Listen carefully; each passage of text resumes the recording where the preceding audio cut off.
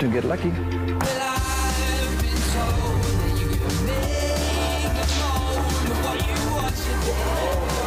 Not bad. Ты еще когда не родился, он Вова уже в карты играл, а ты нам рассказываешь свои 25 лет. Pretty sure none of that was good. I don't speak Russian, but I got the vibe.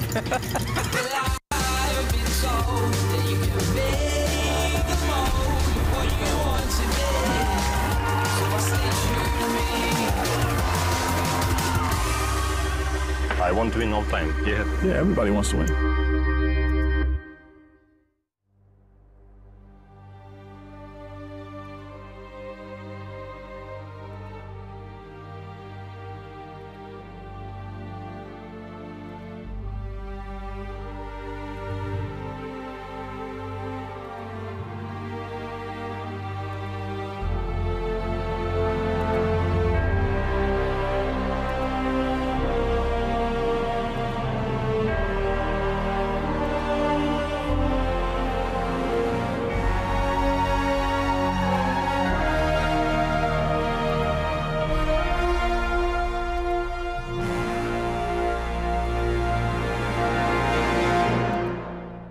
Hello once again and welcome to Sochi and the PokerStars Championship. It is day 4 of the main event live from the Sochi Casino and Resort. It's James Hartigan alongside Joe Stapleton. Hello my babies, I am so excited to be in Sochi.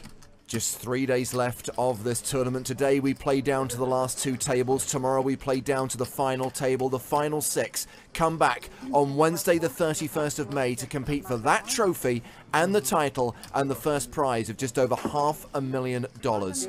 We're live at noon local time every day, apart from the final day when we're live at 1 PM, because of course there is that 1 hour delay because we're cards up.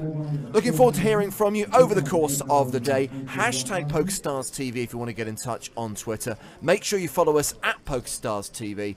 There is the live chat on Twitch, twitch.tv/PokerStars. We also stream on Facebook and of course on the PokerStars YouTube channel. We're also across Snapchat and Instagram as well. Yeah, send us your filthy pictures on Snapchat. I want to see them all. He genuinely means that, by the way. That was not a bit. Nope. I hope you've enjoyed the action so far. We are down to 30 players today, so only got 14 to lose before we're down to the final 16. Yesterday was day 3. It was bubble day. It saw 82 players return to the tables with 55 guaranteed a slice of the prize pool. Elke continued to crush. And he piled on the pressure as the bubble loomed. Nacho Barbero just missed out on the money, busting in 57th place. And then Elke KO'd Roman Selesnev in 56th place, bursting that bubble. Well, Elke continued to build a stack during the post-bubble bust-out bonanza. And he finished day 3 with a stack of 763,000. Fellow Team Pro Chris Moneymaker also survived the day, having secured his first main event cash in 5 years. Well, coming in to day 4, Moneymaker not among the chip leaders, but Elke is 4th in chips overall. Also in the top 5, Vladimir Troyanovsky. This guy continues to crush. He's fantastic. He's so due. I would be crazy happy if he won. Obviously, we got guys like Elke and Chris that have been on our team for a while, but Vlad really deserves it. Chip leader with 1.6 million, 200 big blinds, Pavel Shirshikov. This guy is a 30-year-old professional poker player who mainly plays the cash games here in Sochi, but is planning to travel around Europe playing in various casinos after the conclusion of this tournament. Shirshikov, you can't be serious. So we have got Chris Moneymaker on the feature table for the start of the day. We've also got Vladimir Troyanovsky. Blinds 4,000, 8,000 with a 1,000 ante. This is level 18 of the main event, and it seems that cards are already in the air.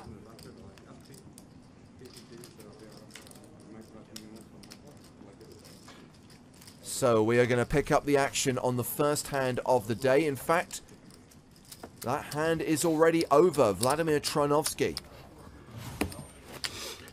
won it on the flop with a C-bet. I'll introduce you to the players we're not so familiar with. Although we're getting to know most of the field now. Hello. Hi, everyone. How can you breathe? Our nose. Okay. Well spotted, Chris.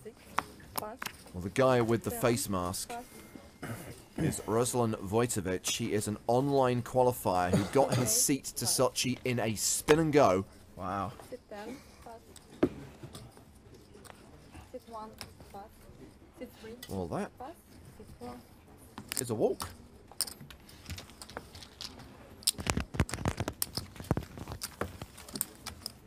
Sayed Gavram looks a little familiar. I think we've seen him before.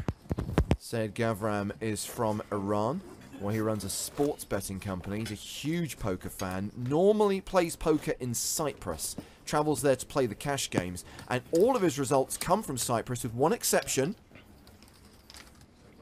Prague. The last ever EPT main event. He finished there in 84th place, winning himself nearly 14,000 euros. I tend to remember the 84th place finishers. There's a very good chance that Gavam spent some time on our feature table during our 5 days of live coverage from Prague.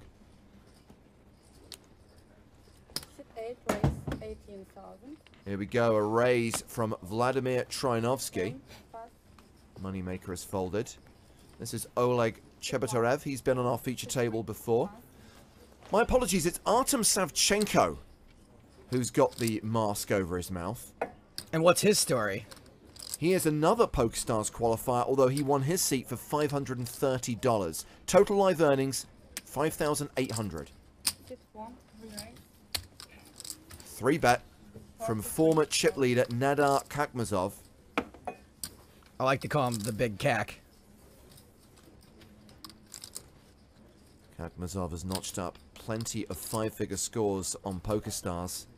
He's won a Sunday Supersonic, he's won a Saturday Super Knockout, and he's also a regular in the Scoop and the Thursday Thrill, making final tables in both. So now action on Gavam, facing a bet of 43,000. That's the size of Kakmazov's re-raise. Looks like he is going Gavam style. Well, Gavam is second in chips at the table. He's got 67 big blinds, 543,000.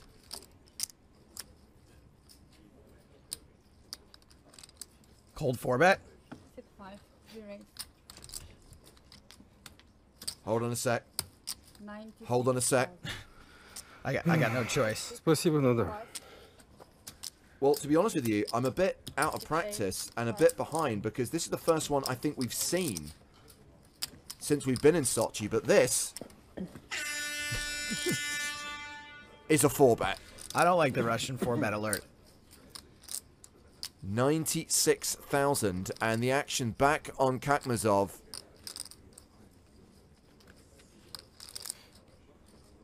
Who's also relatively deep, got more than 50 big blinds.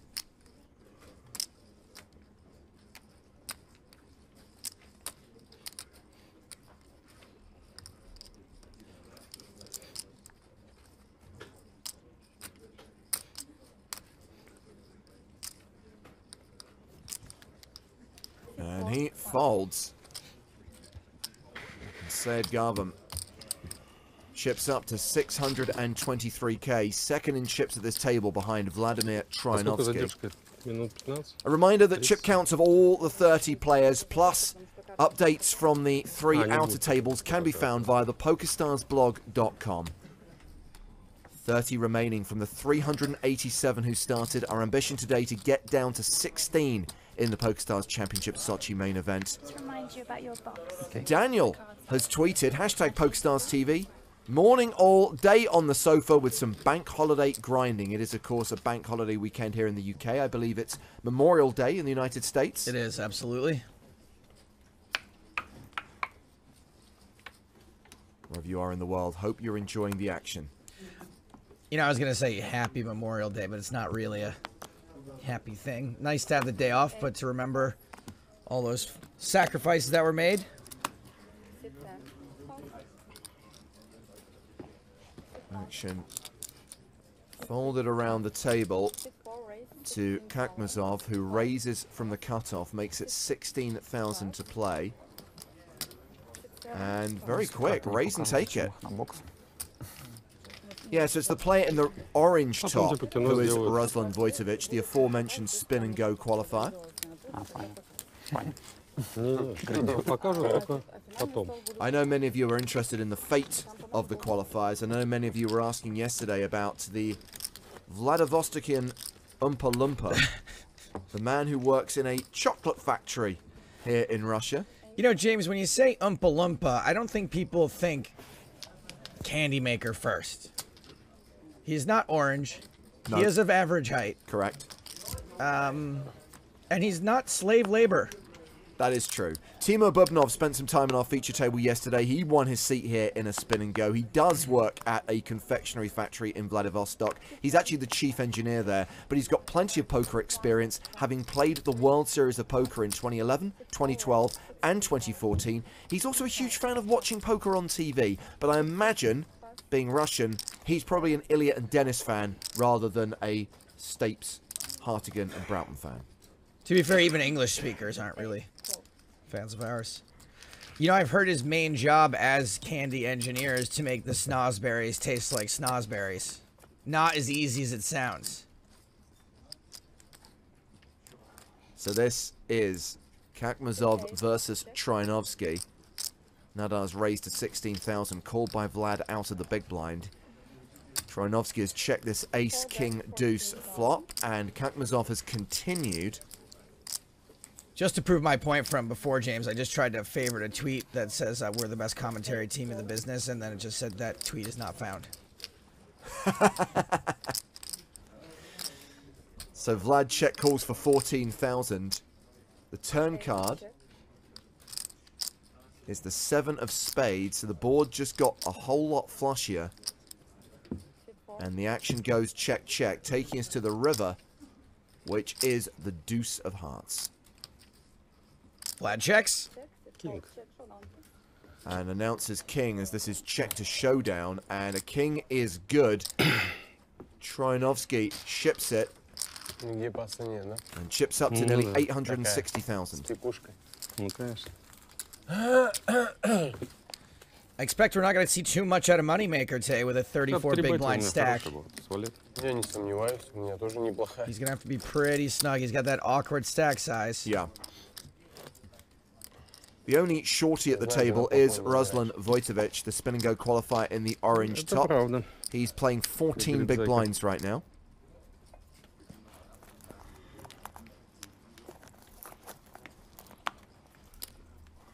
Chris had a double towards the end of day 3, which has kept him in contention. He was pretty short for most of the latter half of yesterday. Sit 4, raise. 16,000. Well, looks like Kakmazov really wants to be table captain. In action again, raising to 16,000. Sit 7. Troinovsky's small blind. Это вообще всегда хорошая вещь. Sit 8, fold. He calls. Из 5 I сдач knew Vlad 4 was going to be хороших. funny in Russian. He's always so serious in our other events. It's because he's got no one to talk to. Не, у тебя, я говорю. Moneymaker calls as well out of the big blind. Three-way action at the feature table. У меня тоже.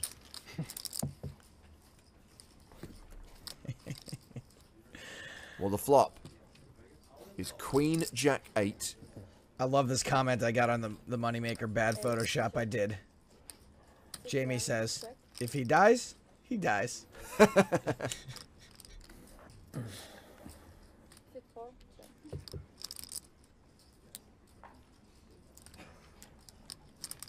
Look at this board. This should be all over everybody. Somehow it checks around on the flop. That does happen sometimes. When a board's supposed to hit everyone. Sit 8, check.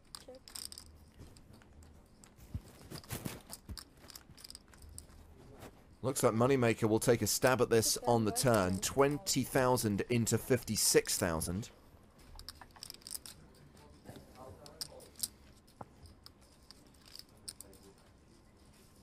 A reminder that Kakmazov was the pre-flop aggressor, but he folds on the turn. Sit 8. And Troinovsky folds as well. Chris Moneymaker Adds 39k to his stack.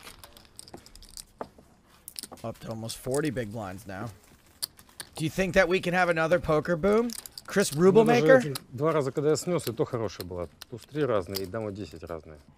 Это вот пас отправили. So we burst the bubble yesterday, and everyone is now guaranteed a slice of the 150 million ruble prize pool. The current payout, just over $1 million. Well, that translates to 18,000 US dollars. In fact, let's look at the payouts in US dollars, a currency you're probably a bit more familiar with. So 18k, the current payout. Everyone who cashes between 30th and 28th gets that money. If we look at the final table, everyone's going to get more than $100,000 for making the last 6, with the winner getting more than $500,000, which translates as 29 million rubles. All right, now let's take a look at them in yen. And go. No yen. We're not doing yen. Sorry, Junya Yamada will have to do that calculation himself.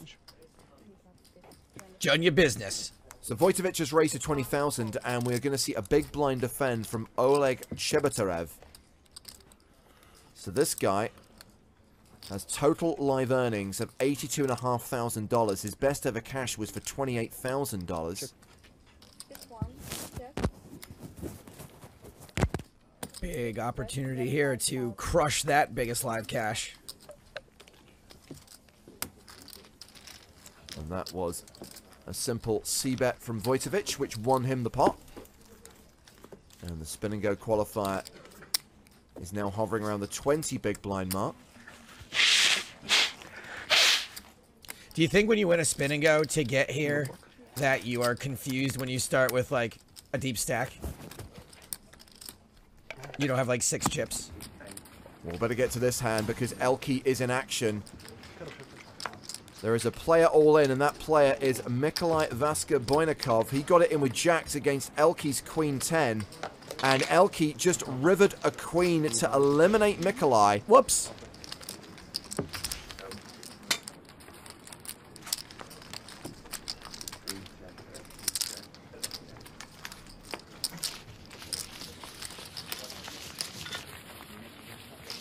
So Elke, in the top 5 in the tournament, has just eliminated a player. We are down to 29 already.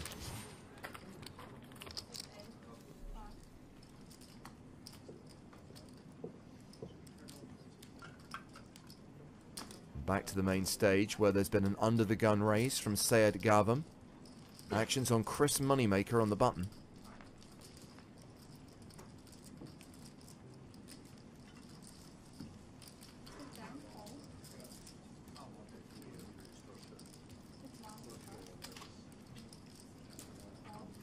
Chris flatting the under-the-gun raise. Interesting. Don't skimp on my pot.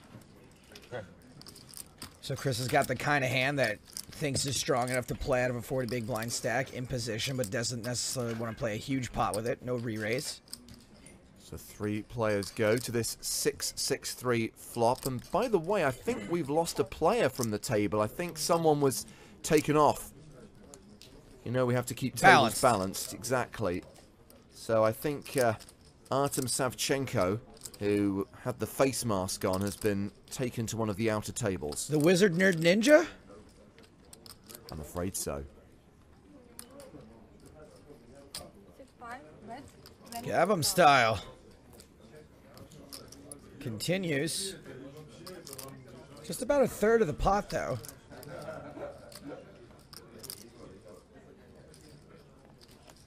That sounds like a really big overpair to me. This small c-bet. Like, I don't think he should expect to get many folds for a bet that amount. It sounds like he doesn't really care about protecting either.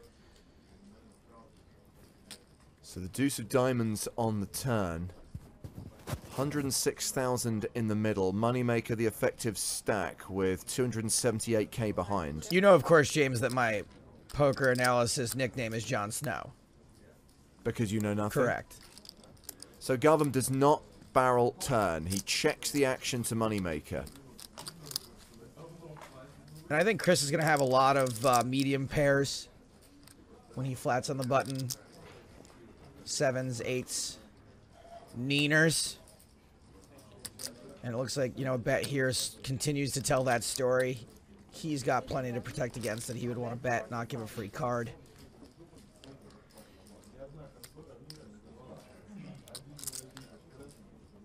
Chris bets 40,000 into a pot of 106.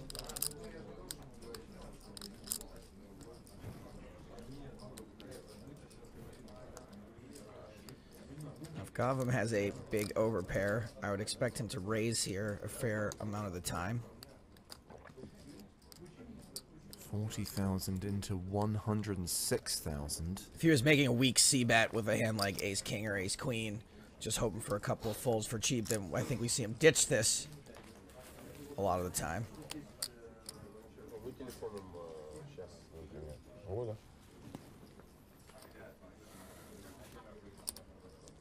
There's the raise. So he is repping what I expect him to rep.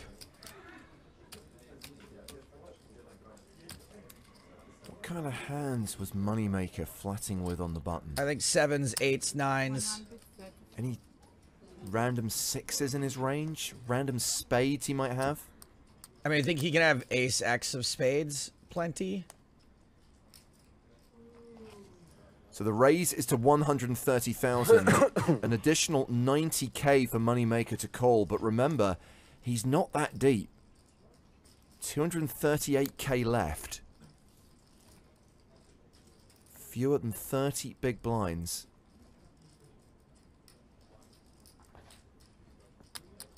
I mean, he can't have 3s and deuces also.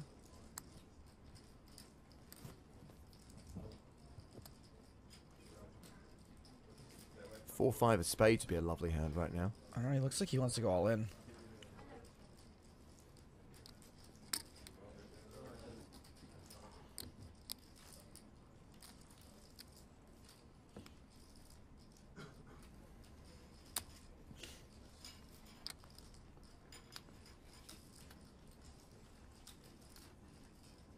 I'm all in. Moneymaker does indeed shove. 5 call. And Garvin calls. He's got to have a boat, right, if he's moving all in. Moneymaker has it. Pocket 3s, and Garvin did have the overpair. Solid analysis, Joe. Spot on. So Garvin has 4 outs. An ace or a 6 on the river would eliminate Chris Moneymaker. I'm really nervous for Chris right now. He's a 9-1 favorite here.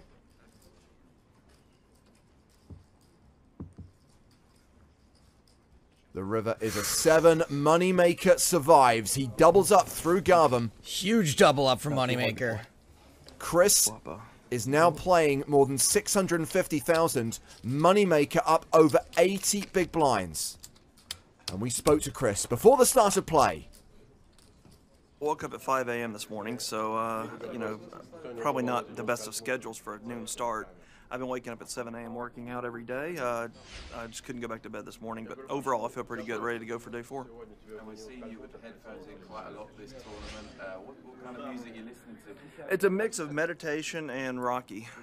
You know, basically I'm over here in Russia, so I'm listening to Rocky 5, I think, whatever Ivan Drago is. So I've been sort of mixing it back and forth depending upon the mood, and you know, just keeping it light, having a good time. Well, it's always feels good to be in the money. I mean, you know, you play enough of these, and you go through dry spells, and then you hit a few in a row, and you know, it's always good. You know, right leading up to the World Series, it's always a good start to go in on off a win. So really happy about that, and you know, I hope to finish this one off, obviously. But I made it this far, so I'm happy with that. Now it's just making it through today. Stapes has no idea what I'm even doing out here. He'll come in today and he'll see me on this table and be like, you know, he thinks it's a joke probably that I'm still in the tournament. I'm usually back in the booth with him by now. No, it's all fun. I mean, we have a good time. I slow rolled the living hell out of him. Couldn't even show it on TV. We were drinking so much on the charity event, but it was all good fun, and we had a good time. And you know, every time I go in the booth, I have a good time with those guys. And Stapes, you know, he's really good at what he does, and he likes to tune me up a lot. So I just know when I'm on the table, you know, if I make a mistake on the table, Stapes probably going to run with it that much further, which is fine. That's part of it, and I'll get revenge when I get back in the booth. Well, hopefully not this trip. We also hope to not see you in the booth, Chris Moneymaker. Well, first of all, you did have an idea of what he was doing because you actually put him on a hand like the one he had there. But also, how weird is that Chris has been watching Rocky IV for motivation, and without knowing that, you put together that Rocky IV Photoshop this morning. Yeah, you guys need to check out my last tweet. Yesterday when we were, you know, the reason why Pete asked him about that just then was because we were kind of taking jabs at each other over Twitter yesterday. I genuinely would love for Chris to go as far as you can possibly go in this tournament. I said, hey man, create another poker boom, please. It's good for all of us. Chris Rubelmaker. Should point out, by the way, Joe, you didn't put the hashtag in it. Hashtag PokerStars TV, so you'll have to follow at Stakes to see that Photoshop. I ran out of characters. Nice jump. Nice jump. Yeah. Start the day. Oh, the bungee. Yeah. Yeah. Yeah, that was fun. Never, ever, ever again.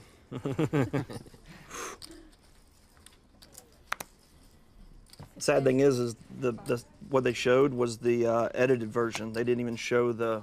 I cussed a lot more in the other version.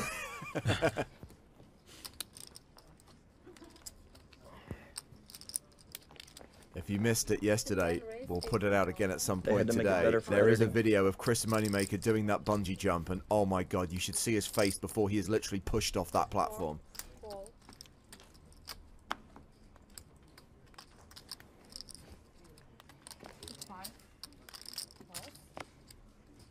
Well, Chris, now second in chips at the table with his 80 big blind stack.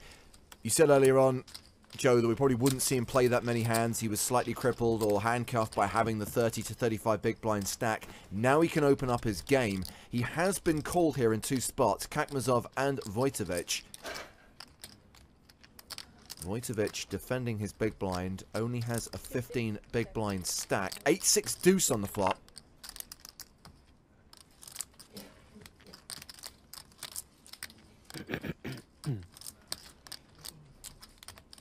Because I really do like Chris and want to see him go far. I hope he doesn't play too many hands now that he has chips. You know, when you have the kind of stack that he had before he doubled up, you've got to play your absolute best. There's no room for mistakes. It's too many chips to just ship it in pre-flop, and not enough chips to really do anything with. Now he's got chips that he can get quote-unquote creative if he wants to. So Chris continuing into two opponents here, 26,000 into 65,000. A call from Kakmazov, a fold from Vojtovic. That means we're going heads up to the turn. And that turn card is the ace of clubs. You know, we took so long, so much time there to sort of fist pump Chris that we really didn't give due credit to Sayed Gavam for having aces cracked. Sorry, brah.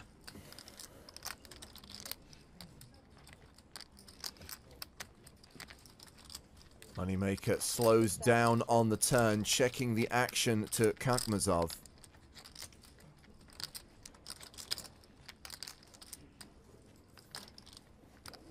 He needs to check his hand for some reason. Club check. Must be.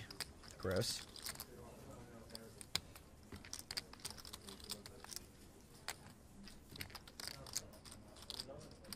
So 30 minutes into day 4, one elimination so far, and a huge double up for Chris Moneymaker, who is now facing a bet from Nadar Kakmazov of 42,000.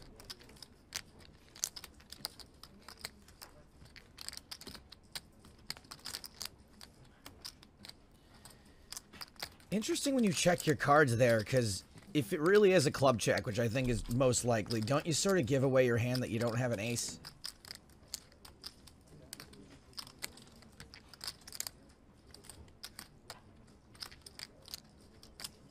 I wonder if it's one of those auto check things where it's just a tick, or he's decided that to ensure that he never is giving away any tells, he always looks at his whole cards before betting. Maybe.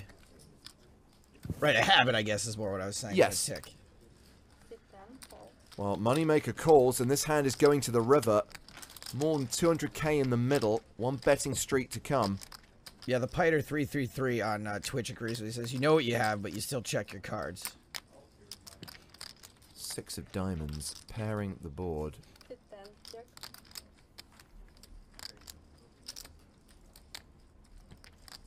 Hit 4, check. 8. Gets checked to showdown, and Chris announces that he has an 8. 8-9. Looks like that's going to be good unless we're getting slow rolled here, huh? Go down. Bye-bye. Chris Moneymaker wins another hand. Closing in on the 100 big blind mark, Joe. He's playing 775k now. Thought I was going to get slow rolled. Well, you deserve it, you punk. Anyway, yeah, for Kakmazov, I really do think you give away a lot when you check your cards there. So we mentioned Moneymaker's bungee jump from the other day. We showed it yesterday, and here's your second chance to see Chris take a leap of faith. There's no such thing as a poker face at this There we present go time. for his first jump. You ready? No, let's do this. Big wave up. My biggest fear was public speaking. Conquered that, and so my next biggest, or probably the biggest, was the fear of heights. I couldn't even walk out on the bridge to go out to the bungee jump hardly. I had to basically crawl across the bridge. But yeah, I got out there, and I tried to back out a few times. I really just wanted to go in the hole and hide, but I had people there that were doing it with me, and I had to step up and do it. I said I wasn't going to be a wimp. I was going to do it, and it was the scariest thing I've ever done in my life.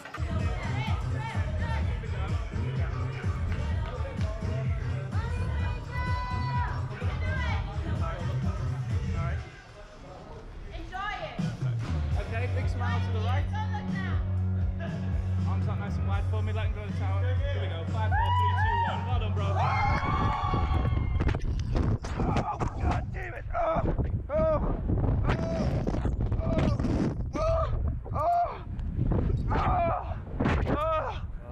I'll never do it again, but it was something I'm really happy that I conquered it, and I feel like I can go do just about anything now because that was, like I said, my biggest fear.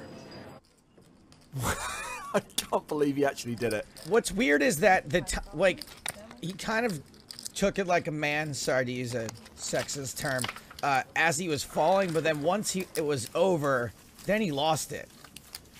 Like just the dang it part. I was like, okay, you owned it. And then when he's like, oh, at the end, I'm like, oh, buddy. Also, the way he fell, not graceful at all. No. Like, he went chest first. You think of, like, you know, James Bond and the opening sequence of Goldeneye. Like a swan dive, down, yeah. And then there's Moneymaker just bouncing around. So confirmation that Chris is second in chips to the table, now among the tournament chip leaders, sitting just behind Vladimir Tronovsky on the main stage. Obviously, we've got the 3 outer tables as well, with 29 players remaining in the Sochi main event. You mentioned earlier on, Joe, that you're already pulling for Chris to go deep in this, make the final table, win this title. The last time I found myself in this situation was back in the Bahamas in 2011. It was the biggest ever main event, the biggest field we'd ever had in the PCA. And Chris was in the last 2 tables. And you might remember, this was the year that they were going to put the final table of this tournament on American TV live. Yeah. And there was the prospect of having Chris Moneymaker, the man who started the poker boom back in 2003, now playing live back on that same TV network. Sadly, he fell short. I think Chris either busted in 11th or 10th place, but we so wanted to see him make it. I think they had agreed that if Chris had won that live on ESPN, they would have reversed Black Friday. Obama was just going to be like, all right, everybody, Black Friday? No longer a thing. No longer a thing. So that last hand is a small win for the Japanese player at the table, Junya Yamada, adding 14,000 to his stack. Still an hour left on this level, so an hour to go until the first break of the day. We want these guys to take their time today. Well, you know, there was a lot of... You just never know, do you? And no matter what predictions we make, you can never judge the pace, the flow of a poker tournament. But a lot of it is dictated by simple mathematics. And right now, with 29 players remaining, the average stack is 400,000, which is 50 big blinds. So there is no reason why it should go bish bash bosh. There is no reason why we should see a flurry of eliminations this level. They are pretty deep. Under the gun raise from Oleg Chebetarev. Troinovsky calls out of the small blind. Heads up to the flop, which is 9-6-6 with 2 diamonds. Sit 8, check. Sit 1, bet 15,000.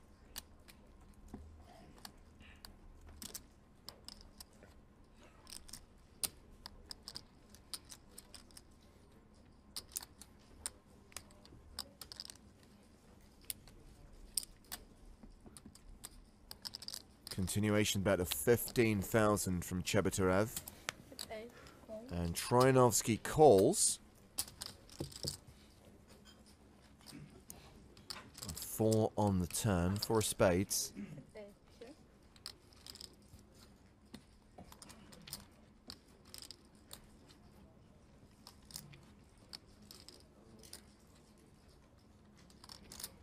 Check. Sit 1, check. And now the action goes check, check. King of clubs on the river.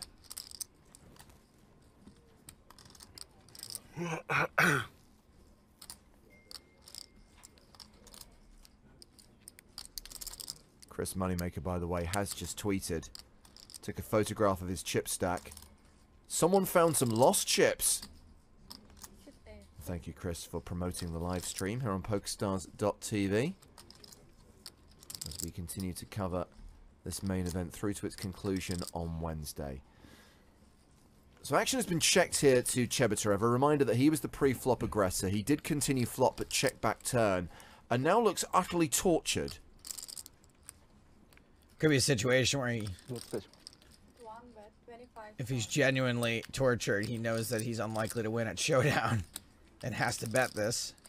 Look, he could have eaten something bad last night and have a tummy ache for all I know. 25,000 he's made it into 77,000.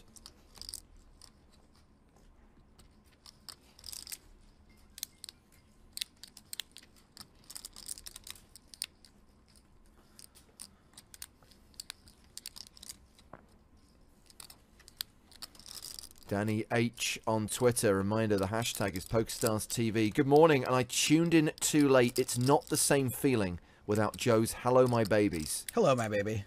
There you go, Danny, just for you. Undersea Monkey points out there are a lot of 6s on the flop today.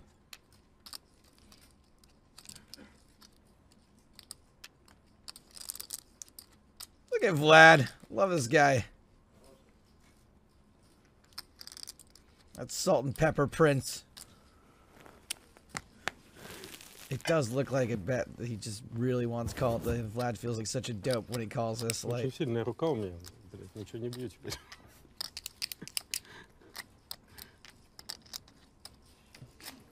that's right, Mark. Maybe he had too much borscht. I know I did. Which was any. Пока вот 2 дамы. И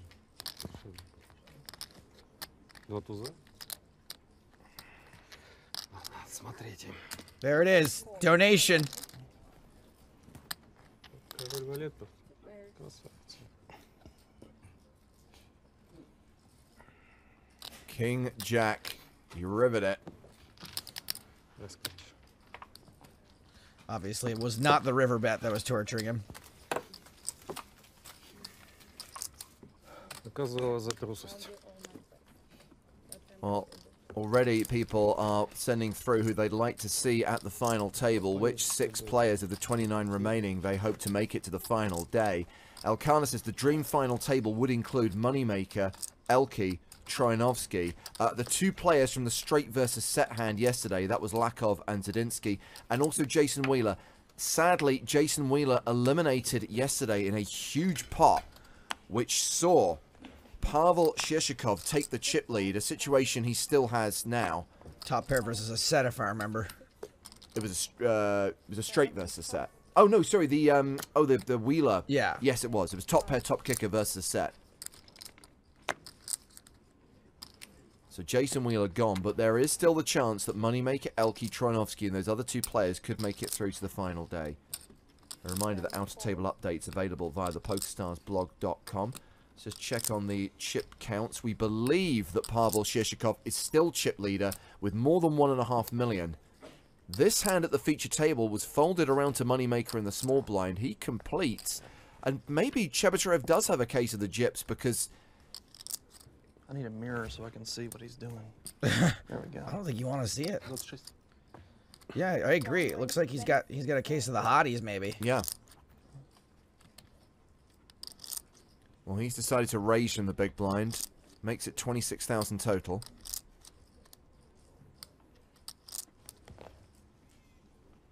Chris Fultz.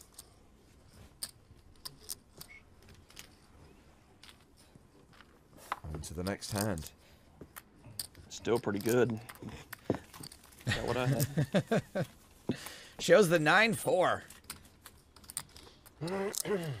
Thank you for showing. You think Chris meant that sarcastically, like thanks for the information, or thank you? I'd rather know than not know. Maybe a bit from column A and a bit from column B. Thanks for showing, fish. I'm always like, no, thanks for that, because, you know, at least now I know.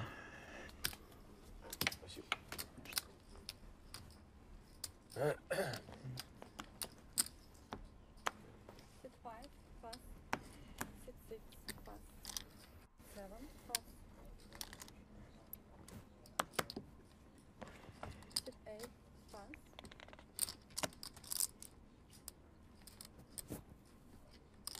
The weird thing is, if we look at the two members of Team Pro, Joe, who've gone deep in this event, Chris Moneymaker and Elke, they're two players who, until this month, have been... all but forgotten by the poker world? Well, a little bit on a drought, a little bit of a dry spell. And then, of course, Elke had that deep run, that near final table finish. 16th? Definitely top 16 for sure in the Monte Carlo main event, and now a couple of weeks later here he is in the top 29 in Sochi alongside Moneymaker. Well, Chris's button raise called by Nado Kakmazov in the big blind. A 10-7-6 flop, action checked to Moneymaker.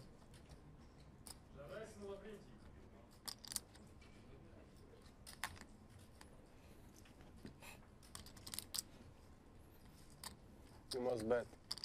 I don't have to bet. You have it? What's that? You must bet. I don't have to bet. Okay. No law that says I do.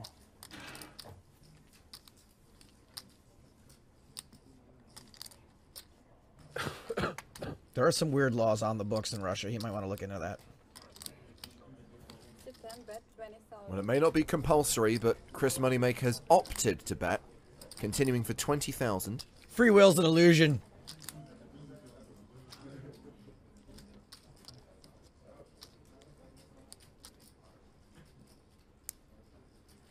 Sit 4, call. I was going to check. You talked me into it, though. Kakmazov calls, and we get the 4 of diamonds on the turn. Sit 4, check. You know, I don't always love reading this one, but these things, but this one gets me. BR Mo on Twitch says Moneymaker looks like Fred Flintstone. I can get on board with that one. He looks like a strange hybrid of Fred Flintstone and Barney Rubble. Yeah, like he does. If you genetically spliced the two of them. Barney! So check on the turn. 8 of spades on the river. Unfortunately, the payouts are in rubles, not clams. Sit 4, check. Kakmazov checks for a third time.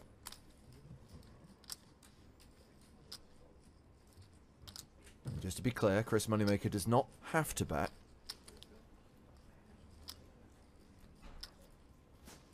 But I think he's going to. Blue chips worth 5,000 each. The yellows are 1,000 each. I was going to say, I think you can bet kind of small here. And Well, there's 87,000 in the middle. he's betting big, I think. Yes, this is reasonably chunky. 66. 66k. The benefit of betting reasonably big here is that it's really hard to get raised unless your opponent has a 9.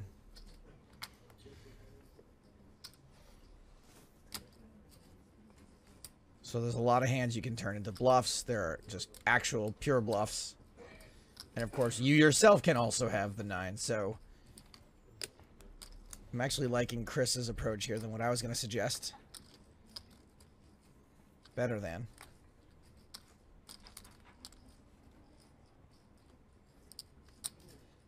Certainly says Chris looks like Fred Rubblemaker.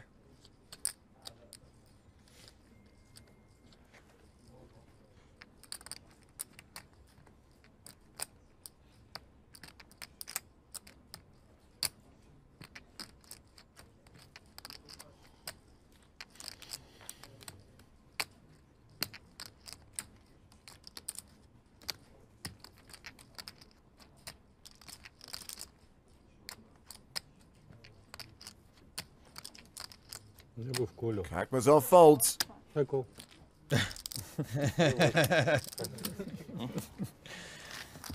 Somebody thinks Chris was bluffing. Chris now has the table chip lead with 100 big blinds. So we mentioned he's going deep, and we mentioned that Elke is going deep. We spoke to Elke before the start of play and asked him about his back-to-back cashes. Split. Yeah, for sure, it's great to be back in the money, and mostly it's great to make a deep run, you know, and have a stack and be in contention, because like making the money and just busting like one after the bubble and like with like few blinds, it's always better than busting earlier. But you know, being like really deep and having lots of chips definitely feels great. So I'm very focused and trying to make the best of this opportunity. Like you say, you've got chips to work with this time. Do you think your opponents here are quite strong opponents, or is it a softer field? Well, it's very different actually. It's like very polarized, I think. I mean, like the top Russian players, you know, they're really, really tough and very difficult to play with. Like Vladimir Troyanovsky and Maxim Lekov and those guys, you know. And they're like really, really tough. But some of the other guys, of course, are not as tough. So it's like very, very wide range of opponents. So it's quite difficult to adapt, you know, because you don't really exactly know like which kind of opponents you're facing. But it's part of the game. Last question. I believe you made an agreement with Chris Moneymaker at the start of the tournament. Tell us about that. Oh yeah, the agreement was to make the final table together. Actually, like back in PCA, I think in I forgot which year, maybe 2013 or something like that. He busted me on the TV table, I think, on day 3. So this time the agreement was I'm gonna bust him at the final table. So first and second, that would be ideal for sure. I'm sorry we didn't have time to get the subtitles done for the Elke translation. We are nearly live with these interviews, and I always enjoy hearing about Elke's favorite concert experiences. Good answer. Well, back at the feature table, we have got action. Moneymaker open to 18,000. Kakmazov has 3-bet to 52,000. Action is back on Moneymaker. Steam re-raise?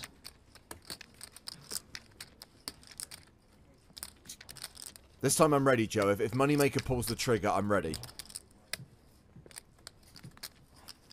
Oh, he's folding.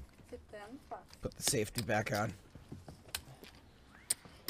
So yeah, I remember, I think it was a couple of years ago, when Elke used to be a regular guest in the booth, and he would come in, and Broughton would just sit there with this blank expression the entire level, because he genuinely could not understand a word that Elke was saying.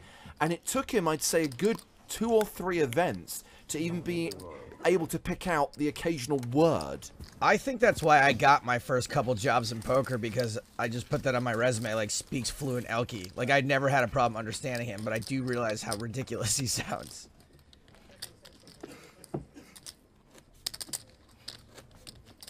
Which hand you raised that snap fold? What's that now? Which hand you raised now? Did I snap fold? Mm-hmm. For 52 and you have 2 behind? A few, I guess. It's about 30 blinds. What? 30 blinds. I understand. Yeah. I can make 3-bet. I can fold to a 3-bet. I mean, I think what Chris is talking about, his implied odds aren't great when he's playing against a 30 big blind stack. I know. Well, how much is it?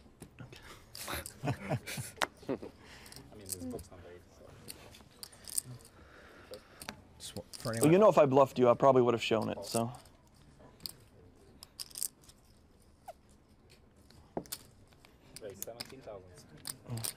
Button raised from Kakmazov.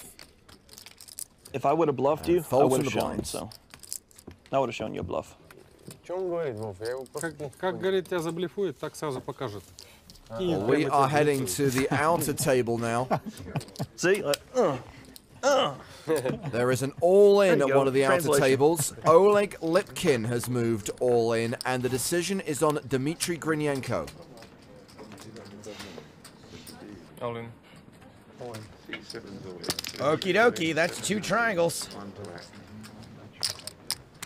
No one else in the hand, so it's Lipkin at risk with ace-9. Queen's the hand for Grinyenko.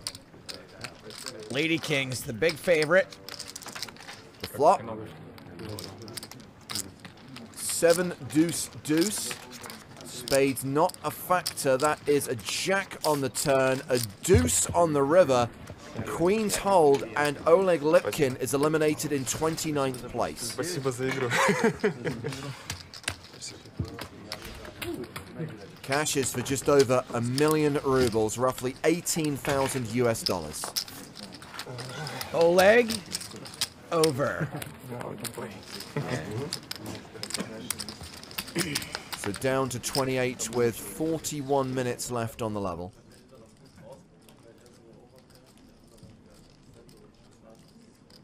Back at the feature table, Chris Moneymaker has opened.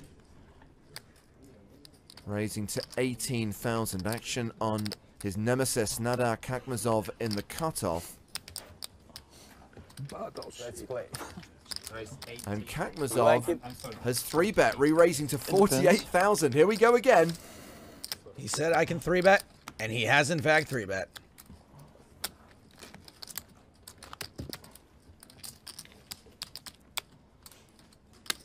Blinds have folded. Just call.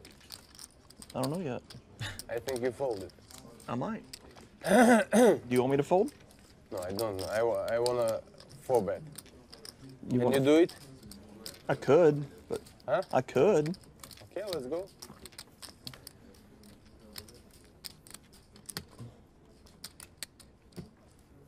Chris just isn't used to going this deep in a tournament. He's trying to make it last as long as he can. He's folding. It's like the media event. You know how everyone like just sits there posturing constantly in every media event because we're just like so happy to be at the table. I know that. You know that? Yeah. That you folded. Look, you got me. Whether he's got 100 big blinds. You can do nothing. Just fold.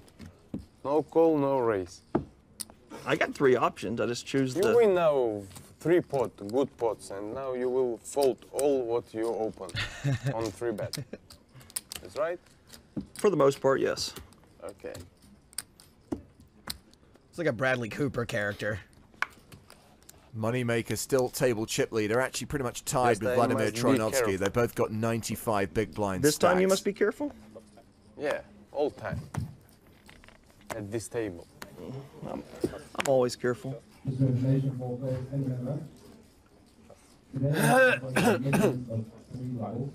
Folded around to Paul Giamatti. Cooper, Giamatti, PSC Sochi.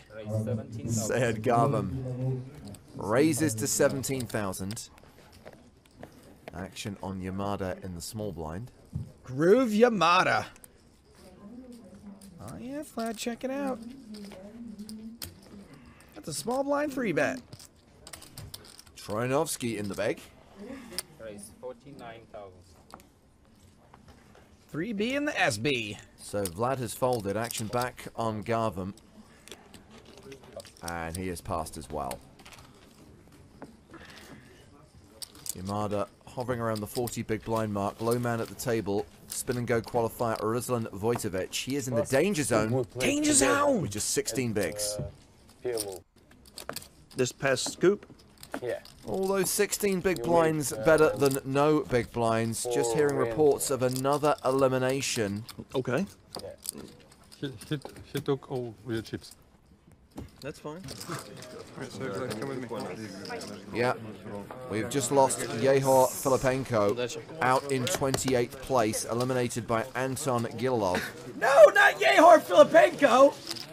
I've been a fan of this guy since I just heard of him 5 seconds ago. Not him. Anyone but... Yehor... What is it? Filipenko. No! So 27 players remain. A reminder that when we get to 24, there will be a redraw. That's not good for me. Yehor, more like boo-hor.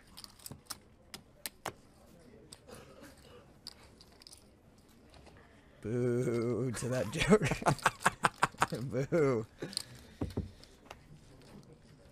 Troianovsky calls in the small blind. Moneymaker checks his option. A jack, tray, deuce, flop.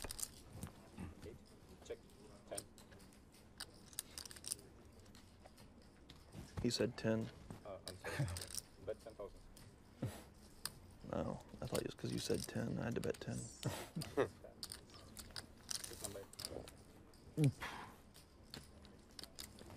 Vlad Troianovsky's one of those guys that's so intimidating that if I played a pot with him, I would just giggle the whole time. Good call? Yeah. Moneymaker bets 10,000. Vlad calls. Ace of spades on the Figure it turn. out later, I guess. Are there any girls watching? Is Vlad Troianovsky handsome? I think he's very handsome. Or people that prefer men. I would like to know what that opinion is. I'm not sure if Vlad is single, but as men in their mid-30s go, he is eligible. Right? Troianovsky leads turn for 23,000. Mid-30s, he's 28. I know. So you know I don't have an ace problem. Ace in my range. Oh, anything's in your range, anything? Few aces. I only have 4 or 5 in my range, so. Yeah, for fun. If you push, maybe I fall. Maybe. He said I can't do anything but fold, so I just have to do it. Oh, I had the jack. Keep my chips, my friend. I had a pair. This table talk's escalating slightly. Показали вольтар? Да. А кто показал? Что-то задержка, он 2 минуты, знаешь? Карты показывают? Нет. Карты не показывают, но прям вот прям... Well, we're heading to one of the outer Ну, а tables. что толку песков? Не, понятно. All in and a call. Ulrich Jungen at risk with Queen 8 against Daniel Albakarov's King Jack. Is that it? That is it. It is all over, and that will see Ulrich Jungen, one of 3 spin and go qualifiers to make it to day 4, eliminated in 27th place. That's the problem with these youngins and their sweatshirts and their Queen 8s and their Zune MP3 players. Eliminated by Albakarov, the guy who recently took down the WPT Amsterdam. You want to get in the main middle? event. So 26 remaining now, 2 away from the redraw. Tony Turner Alvarez says, yes, Vlad is very handsome. Am I handsome? You scare me. I can't do anything about it. Guys, check PokerStars TV. Of course. Everybody's scared of the big cack. Now that I know that you took all my chips in PLO, I have to play very careful. Okay. That's right.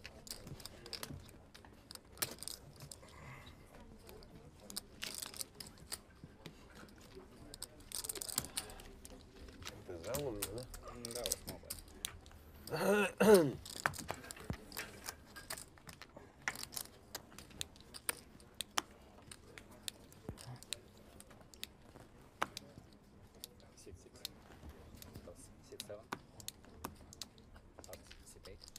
So as things stand right now, Troianovsky is the table chip leader. Moneymaker second in chips. No one else has a 50 big blind stack.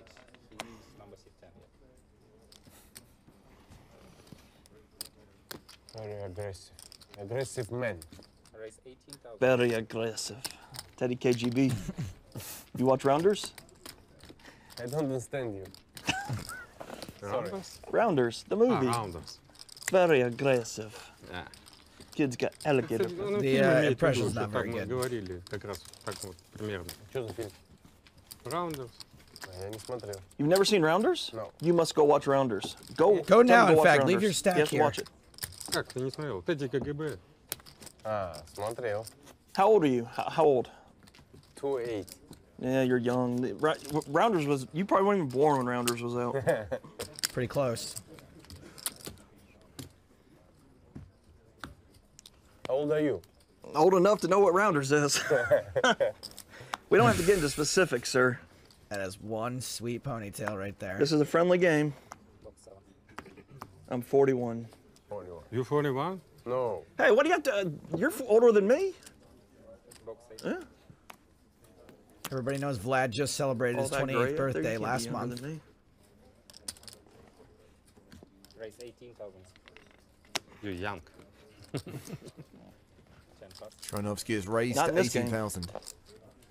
No, this game. Hmm? Not for this game, yeah.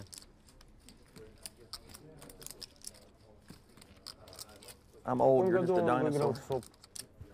I'm sorry? When you win SOP main event? When did I win the main event? Yeah. A long, before you were born. Before I born? Yeah. No, really? Yeah. 2003. 2003? Yeah. Sweet, quiet 3-bet ponytail You guy. was very lucky, yeah? No, skill. Skill? Yeah, of course. You don't have it. Garvin's made it I think 49,000. you don't have it. I don't have skill? No. I may not. We'll see. In America, all guys say that you don't have skill. Everybody's entitled to their American, opinion. yeah, American guys. Russian guys know that you are good player, but there, all Depends- say I that guess- no skill, just luck. I guess it depends on who you ask. Chris is definitely in the top 40% of American Sometimes it's players. best to be perceived as no skill. Maybe. I'd say 38. Generous. The 3-bet gets through. You tilt me, bro. I tilt you? Yeah, I'm tilt now. Really? No. Really, I lose 200 chips. Not to me. To him. To you, to you. To you. No. To me, he lost 18,000. Yeah. Okay, well, good. They're right here. You must. Give back? Yeah. Then no more tilt? No more tilt. Then we friends again? Yeah. So we're not friends right now? Oh, right now, no. Okay. After when you lose 200. What if I lose 200 to him? Then we friends? He had just 100. So I guess we're not friends either, huh? I don't have any friends at this table. Do you have friends off the table? So we've mentioned, Joe, that Moneymaker and Troinovsky are the two big stacks at this table. Can I get a table change? No one likes me up here. Pavel Shershikov is still the tournament chip leader with around 1.6 million. Daniar Albakarov, who we saw a short while ago, is hovering around the million mark. And Elki is also in the tournament top 5 right now. Live updates, PokerStarsblog.com. As we enter the final 30 minutes of level 18. Blinds will go to 4,000, 8,000. Sorry, they're at 4,000, 8,000. They'll go to 5,000, 10,000 when we come back from the first break of the day. And we've got another 4-bet alert. Not for much more than Kakmazov's 3-bet, We'll see what you're raising with, potentially.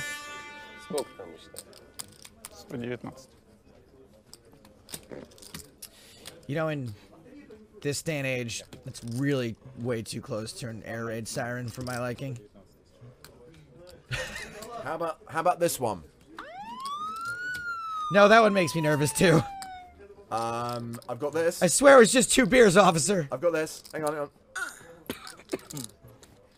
I like it, but it's not appropriate. How about this one? Let's do it. Okay, that's the new 4-bet alert. He's not gonna like you now. DJ gets through. Yes, the shove got through. And the spin and go qualifier survives, now hovering around the 25 big blind mark. Okay, people, there is another spin and go competition running today. Your chance to win a Barcelona spin and go ticket. What you need to do is play a real money poker game on Stars. Да? Зачем? Я в свою игру играю. Zoom, cash, spin and go, doesn't matter. What you have to do is win a hand with pocket threes. Today's hand, pocket threes. And then we need a boom link or a screenshot plus the hand ID and hashtag PSC win just before midnight. 10 winners will get a €10 Barcelona spin and go ticket. We'll confirm the names of yesterday's winners a bit later on. Now, this is one very important instruction which some people are not complying with. You must include the hand ID because we have to be able to independently verify that you did win a hand with those hole cards. And something we just noticed is that the hand ID doesn't come along with the boom player. So No. put that in the tweet also. We used to say, if you boom it, you don't need the hand ID. Put in the hand ID no matter what. Absolutely. So boom link or screenshot plus hand ID, whether you're screenshotting or boom linking, hashtag PSC win. You've got just before midnight tonight to get your entry in. 10 people who win a hand with pocket threes and a real money hand on stars are going to get a €10 spin and go ticket. You know who would be eligible? Chris Moneymaker. Won a hand with pocket threes.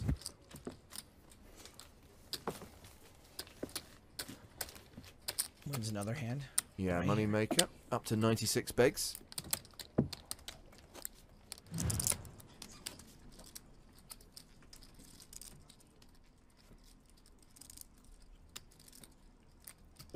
So we had a lot of people coming in and agreeing with me. Vlad, a handsome man. Tony agreed. Sylvia agreed. Win iPhone 7 Plus agreed.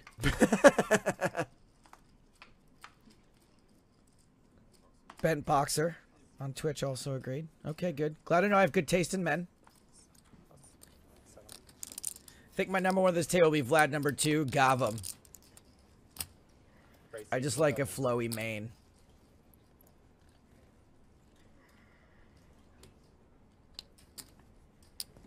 Well, this hand has been folded to Yamada on the button.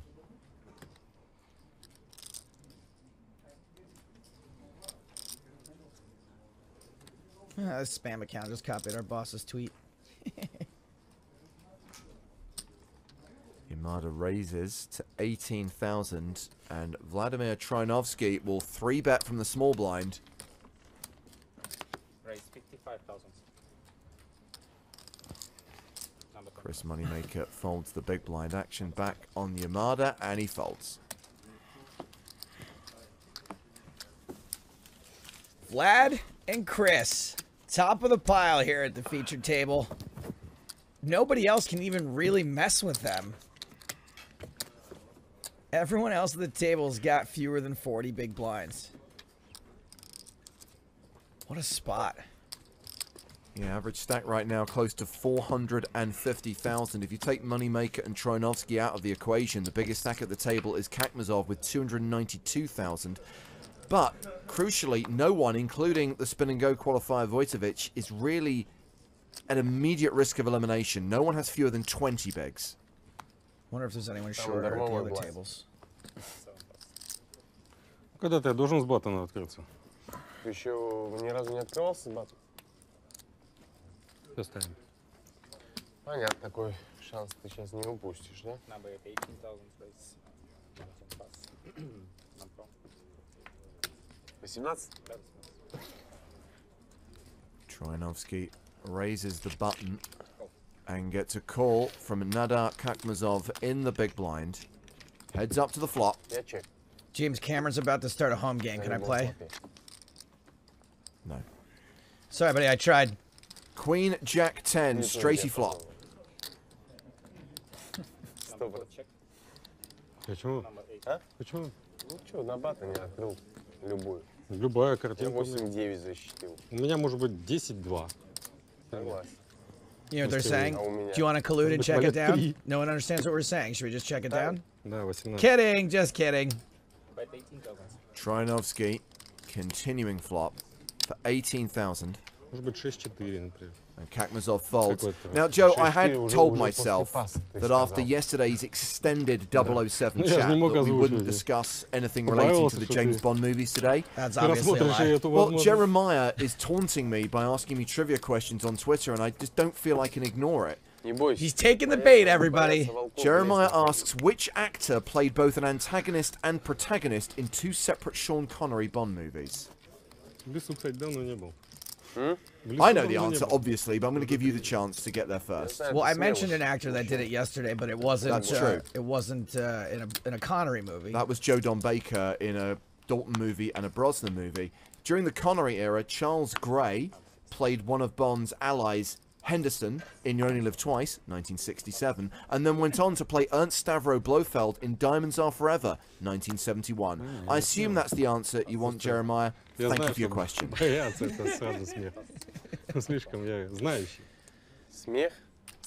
I can confirm he did not look that up, by the way.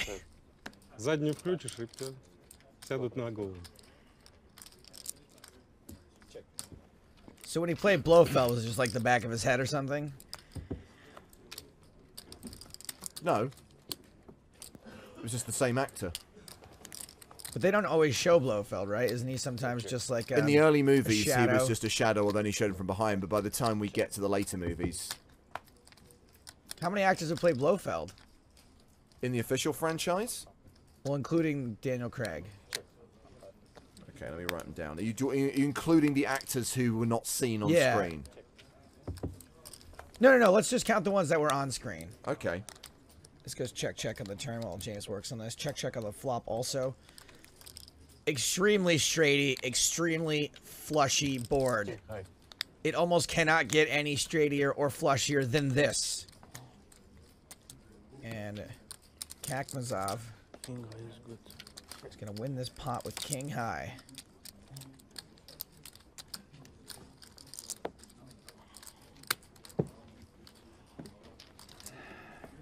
So as far as on-screen, face shown, dialogue spoken, there were 3 actors during the Connery era. Donald Pleasance, Telly Savalas, and Charles Gray. None during the Roger Moore era, because Blofeld was the subject of a legal battle as to who owned the rights to that character, which means Max von Sydow played the character in Never Say Never Again. And then when the official franchise regained control of Blofeld and Spectre, he of course made an appearance in the most recent 007 movie played by Christoph Waltz. I'm a Pleasance guy myself. The Scar. How do you sell yourself if you're Charles Gray? Be like, look, I know I was in the movie before, but hear me out here. There's many cases of supporting characters, supporting actors who've played more than one role in the Bond franchise. It's like, were there not enough actors in the world? What's really bizarre, do you remember Deadwood? Yeah. How that one guy... Yeah, plays multiple characters. I'm like, what, why? Like David Milch showed him a favor or something? Is this godson? Anyway, back to the pokers, as we see Troyanovsky against Kakmazov again. Troyanovsky, the pre-flop aggressor, and he's continued this Jack-Queen-Deuce flop for 20k.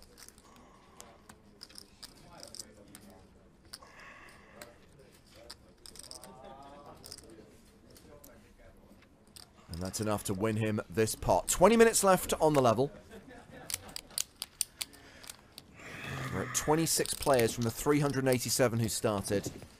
Once we see 2 more eliminations, we'll be down to 24. 3 tables. There will be a redraw. Our ambition today is to get down to 16. But we also want the days to be balanced, so we'd like to play at least 3 full levels today. Smitty agrees with me. When Vlad hits his 30s, he's going to be a silver fox. And of course, tomorrow is the day we play down to the final 6, with the 6 players who make the final table returning on Wednesday. It's the last day of the month, the 31st of May, playing down to a champion here in Sochi.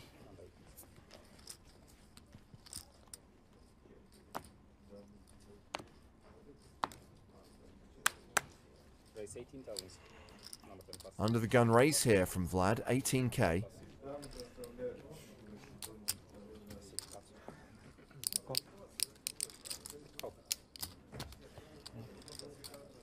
Летим.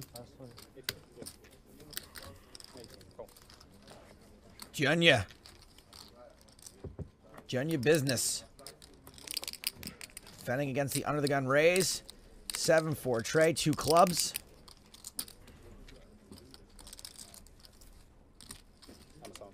Check. My bad.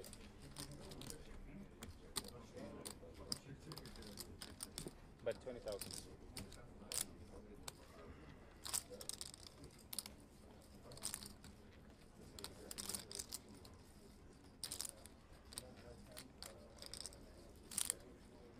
So this is raised by Troyanovsky, called by Yamada. Troyanovsky continuing flop for 20,000. And Yamada has check raised. Now, I'm not sure how credible this check raise is, only because I heard that Yamada went home last night, back to his hotel room. Red Super System learned about the check raise for the first time the tournament just last night. You are like police, eh? Similar. You like police? I like jelly. Policemen? I like donuts. You like Confirmed. Yeah, I like policemen.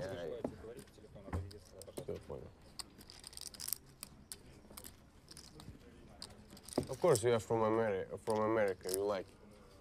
So from America, I gotta like police. Yeah, sure. He loves message in a In bottle. Russia, don't like police. He loves, what's That's the fair. Don't Stand So Close to Me? What's that? It's not the name of the song, but. Isn't it? I thought Don't Stand So Close to Me Is was it- the name is of it the the song. name? Yeah. It feels like one of those trick ones where you want to say like the most common line in the song, but it's actually called something like Dream Whisper. Well, Troyanovsky folds. Yamada's check raise works. Meanwhile, we're heading out into the field again. A reminder, this is one of 4 tables in action right now, and at the outer tables, there is an all-in. Artem Savchenko all in and at risk with a straight draw. Vitaly Lee with a flush draw. And ahead for now with King High. They both kind of have straight draws, don't they? And neither draw gets there. King High still good. And that means Artem Savchenko is eliminated. We lose Savchenko in 26th place, and we are down to 25.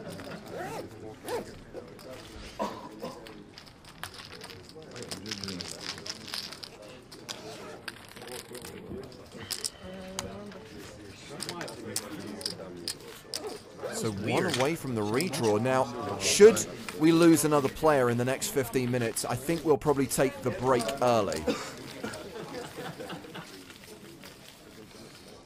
And allow them to use that break to conduct the redraw and for us to select a new feature table from the 3 tables remaining. Oh, you see, I'm trying, but if you ask Bond questions, how am I supposed to ignore them? See, this is the thing. When I take the bait on various other topics, James is like, why do you take the bait? Why can't you just ignore it? I just want you to think about this. When you see me addressing something that I just can't, I'm like, oh, it just has to be. The difference is discussing James Bond is harmless, and it's not going to get anyone into any trouble. Well, Andy Gibbons what got me asks there? if Blofeld's death in For Your Eyes Only counts. That's like the ridiculous comedy death, right? It's the one where he's... his ejector seat or something? No. It's the one where he's in the wheelchair and he drops him down the chimney. Right, that's it. Reverse ejector seat. And Blofeld tries to get out of it by offering to buy James Bond a delicatessen in stainless steel. I have no idea what the scriptwriters were thinking. And I've no idea why James Bond would want a stainless steel delicatessen. Anyway, it doesn't work. He kills him. He doesn't want it. Question is, the character is never named. Yes, he's stroking a white cat, so we're meant to think it's Blofeld. And at that point, it was a way for the filmmakers to say, look, we don't own the rights to this character anymore, so we're going to kill him off.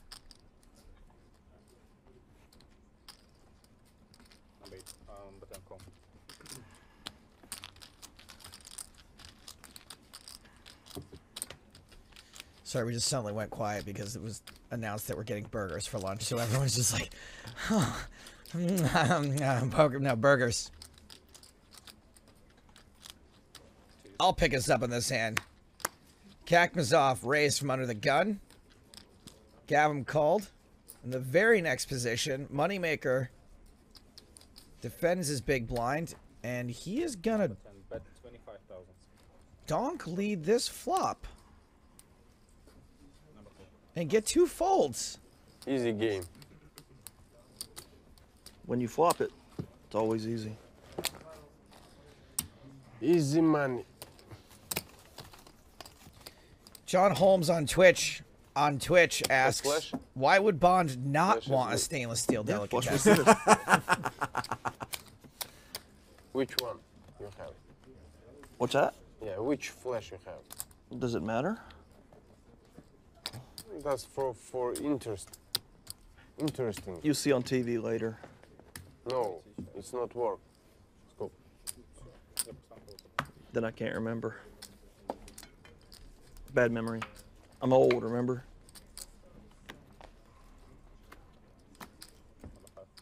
А как будет на английском противный? Как? Disgusting. You What? know? I'm disgusting? Yeah. Really. That's not nice. Not nice, but Bet 19,000. 19,000. Like player, you mean? Yeah, just like player. Not like как человек. Like, как бы. not like man. Not like player. Like player. You are you like blood. Drink blood. You like to drink blood? Do I like to drink blood? Yeah. Yeah. I think you like it. Okay. Slow roll. Huh? Like this. Slow roll. I'm Pretty never sure slow rolling Dracula's yet. name was Vlad. Think, talking. Tempo.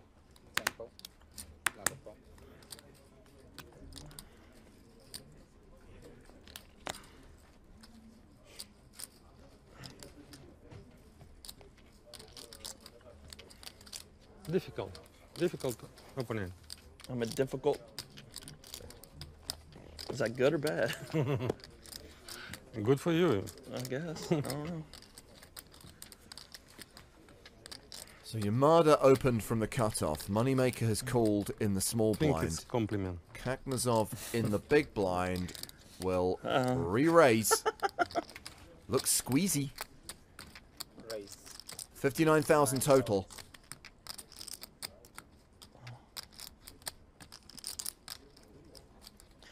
Oh, There you go, James. Where's it at? Too fast. 4-bet alert.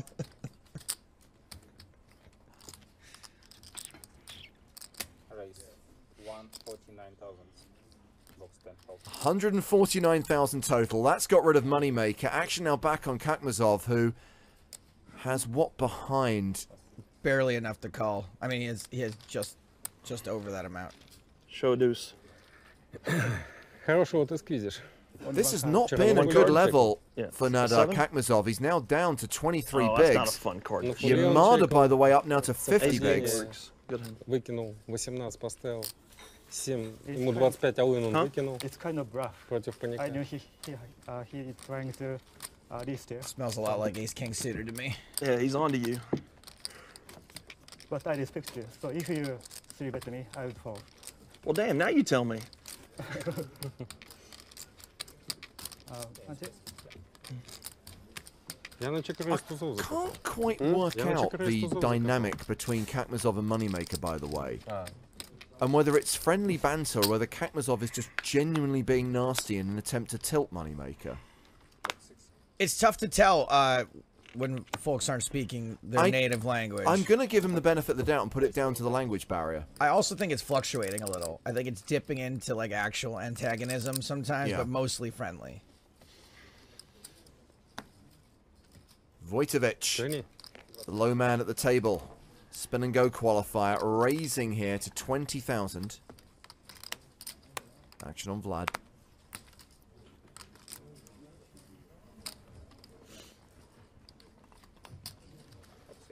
Uh-oh.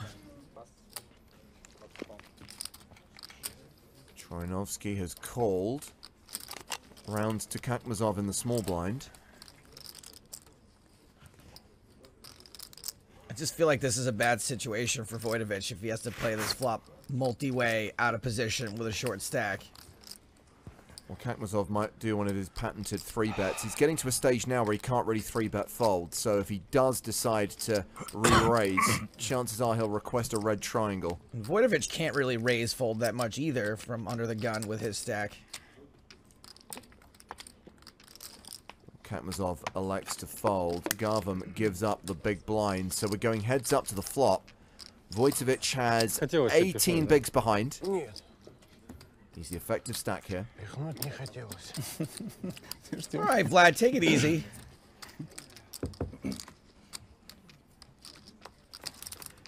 Pretty keen to see a flop. Queen 7-5 with 2 diamonds.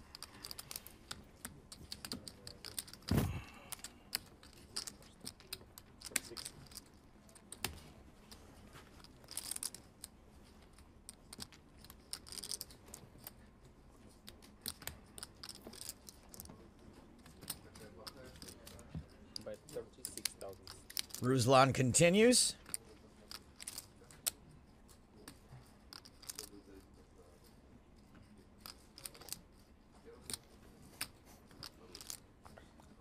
I mean, the guy's used to playing a short stack. He won a hyper turbo to get here, so.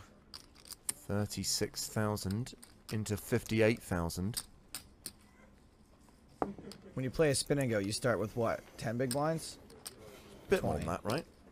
So 500 stack with the blinds at 10-20. Oh, it's 10 and 20 it starts at, okay. 25 bigs, I think. Oh, there's a raise from Vlad. And we are going to see all in. And a call. Ace King. King Queen. What do we got here? Kings? Against aces. Wow. And diamonds not a factor. Well, if aces hold here and we lose Ruslan Vojtovic, we will take the break early and conduct the redraw for the final 3 tables. Vojtovic drawing to 2 outs. Doesn't hit on the turn. We'll need to hit a king on the river or we are down to 24. What a gross cooler. It's a grosser cooler than the one Chris Moneymaker keeps the bloody drinks in. The river card is another 8, and that's it for Ruslan Vojtovic. He span his way here, and he cashes out in 25th place for more than 1.1 million rubles, roughly 21,000 US dollars, so a decent return on his investment, but he will not be going any further in the Sochi main event, and that means it's time for the redraw. We've got 5 minutes left to play at the 4-8 blind level, but we're going to take the break early. Although player's not actually finished yet, we hear that there is still a hand in progress on one of the outer tables, so we have to wait for that hand to conclude before we go on break and conduct that redraw.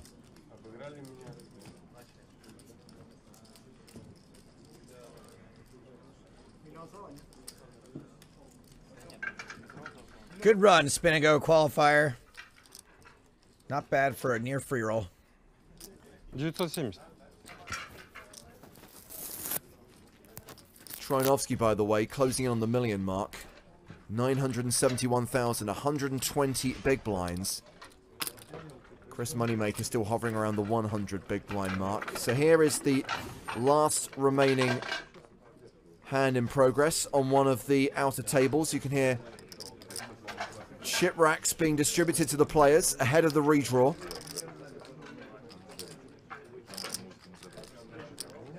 Yuri Sandivsky in action here.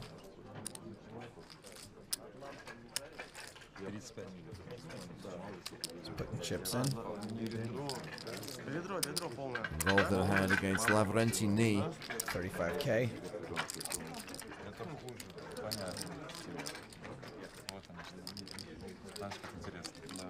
So this is on the turn. Knee with the decision, facing that bet of 35K.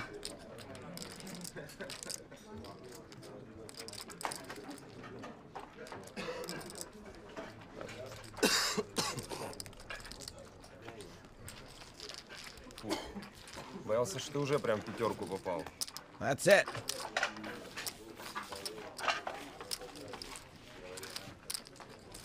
So play concludes. They will redraw for seats around the final 3 tables. That means we're going to have a new feature table lineup for you when we come back from break. We'll play out the end of level 18 and then play straight through level 19. Great to see Troyanovsky, Elke, and Moneymaker all in and all playing big stacks at this point on day 4 of the Sochi main event. So, redraw happening now. Roughly a 20-minute break, and when we return, more action from the PokerStars Championship Sochi main event. Our live coverage continuing here on PokerStars TV. So join us again in 20 minutes' time from Sochi.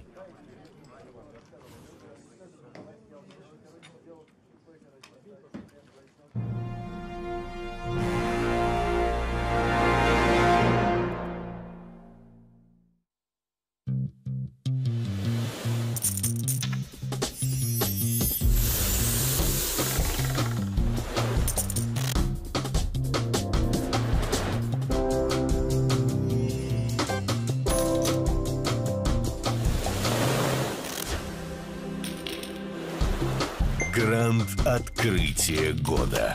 Сочи казино и курорт. Незапрещенные удовольствия.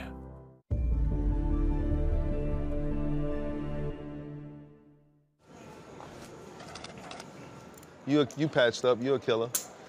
Maurice Talkins, everybody. So who the killers up here? Because they put you on a feature table. That means some killers.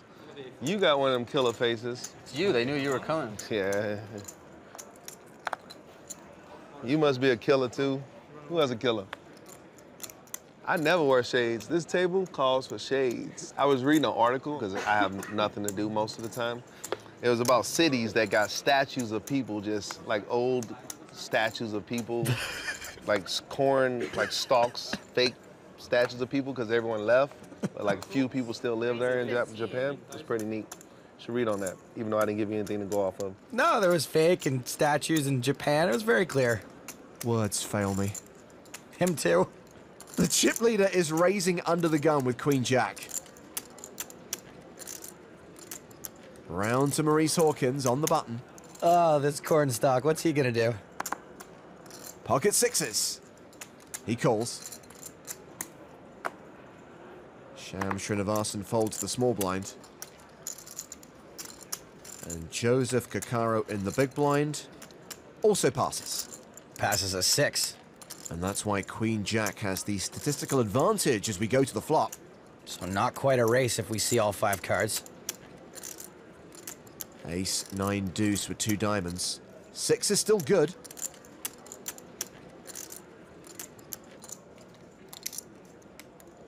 Here comes a C-bet from Pastor. 11,000. See if Maurice, yeah, he is going to peel one time.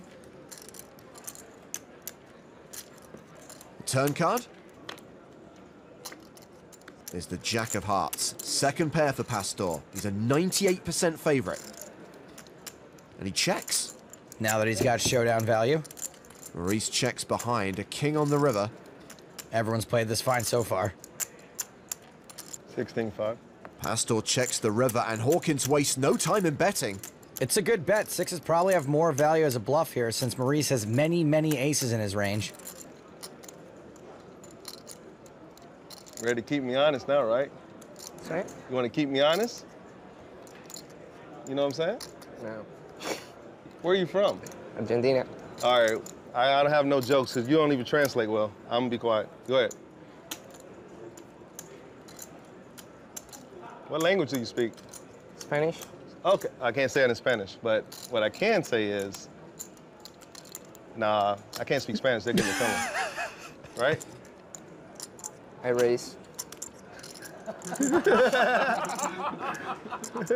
This is interesting. Pastor thinks he's bluffing and taking advantage of the fact that Maurice kind of seems like he's full of beans. But he's actually not repping much here. Just maybe kings, queen 10. 55,500. And a fold from Maurice. For whole ace, Maurice. That's what he thinks you're full of in Spanish. He got you. It did not get me. Still, he wins the pot either way. Same. Just want to tell you something. I feel like this trip is all aligning for some reason. You are like the final puzzle in this whole trip. I am? You are. You don't know it, but you are, my man. Okay. 7 years ago when I shoved into your aces.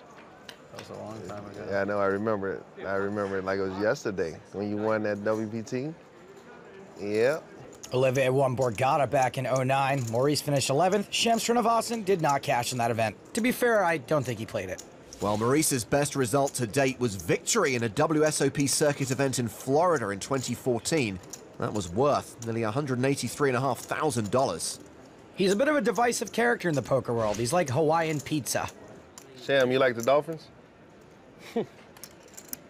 Raptors. Oh my God. I said a football team and he said a basketball team.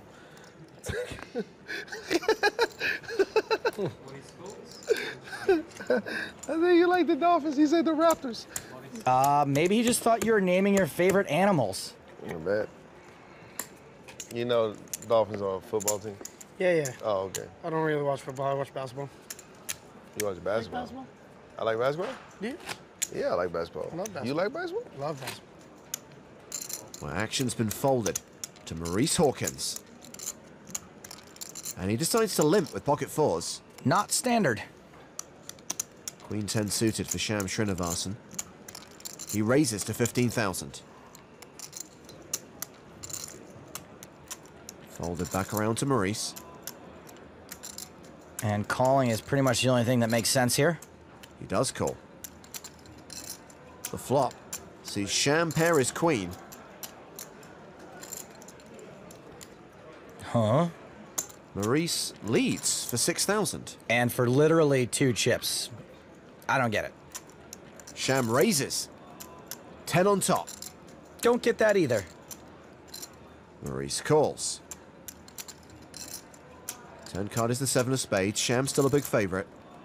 Maurice bets another 6,000. You guys, what is this? Are we getting this right?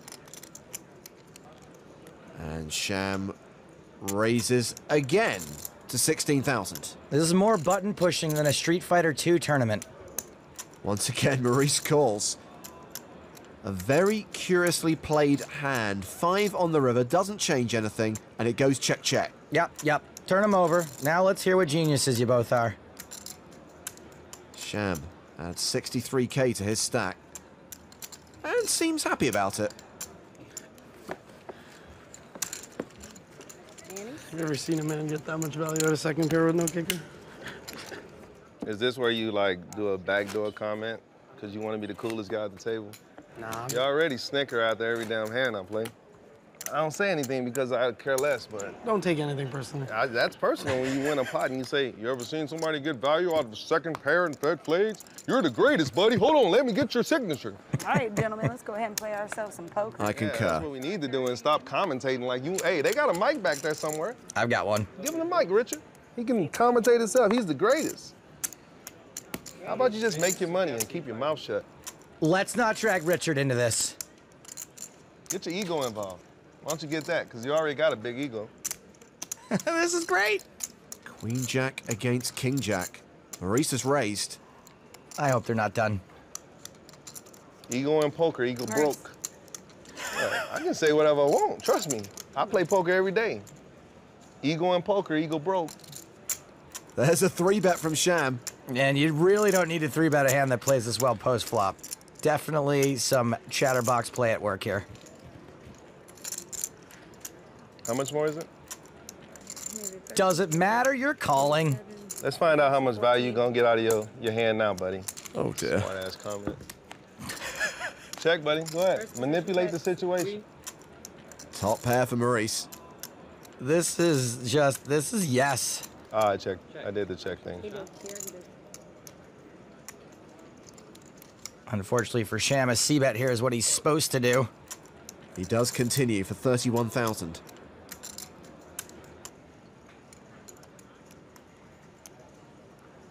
All in.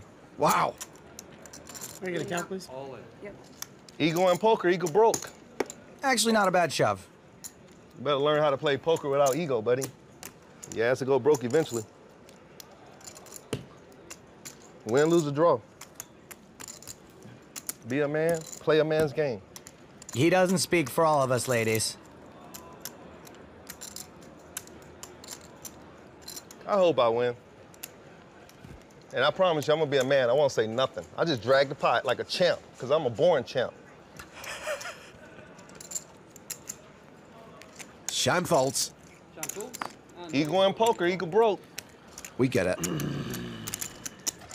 See how much value I got out of 10 high?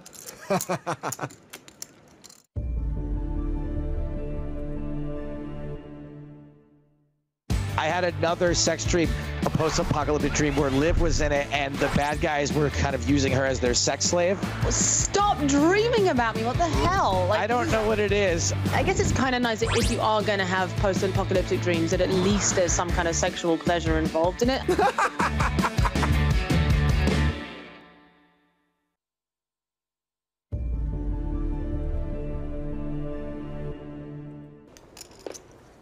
Well, Johnny's putting a lot of pressure on himself to do well here. How about we share some of the burden? How about we sweat with Johnny? All right, I'll allow it. Pocket fives under the gun. He raises to 160,000. Adrian Mateos calls in position on the button. Muhyiddin Ferez in the small blind.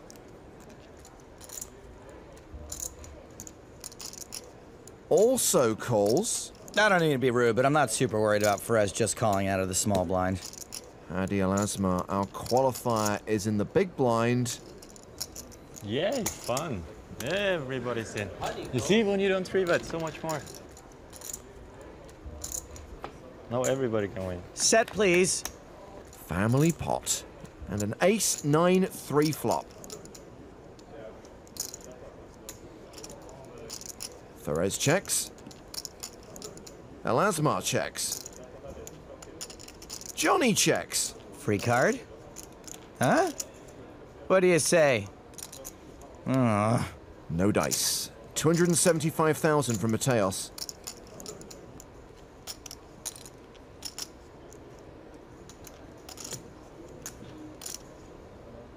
Ferez calls. Al-Azmar folds. He completely missed the flop. So calling would be pretty weird here with a bet and call in front of us, and I know what I would do, but folding's never really been Johnny's thing. Remember, those black chips are 100K apiece. This is a check raise to 715,000. Aha, all right. See, now Johnny did raise under the gun, so he can rep an ace here pretty realistically. We're repping an ace. Action back on Mateos. He calls. Muhyiddin Ferez folds. He had a 9. Well, we got rid of one hand, and it was better than ours. So heads up to the turn.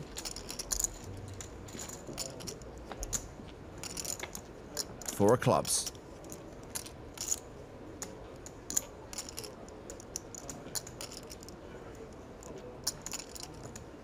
Having raised flop, Johnny checks the turn. We're definitely taking an interesting line. Usually we're supposed to keep betting there. So Mateos bets 650,000. Now this says to me that Adrian is not too worried about what we've got, but if he had a really big ace, maybe he would have 3-bet before the flop? No?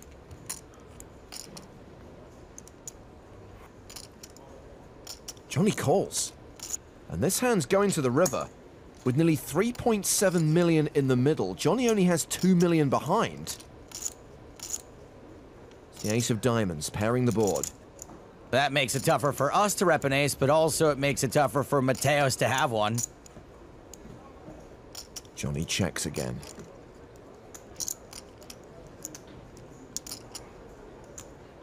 All in. And the chip leader shoves on Loddon. Oh, boy. Calling here and being right is the kind of thing legends are made of, but calling here and being wrong is so stupid and obvious that when you do it, you pretty much die of shame. I think this is a super easy fold, but for some reason, Johnny doesn't agree with me. Johnny knows just how aggressive Mateus has been. I can't even imagine the amount of dynamic and leveling that has been going on for Johnny to be even thinking about calling here.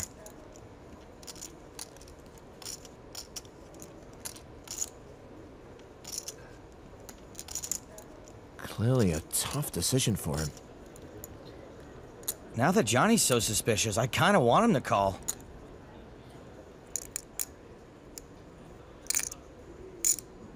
Johnny folds. Mateus shows a bluff, jack high! Oh, he didn't have to show it. Sykt ikke stola på instinktene, skal ha blikksynere. Jævla dårlig! Vaya con Dios. No ace and I snap it off. Because then it makes no sense what he's betting if it's not an ace. Ace you can easily bet. It's a queen, I can snap it off. I don't even know how you even think about calling there.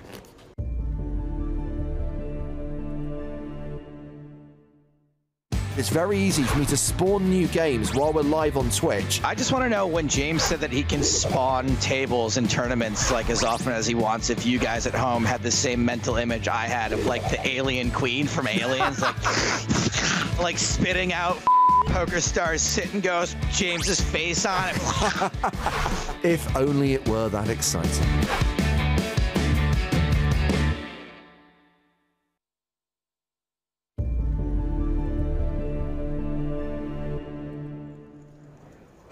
Stein has the lead with a pair of eights, Palacios with the flush draw.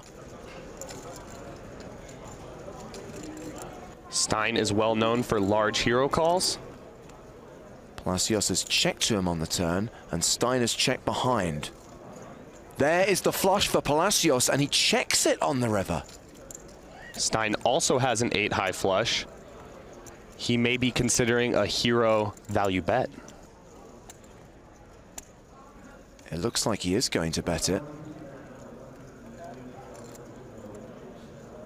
And he makes a bet of 213,000.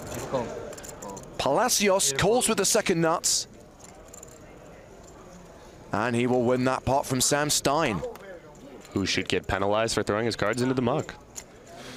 I knew you had a pair like that. I knew you had nothing. Thanks. That's the difference. Good read too. The difference is you value towned yourself, Stein. Palacios now up to nearly 1.3 million. The blinds are up to 12,000, 24,000 with a 2K ante. And we have two new players at our featured table. In seat number 1 is Bolivar Palacios, while sitting in the 4th seat is 22-year-old Texan pro Grayson Ramage. It'll be Marco Barbieri under the gun here. He'll fold. Toby Lewis not interested. Ramage also gets out of the way. ENL passes. Moneymaker looks down at 5-3 offsuit and releases. Chris Oliver, the man with the broken fold button. Oliver has changed the angle of the hat, but his aggressive game has stayed the same, and he is going to open up another 9-5 suited. He raises to 59,000, and Bolivar Palacios in the big blind looks down at ace-6. 59. Fair hand to defend in position. None of these poker players want to work a 9-5, but they are all chomping at the bit to play it. So with Palacios making the call, we'll see a flop. It's deuce 4-4. This is a very safe flop to continue the aggression. I don't think he needs any encouragement, William. He will continue for 67,000. If there's one man who knows how to bet, it is Oliver. Palacios will make the call and see a turn card, which is a 3, giving both players a straight draw. This actually gives Oliver more reason to bet as he is up and down. 139,000. Palacios did not believe Oliver on the flop. There is no reason to change his mind now.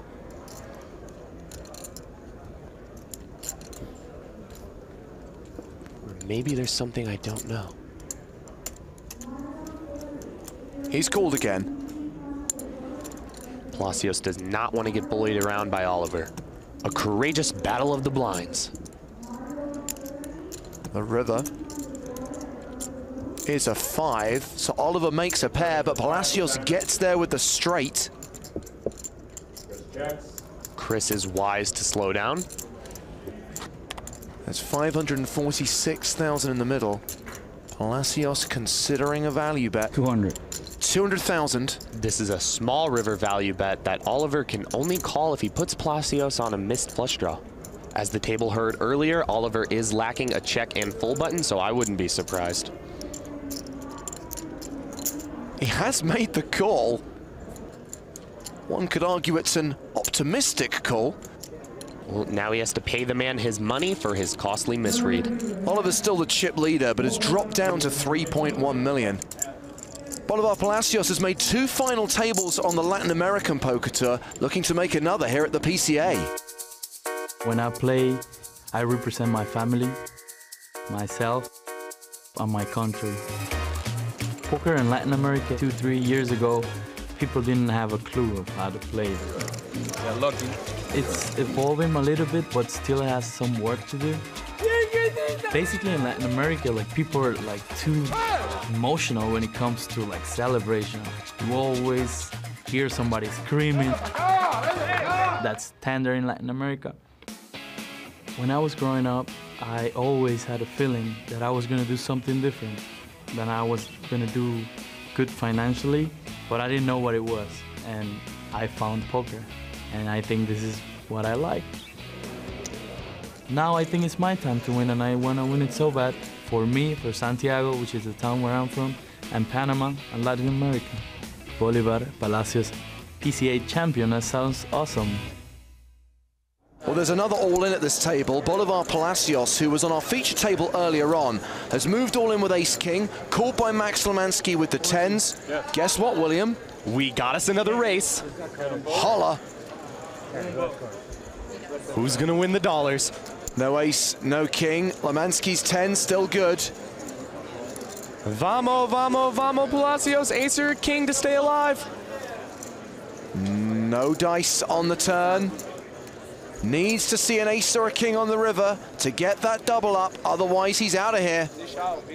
Lemansky can't look. He must have had a premonition that the king was coming. Palacios gets the double up and shows some Latin passion. Lemansky thinking, get it quietly, mate. Palacios up to 3 million now. Lemansky down to just over $1 million. Ooh, sorry for the reaction, but this thing is really big for me. I guess for everyone. Excessive celebration penalties for the win. Good old-fashioned excitement. 14 remain, including the player who started today as chip leader, Ana Laura Marquez, involved in a hand here against Bolivar Palacios. Both players committed more than 500,000 chips pre-flop. Palacios has picked up the nut flush draw on the flop.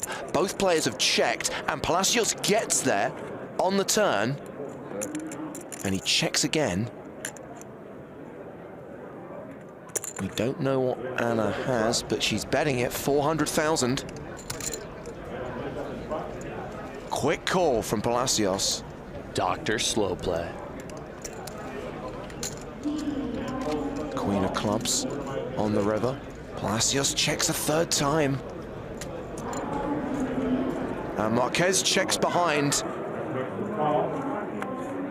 He might have missed a bet there, but he does win a pot with more than 2 million in it. Marquez may have saved some money. She might have had a king there. Bolivar Palacios now up to 4.8 million in chips. And we have another all-in. Bolivar Palacios shoved over the top of Galen Hall's opening raise with King Jack. Hall has called him with ace-4. Palacios is the player at risk. Galen Hall has the best hand. His railing crew wants it to hold. Palacios' fans spent a lot of time making those t-shirts. They want him to hit a king or a jack on the flop. But he doesn't. It's all low cards.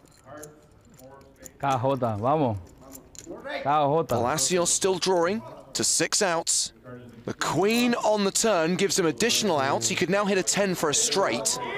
Yeah. A king, a jack, or a 10, or we are down to 5. It's a 3. Galen Hall KOs another player. The dream is over for Palacios. Bolivar Palacios will collect $450,000 for his 6th place finish.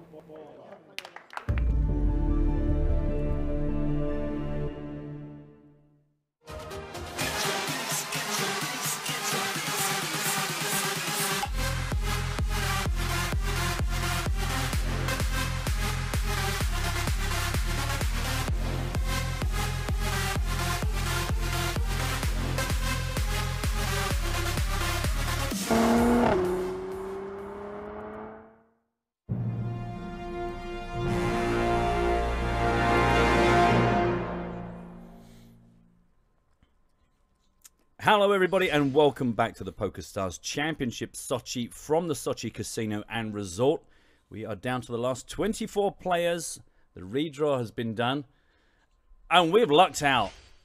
Hello everyone, by the way, I'm Matt Broughton. He is still Joe Stapleton. Hello my babies, we are down to the final 3 tables. And we've got the chip leader, 1.7 million, Pavel Shershikov. Also Vladimir Troyanovsky, one of the top 5. Also Chris Moneymaker, one of the top 5. We've also got Alexander Lakov. You'll remember yesterday gave us plenty to talk about. Nadir Kaknazov, also a previous chip leader, hanging around the 23 big blind mark now, and the shortest stack, a guy called Dmitry Chop. There's no way. There's absolutely no way we're getting through this level without singing that song at least 17 times. We are at 4,000, 8,000 with a 1K ante. We still have 5 minutes and 53 seconds left on this level. We'll roll straight into the next level. Took the break to do that redraw at 24. So the short stack of Dmitry Chop with the 15 big blinds has only actually got about 6 minutes to enjoy that 15 big blind stack. Hello to everyone saying hello to us. Don't forget, keep in touch with us. Hashtag PokerStarsTV on Twitter. We're keeping an eye on twitch.tv/PokerStars. Find us on Instagram and Snapchat and Facebook. Ninja ZZ on Twitch asks, is Vladimir Putin playing? What a great question. Because it's Russia, isn't it? That's so clever on so many levels. No. No, he isn't. Great question. Wonderful, hilarious question. Еще 3 уровня. 2 уровня. Еще 2? Да. То есть в общей сложности 3 уровня. Останется больше 16 человек. Ну да. Anton Gililov in between Vladimir Troyanovsky and Alexander Lakov there in the middle of your screen. 3 часа 30 минут. Ask me what I know about Anton Gililov. Matt? Yes, Joe? What do you know about Anton Gililov? He's Russian. So, first hand of the continuation of play. No, that's it. Russian confirmed. Just literally nothing. Absolutely nothing. No live results. Nothing to tell. He has majestic sweeping hair. And glasses. And clothes.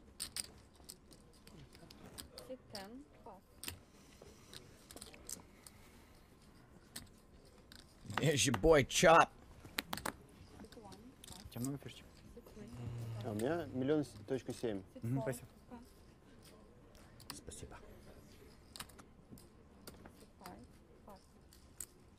A lot of anger in these folds. It's an early observation. A lot of kind of disgust. It's probably the dealer's fault. Yeah. Small blind. Wow, Walk. Welcome. Welcome to the new table. So these two ended up next to each other? Показывай. Камере показал. Камере показал. You didn't even know you could get a walk. With Ace Jack. Yeah, interesting to see if the little nibbling between Nadir Kaknazov and Chris Moneymaker continues or settles down. Он на лице было написано нац какой-то. Нацисты вы. Не смотрел до этого. Бабки вам всем нужны, да? Очень. Мы не торопимся просто. Очень, да. И мы никуда не торопимся. Это точно. Немедленно А дальше пи. Wouldn't it be awesome if Chris, in preparation for this event, had learnt Russian and was just sitting there going, mm-hmm. He said he's been watching Rocky 4. Oh, well, I mean, that's basically it, isn't it? Practically fluent. I always had that dream. I worked for a French company for years, and I always thought, you know what, I'm going to learn French, and I'm going to sit here and know what they're saying. Never happened, obviously. I just went home and turned on my PlayStation. You know how in Groundhog Day he like learned languages and how to play piano? Yeah. Even if I had, I still wouldn't. I'd be like, I'll do it tomorrow. I'm exhausted today. I'm just not getting out of bed. I wonder how long it would take you in a Groundhog Day scenario to watch every piece of adult entertainment that had ever been made. Now that there's a possibility of. You go, you know what? Day 673. I'm done. I've seen it all. Yeah, my version of that movie would be a lot more R-rated. I mean, I can do whatever I want today and I face no consequences whatsoever. Yeah. There'd be a lot of people from my history that would get a visit from me on multiple occasions with multiple implements. 2 in a row for Kakmazov. Yeah, a walk and an all-in. That's about both ends of the No Limit spectrum illustrated there for us. Ну, после текстов. Да. Они еще так оттопыриваешь их, и вот сейчас я смотрю, у меня девятка. Я думал, что дама в начале. То есть там прям похоже. Цвет тоже. Масть увидит. Я по первым эмоциям увидел эту тонкость. Yep. Получше, чем Tierra Fuego. Я просто подумал, что с дамы зашла всего лишь туз девятка. I'm glad they're having a good chat here. I don't like quiet tables. It's a shame we don't know what they're talking about. Because look, Vladimir's smiling. You know what we're going to do, Joe? We're going to let the poker do the talking. That's right. Let the cards and the chips do the talking. Lakov's going to start this one under the gun. He folds. This is the most Vlad has smiled since he turned 28 last week. Let that one go. Pass. Zadinsky, we've seen plenty of in the last couple of days. And in the last couple of years. Oh, excuse me, the last couple of decades we've seen plenty of this guy, Chris Moneymaker. Chris Rublemaker. He's going to start the next poker boom from here in Sochi. Pavel, I think it feels strange. Pavel Shirshikov there folding. Don't feel like we've seen enough Pavels for this venue. I was expecting more Pavels. I think we've had an Alex and an Alexander and an Alexei at every single table, though. Yeah, but the PPP, which is what we say here, the Pavels per person ratio, much lower on the PPP than we were expecting in Sochi. Low PPP levels.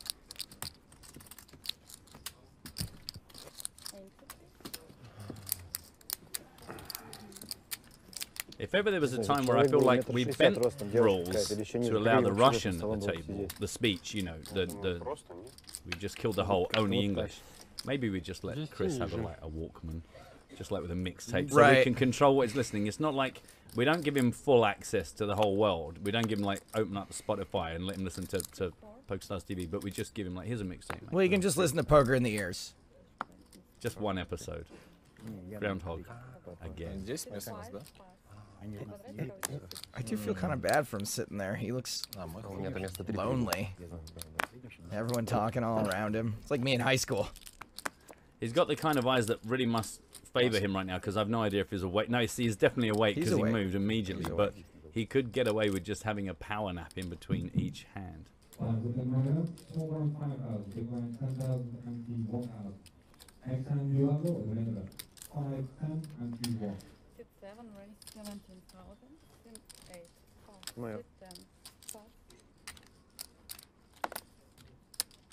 in.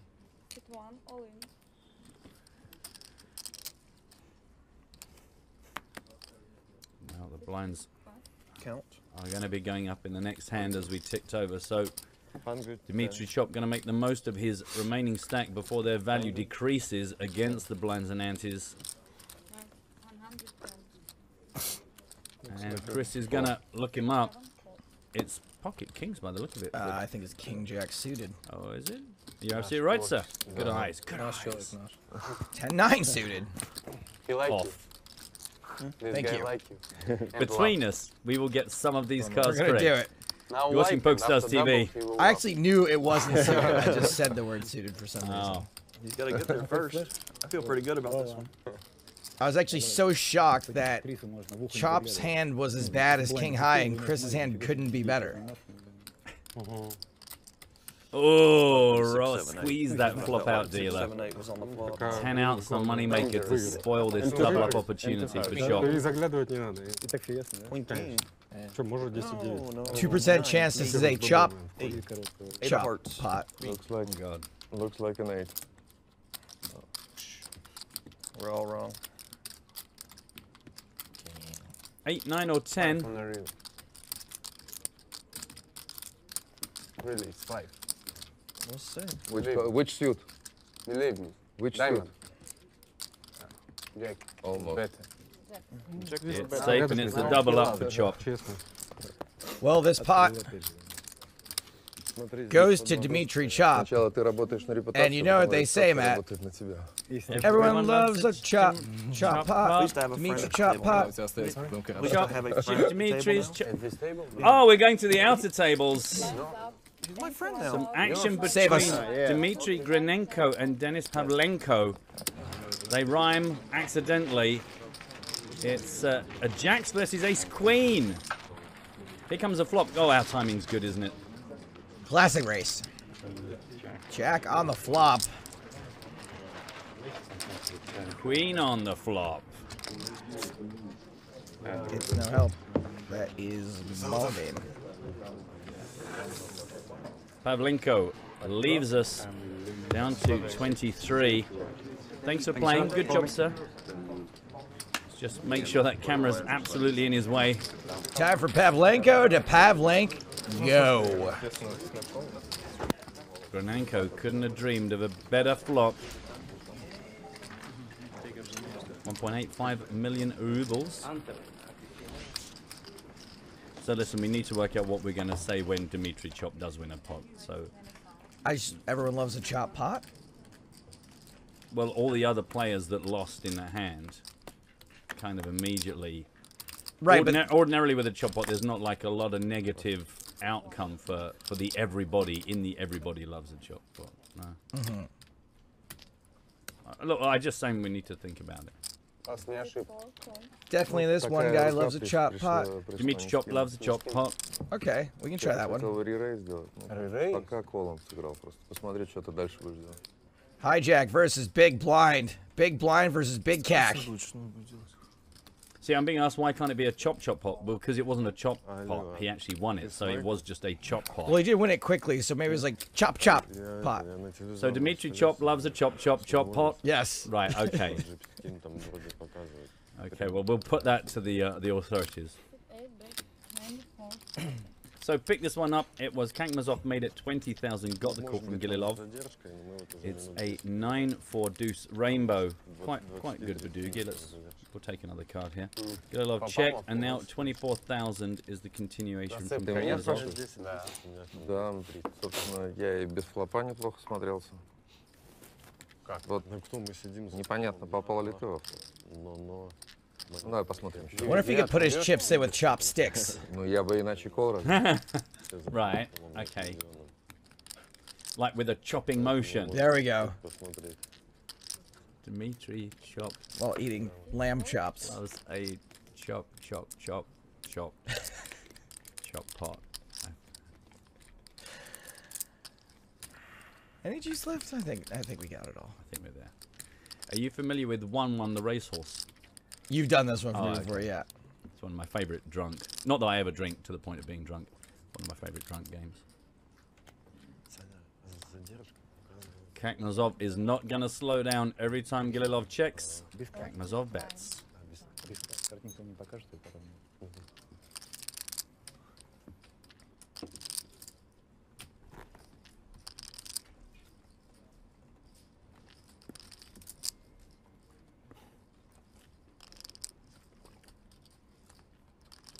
Yeah, at some point you felt that fold was coming.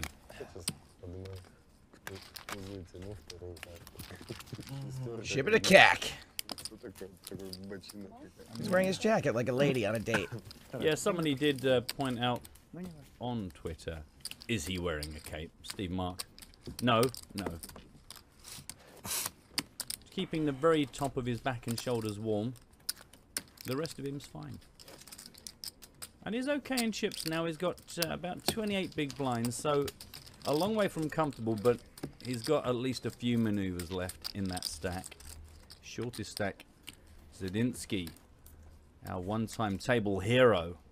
He's now just got 21 big blinds as we have ticked up into the 5K, 10K, 1,000 level. Hour and 23 minutes on the clock. Synchronize your watches now. Synchronized swatches. So Spike on Twitter asks, is it all Russia versus Chris Moneymaker?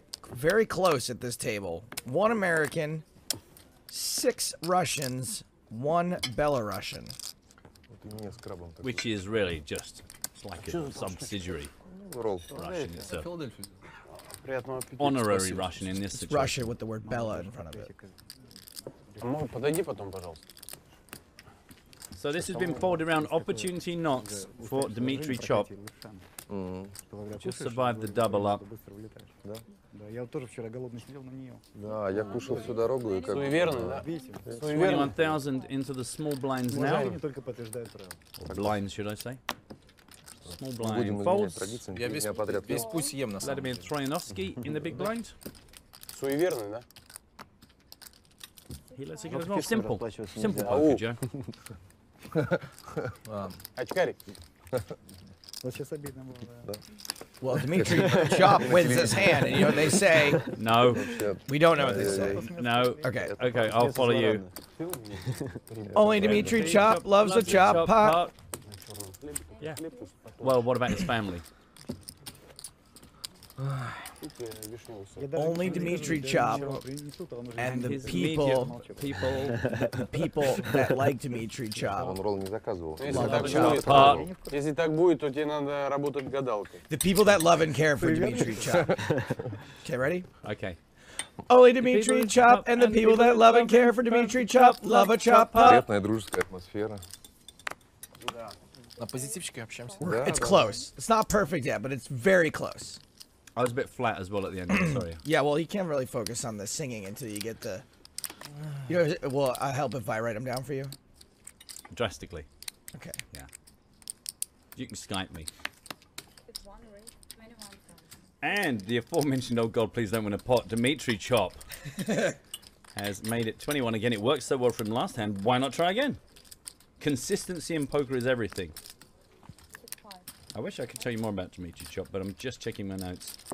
And all I know is that he's Russian.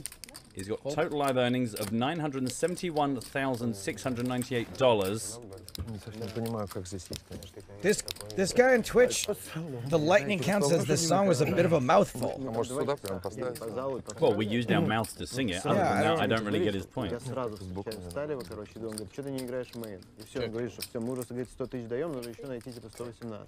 И все. И дальше Ты меня даже не пытался искать?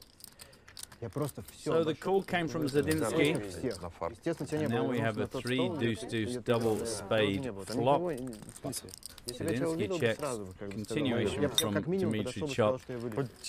And for the love of all things, Dmitry Chop has won a pot, Joe. And you know what they say.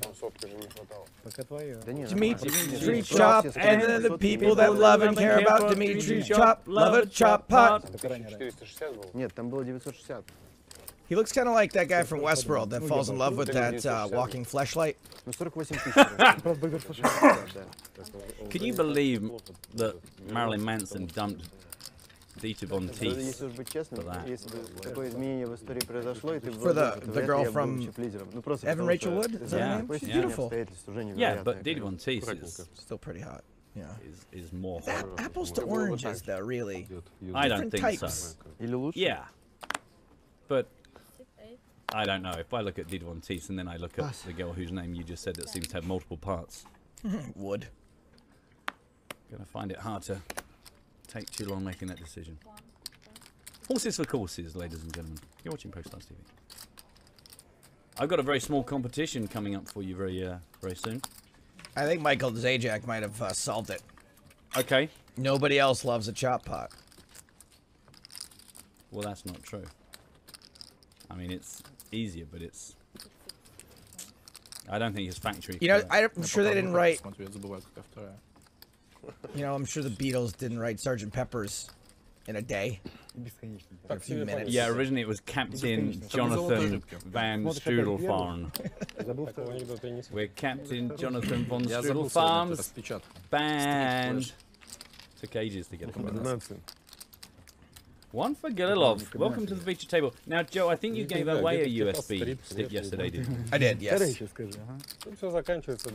I've been bad this week about keeping track of them. Sorry. I'm going to give away another one. I've got a Matt Brown you couldn't possibly know and will probably never get it. This is going to be on Twitter only, so if you're watching us on Twitch, fire up. Ask your granddad about Twitter. It was very popular. It's free. Get yourself a handle. You can enter my competition by using the hashtag PokerStars TV. Before preparations for Sochi, I managed to pop along to Comic-Con, which is an absolute nerd fest. And some of you may be aware. I saw that the tagline for Comic-Con is something like celebrating modern popular culture, which I think we all know is definitely not what Comic-Con is. It's an opportunity to see girls dressed as Princess Leia, Wonder Woman, and lots of really weird characters out of Final Fantasy. Anyway, that's up for discussion. But don't forget Sailor Moon. A lot of Sailor Moons. There was a ginger Sailor Moon who broke down and cried in front of me in the queue. Wait, no, I have to hear this story. Well, I mean, I just happened to be in the security was a nightmare. Obviously, in light of what happened, like on the Monday, like security was absolutely up the wazoo, and I mean, it was dreadful. There were just these hangars full of humans trying to be processed in some sort of fashion where you open up the bag and they go, yeah, looks like. I don't think the angry people in the world really have that big a problem with virgins. Back to the story. Go ahead. So in front of me was a girl dressed as something. I don't know what her character was. And with her was her friend, her ginger friend, who was a Sailor Moon, who suddenly became really overwhelmed. For a while I thought it was a play. I thought she's going to pretend to like have a panic attack in case I go, here, come to the front and go straight into Excel. Ah. But it turns out, no, she was just wigging out totally. And her friend, I mean, these were quite young girls. I'm not very good at aging people, but I'm going to say they were like, you know, mid-teens. And her friend, so her friend wasn't like really capable of sort of comforting her because she didn't have the physical prowess. You know, she wasn't. She was like poking her. She just occasionally put a hand on her shoulder and went, ooh. And the other one was just having a complete meltdown. And I thought, do you know what? It happened to me once years ago. I went to a Monsters of Rock and I spent a whole day trying to get to the front to see Bon Jovi. And when I mean, we fought all day long for like 6-7 hours to get to the front. And when I finally got to the penultimate row, a girl in front of me collapsed. And everyone just moved out the way. So you stepped in, and I stepped over her body. I went, so I had to pick her up and turn around. What's wrong? You look perturbed. We just have some action here that I want to make sure we... No, it's okay. I'm keeping an eye on it. It's just a standard hand. Anyway, I had to pick this girl up and walk back through 100,000 people. Oh, so, you took her to safety. So whenever I get in that environment, I have to either just... You're like, please don't pass out. Please don't pass out. Because I'm pretty sure all these other children... No one can help you other than me. Anyway, yes, we will pick up this hand, and then I'll tell you what my question is going to be based upon my visit to Comic-Con. This was Gililov started things off with a 20,000 raise, got picked up by Kaknazov. The flop, as you see, is a 6-5-3 with 2 spades. Both players checked. Now, after a 9 of diamonds turn, Kaknazov has tried to take control of this with a 32,000 bet. Been called by Gililov. And this is where we are, 119,000 in the middle. And the river is... And the river is... Oh, that's quite nice. Okay, so now juicy we've got... river card. Yeah, we got ourselves a 4. So our board is 9, 6, 5, 4, 3. 3 spades on board as well.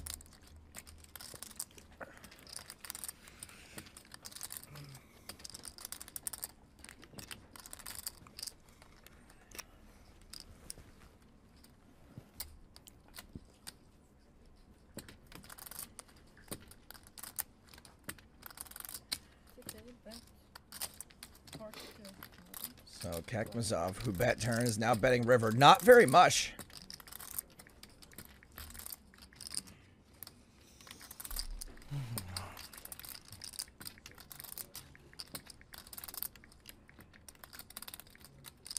Bets about a third of the pot. That took you much longer to work out than it should have done. You know, I just was staring at the numbers, just waiting. Slowly slides calculator back into pocket. He's bet 25 into a pot of 100. That's approximately a small part of the pot's percentages. I'm not sure exactly what percentage it is, but I know it's small. Alright, competition time. They're going to speak in Russian. We don't know what they're saying. Okay, so your question, your answer, should I say, is going to be a two-name answer. While I was wandering around Comic-Con, I quite accidentally bumped into a superhero legend and a massive poker pro. Who were those two individuals? So I'm going to need that on hashtag PokerStars TV.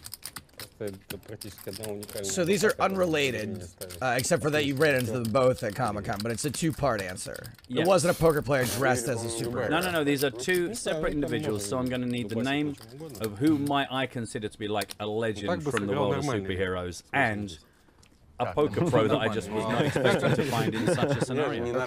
Мы подумали, что в этой раздаче ты сыграл как нормально. Нормальные риги в топ-23 не сидят. Меняемый. And as mentioned, or if maybe I didn't mention, just to clarify, this is for one of our gorgeous USB sticks that I can recommend highly. In addition to Matt's, you couldn't possibly know, and you'll probably never get it. The Spin and Go competition still happening today. What am I listening to? Oh, this is one of my favorite things. This is Corky Bubchek.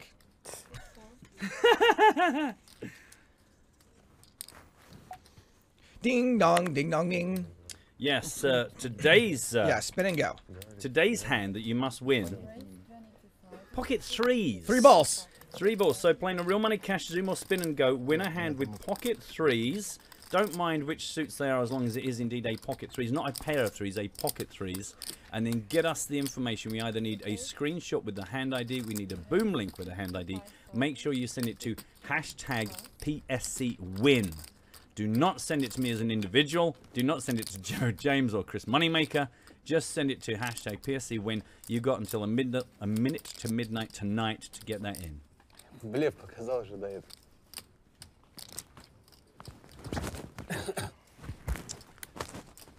A 3-bet, a rare thing of beauty. Vladimir Troyanovsky raised it to 22,000. A re-raise now from Kakmazov to 65k.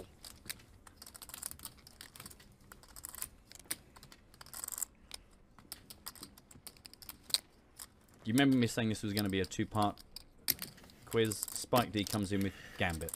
What are the chances that that is the correct answer? Well, Gambit is the superhero, and then you're forgetting about Michael Gambit, the poker player. Oh, I see. It's not that clever a question, because it's based on real life, and real life never does that. What you're looking for is something like Iron Man and Phil Hellmuth Jr., right? Yeah. That would be like the format of the correct answer. Crying Emo has come in with Negrano and Flash. That's really good. It's not the right answer, but it's the correct kind of format. Well, this has been called by Vladimir. We've got a big pot here, 148,000. Yeah, Kakmazov has put him in a spot where his entire stack is very likely to be in play. I mean, it always is in no limit hold'em, but a bet and a call here, and then he's just got pot left behind, so...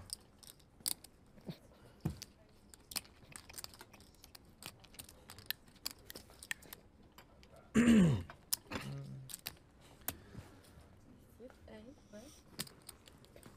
is a significant bet.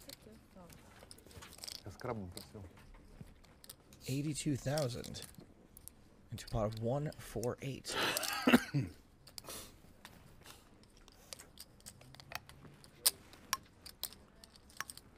I was not expecting a bet this big.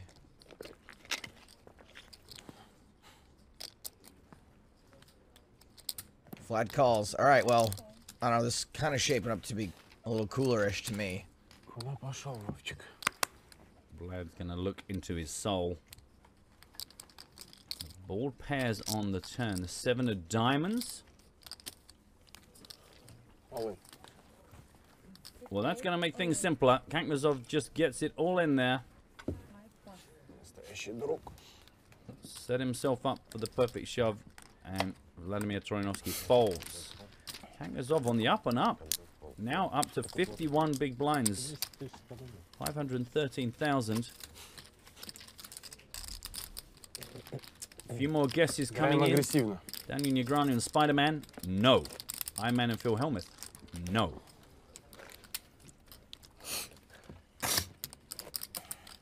Toby Maguire and Phil Luck. No. Like my style? Yep.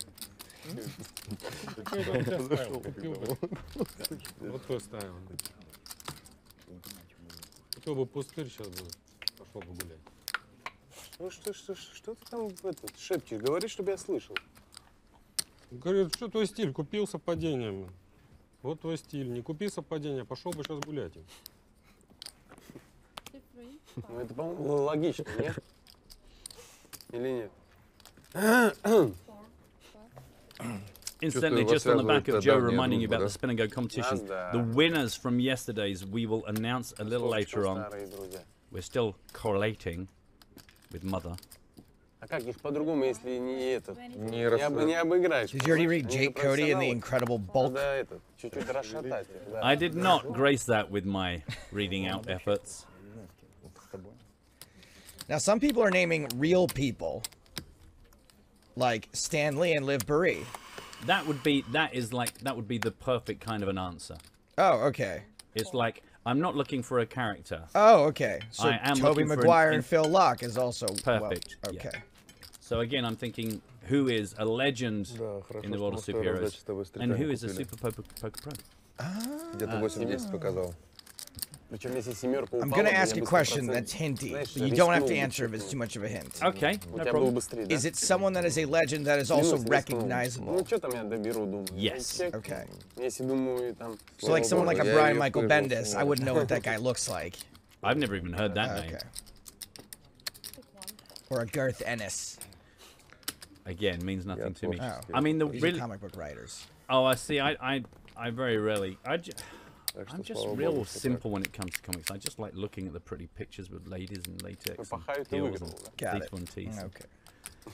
I just like the colors and the superpowers. Now this one, Vladimir made it 22,000, got the call. Shershikov and also Dmitry Chop. So it was both small and big blind defense in light of an under the gun +2 raise. Now we've got a Jack 10-3 rainbow flop. 28. Sit 1, bet, sit 10, bet 28,000, sit 1, 5.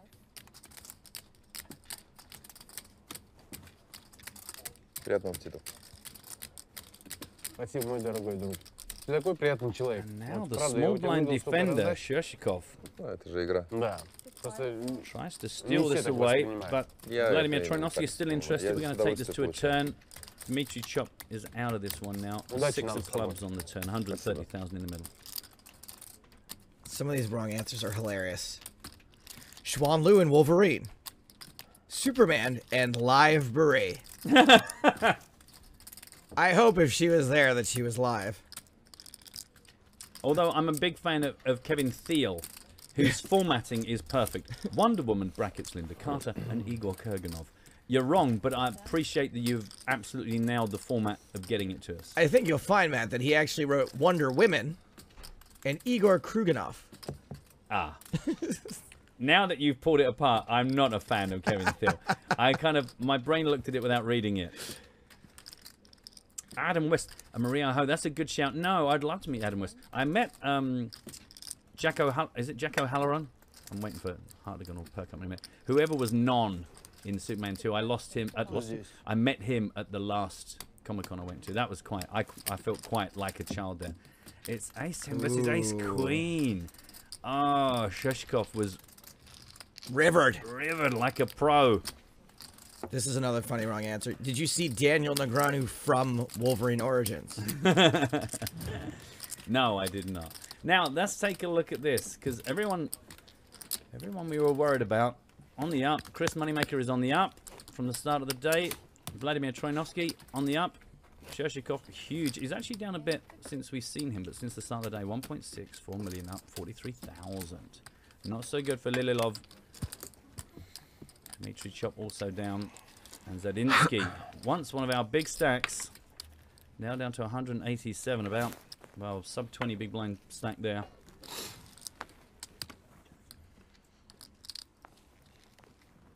I might have to drop a little clue in here. Зачем так ставить, если карты не показывают? Можно же не ставить, The да? poker pro that I ran into, he has previous form as a nerd.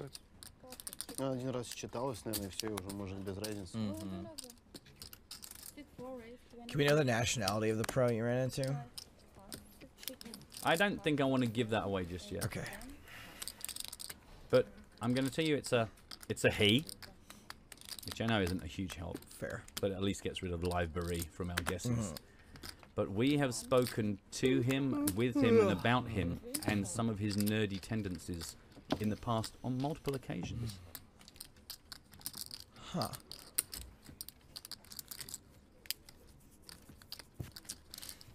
Tom is saying, will you let us know if someone guesses one of the two? I will do. I'm not saying whether that's happened yet or not, but if things carry on and no one's getting any closer, then we'll gradually drip feed it. Luckily, the USB stick isn't something that I can chop up into, like... At the moment, you're playing for a 64 gig one, and the longer it goes on, you just get 1 meg. You can save one Word document and a photo on the...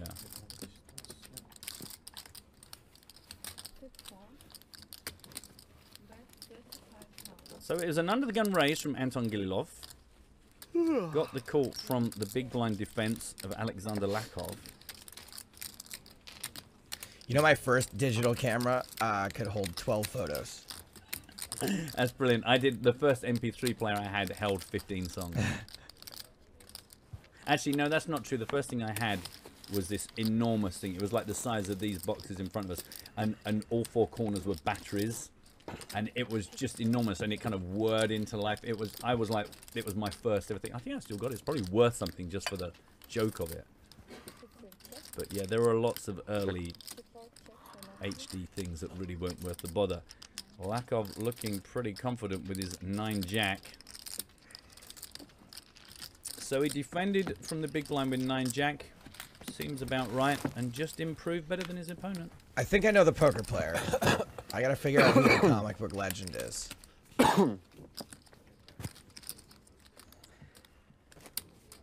You said comic book legend, right? And not just Comic-Con legend. No, like, well, actually, I think I said a legend from superheroes. Superhero legend, Yeah, okay. yeah. Not so it wouldn't be like Patrick Stewart wouldn't count, for example. Oh no, I guess it would from X-Men. Yeah, of course. I was thinking, but like a Star Trek person wouldn't count. Not superhero. Okay.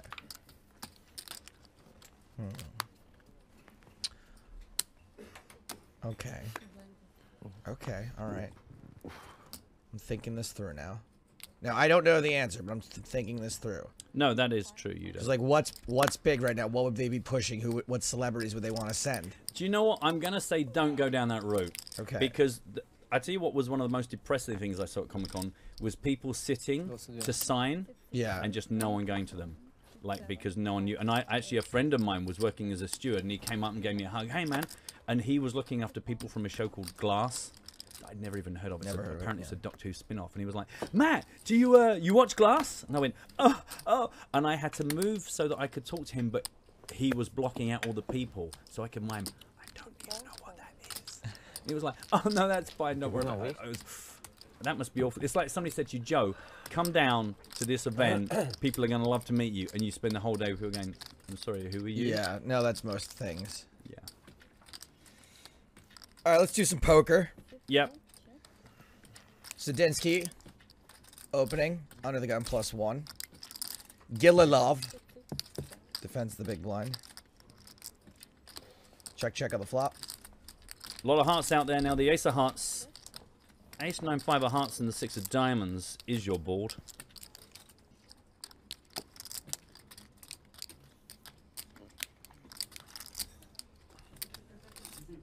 After this hand, I'm going to give you another hint as we painfully drag our lame legs towards this competition that some of us are saying shouldn't really have been bothered with. Others are huge fans.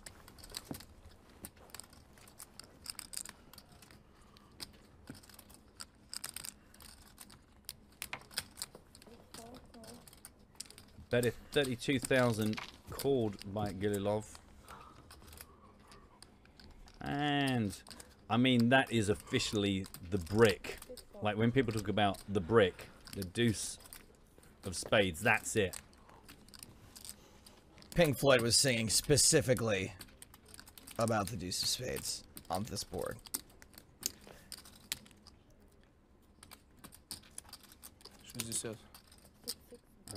So with 121,000 in the middle, it's, let's call it a half pot. He's clicked the half pot button, 60,000 on the schnoz.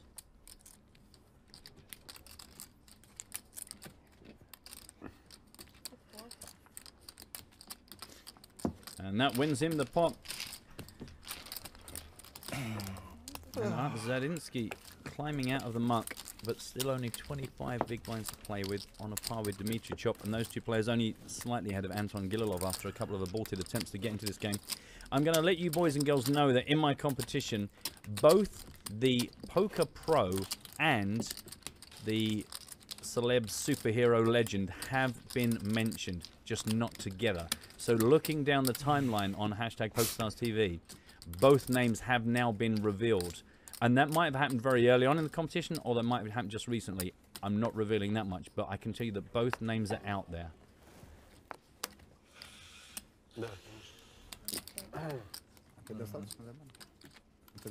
I thought Joe was going to get a bit of paper and write his guess on it, but it's just completely blown his nose all over it. So I don't want that now.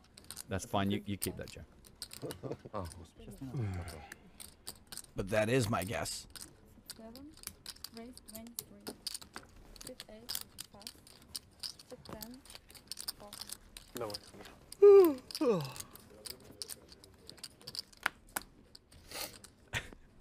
Smitty comes in with Dominic Cumberbatch and Hike Hackstone.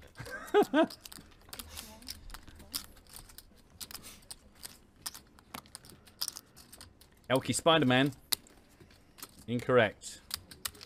Spider-Man, not a person. If you said Nicholas Hammond and Elkie, or Tobey Maguire and Elkie, or Tom Holland and Elkie, who else has been Spider-Man? That might be it.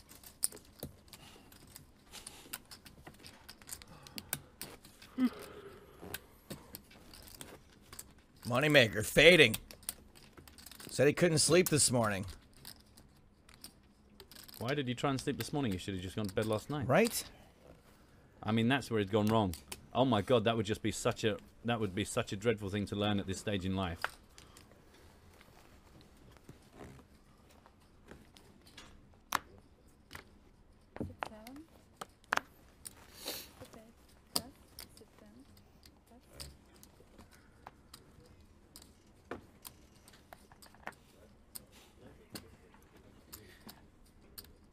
I'm gonna go with this one for my second answer. Yeah, there's, by the way, I'm not putting a limit on this.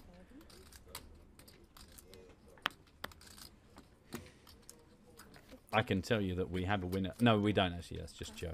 Joe's got it right.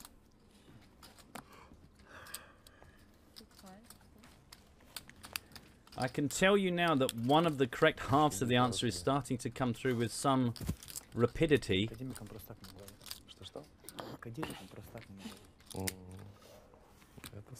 I tell you what was also interesting is, for the first time, lots of signs up saying no post photos and no selfies.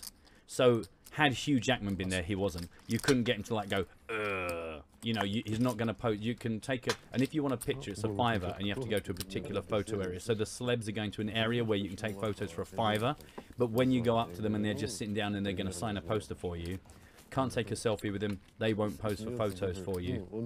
It's really kind of sucking the life out of it. Is it a money grab, or is it just because it slows things down at the table? My guess is it slows things down because at one point all of the Power Rangers, all the actors from the new Power Rangers were there, and the queue to go and see them was ridiculous. And you think that was going to take some hours for them to just sign their name and move you on, sign your name, smile at you. If you want to do selfies, everyone, and oh, can I take another one? And it just... You can take selfies of yourself walking around Comic-Con, right? Oh yeah, yeah. No selfies with celebrities. Just with the celebs. I'm glad to say we have a legit winner. So who's the Poker Pro, Joe, that we have talked about as being a nerd? In fact, I believe there's a Superman figurine on James Hartigan's desk that came from this Poker Pro. That'd be Griffin Benger. That would be Griffin Benger. I bumped into Griffin randomly walking around. I had a big bag full of stuff I'd bought. He had a big bag full of stuff he'd bought. I was like, Griffin! Bumped into him. And then who is a legend from the world of superheroes? You can say your answer because you were correct. The Incredible Bulk. The Incredible Bulk. Lou Ferrigno. Ferrigno. Lou Ferrigno. Oh, is it Ferrigno? Is that yeah. his name? Oh, okay. I apologize, Lou. I'm sure he's a big listener. Well, he's pretty much deaf, so. That is true. So that's who I bumped into. And it's our friend Michael Yayak. I don't know if that's how you say Yayak. Yayak. Anyway, Michael, well done. You were the first person coming in with Lou Ferrigno and Griffin Benja. We will get you your USB. Thanks for playing, kids. Just something to, you know, keep things ticking along. That wasn't, by the way, one of the competitions I've spent 9 months developing in Photoshop. Action here is Shershikov raising out of the gun +1. Called by Zadinsky in the small blind. And Shershikov is continuing this 9 high flop. Zadinsky, the shortest stack. You don't expect this to hit him very often when he just flats in the small blind. 85.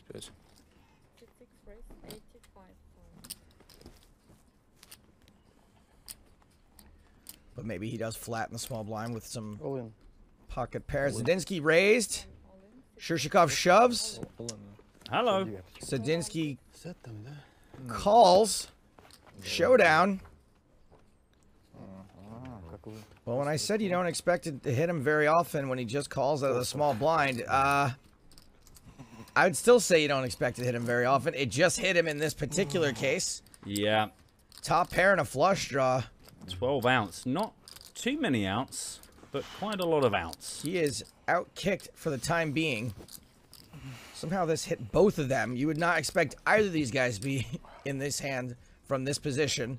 Club on the turn. Zadinsky is going to double up. С беты под ЧПК, да, который первый раз открылся за все время и забрался на валет 9. Nice hand. Oh, that's what all that meant. We should ask the players, can you pop down, Joe, and just say, would you mind at the end of everything you say, just in brackets, say it again in English? Like, do both. Just do both. We could get Oksana to stand with a microphone, just translating everything back. Punisher says, that was hard. I'm amazed that no one just didn't Google Comic-Con to see who the big legends were there, because there weren't a lot. Willow. I've forgotten the actor's Warwick name. Davis? Warwick Davis was there, but he's not superhero. That's the thing, is there weren't a lot of the big superhero names. There were lots of fantasy guys there, lots of like the... So actually you probably could have just got to Lou Ferrigno quite quickly had you Googled who was at Comic-Con. Worst question ever, says Matt. Love your work. Thanks very much. Nice to have you with us. Don't forget hashtag PokerStars TV if you want to be horrible. I don't think it's the worst question ever. I mean, it's a question. And I did start by saying that you couldn't possibly know and we'll probably never get it. And I was very nearly right.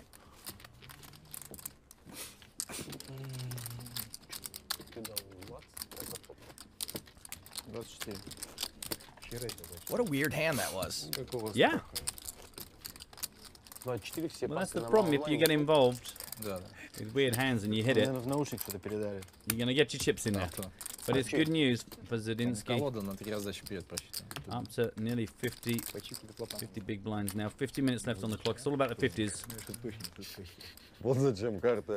It's this guy, Pavel Shershikov, is top of our table right now. He's down a little from the start of the level. 1.4 million for him. Well ahead of Vladimir Troyanovsky in second spot. Dmitry Chop on your screen right now, one of the two shortest stacks, but he has 27 bigs.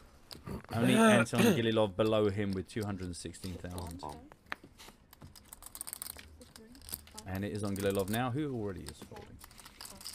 Понятно, Вов, все выкинут, ты отрейдишь. Можешь не смотреть даже.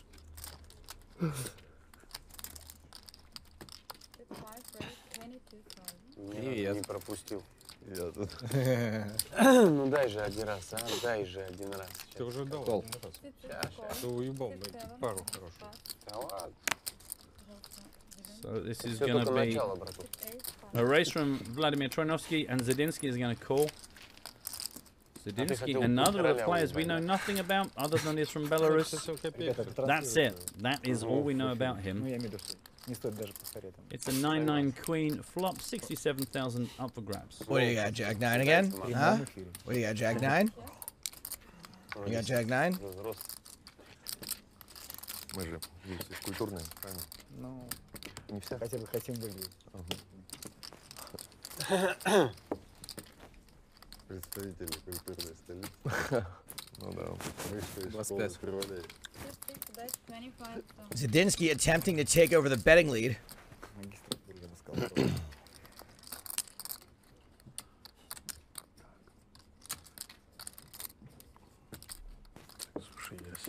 Mulsa on Twitch asks, anyone know the name of the guy in the baseball cap? Yes, we do. Thank you for your question. Кофе, пожалуйста. В этот раз на хитрый. Сижу на последнем боксе. Troinovsky calls 4 spades on the turn. Давайте, наверное. Yeah, Vlad started this off, has been more passive since. Check called on the flop.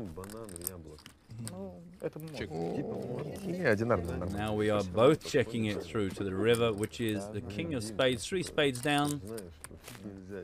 Board is paired already. Another check from Troinovsky.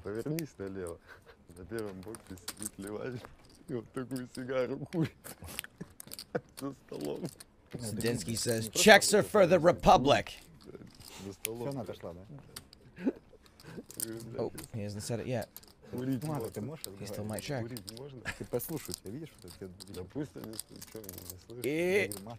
Yes. Ooh, big chips. Yeah, 117 in the middle. Ooh. Oh, wow. Nice. Did not expect it to go like that. Bet of 70 quickly called by Vlad. Let's see your cards. Yeah, Zadinsky, I don't think wants to show, does he? I hope there's no slow He's roll. got an ace and a 10 for an air ball. King Jack Vlad man. hits the king on the river. He is the riverist player at the table right now. The most riveringest. Thank you, Matt. Riveristing all the way to the bank. Meanwhile, one of our other big stacks, one of our big names, Elky, is still alive with his friend Dead Mao. Mao 5. He has got 823,000, so still keeping the fight alive. If he'd been on our feature table, he'd be 13 chips, but he isn't, so he isn't. But you can see one of the big stacks, top 5. Top Mao 5? Am I right? This guy knows.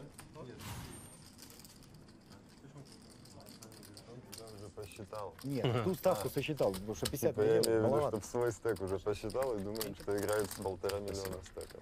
Да они меня просили, чтобы я давно не обижал. Карта Кто тебя сильная просил? Кто? A reminder, top left, what the current payout is, 21st, 22nd, and 23rd get 1.3 million rubles. Чтобы не калечил. В этом смысле. Ну, правильно говорят, но ты пошел калечить. Нет, я позиции. Старше. Как старше? Ну так, 57 у меня процентов. Kind of ironic that it's on the one rare occasion where we don't have English being spoken at the table that we have one of the chattiest, friendliest tables. I'd love to know. I know. Ordinarily, we would just sit back here and let these guys take it, and the audience be going like, guys, shut up, we want to hear what they're saying. Although, I will say it's probably more to the fact that they're all from the same country. Like, if we had a table that was 8 Brits and 2 Russian guys, it would probably also be... Well, that's a lot of people at the table. With 6 Brits and 2 Russian guys, it would probably be pretty chatty also. Yeah. But typically, when we had the European poker tour, it'd be like a Russian, an Irish guy, an American, a Moldovan. Is that a place still right? Moldovia? Yeah, why not? Yeah. Azerbaijan. You know, a smattering. We've got Ace-4-9 Rainbow. This was just blinds limping in. Kakmazov came in. Shoshikov checked his option. And now a 10k bet from Kakmazov. Где-то же я должен колить в такой ситуации. It's another ace. То есть не такое. То где-то, да. На подъем слишком много поставил. Check.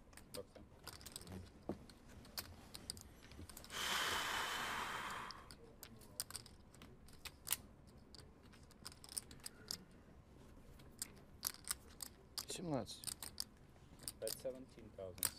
Bet 17,000. Shoshikov means business. It's weird. They started off limping in. Kakmazov then tried to take this. And now Shoshikov trying to take this post-turn. Yeah, with a little tiny bet, though. Yeah, but sometimes if your opponent has just lost interest, that can sometimes do the job, but it does somewhat telegraph what your intentions are. Сразу вылетел человек. 40 минут. Не, ну средний-то понятно, что глубокий. Я понимаю, но ты думаешь, что... Yeah, that turn bet meant absolutely nothing. Yeah, yeah. And 9-7 for 3-pair.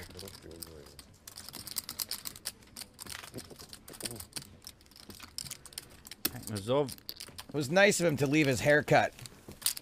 Turn that smock around and just jump right in the game. Exactly. They're saying, but still, I haven't finished. That's too late. I've got a poker game to get to. Hey, I know another poker game you need to get to, Joseph. It's the PokerStars Championship Barcelona. I do need to get there. I want to let you boys and girls at home know that there are 2 Ultra satellites running. These are 215 bucks. One on the 18th of June, one on the 2nd of July. There are 56 guaranteed. So there's expected overlay on this. It's a good opportunity to pick up a package.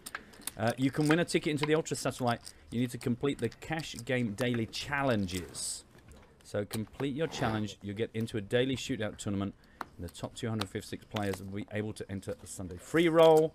Each Sunday, the free roll will give away $50,000 in prizes, including 3 packages to Barcelona and 112 Ultra Satellite tickets. So many different ways of getting through. You can win a package playing the spin and goes that are €10 a pop. So those Ultra Satellites, if you've ever thought about satelliting into a main event for 215 bucks, going to be a lot of seats given away. You know we love bringing the qualifiers here to these big events. Сервис. Maybe that's a big buy for you. Maybe get some friends to come along, you know. Get some guys to stump up some of the cash for this Ultra Satellite. Give them a piece of the action. Make a holiday of it. Maybe 215 bucks is nothing to you. Maybe it's a huge amount of your poker playing bankroll. The point is, there's lots of ways to satellite into the satellite moneymaker involved in a hand. We haven't seen him active in a while, and he's just called a 3-bet. Yeah, made it 23k, got raised up by Sheshikov to 75,000. We are heads up to a Jack 8-5 2 club flop.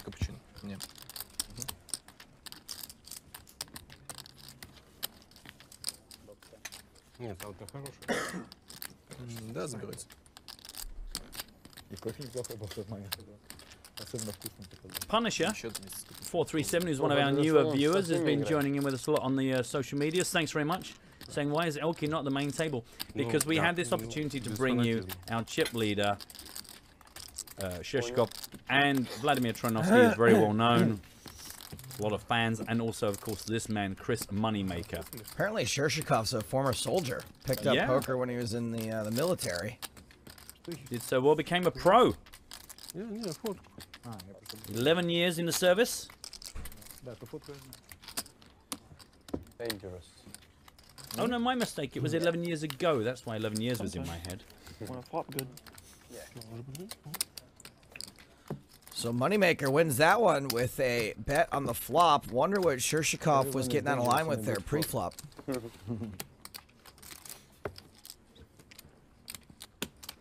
I always love it when the online guys, talking of Pavel Sheshikov, like started off as an online grinder at cash and then decided to start playing live, and clearly by the fact is down to the last 23 as chip leader, doing quite well. When they go, do you know what, I've decided I'm going to travel the world playing poker instead, you go, do you know what, sounds like more fun to me than being a grinder. Well, especially when you see the types of casinos where grinding happens. A couple of those ones in London. Ugh. A couple of ones in LA. Ugh. I am constantly surprised when you go into some casinos at different times of the day, and there's always the guys just day in, day out, just sitting grinding away, and you go, wow, that just takes such a specific mental level to be able to endure that without losing your mind. Glamorous is the word I would use. I mean, you're not going down a coal mine every day. You know what? You're not slopping out chicken innards. There are probably worse jobs in the world. But that... Chicken in a can being one of them, probably. Oh, don't talk about this again. This is a race from Kakmazov to 23,000 being called by the big blind of Alexander Lakov. I'm pretty sure that's a Yeah, 100% big blind defense from Lakov. King 8-7 rainbow. Через Беларусь. Говорит, я в втором пункте порезался, конечно. Огорчения у них такие максимальные. By the way, I made a note to give props to Serene Squee, who was the first person to come in with Lou Frigno, and also Andy Gibbons, who was the first person to mention Griffin Benjamin. If only you could have put it all together. But there'll be more dreadful competitions. Of that, you can be quite sure. So a continuation bet from Kagmazov has been called by Lakov, and now we find ourselves with the 5 of diamonds on the turn and 115,000 in the pot.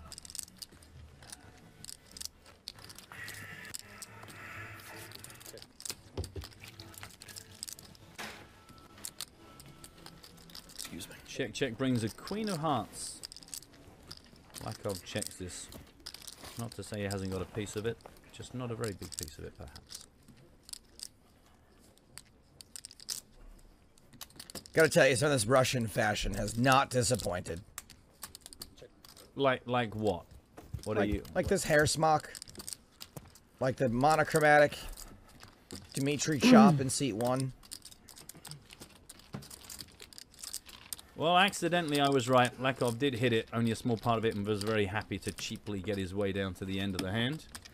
And he is doing pretty well, just shy of 700,000 with 37 minutes left on this level.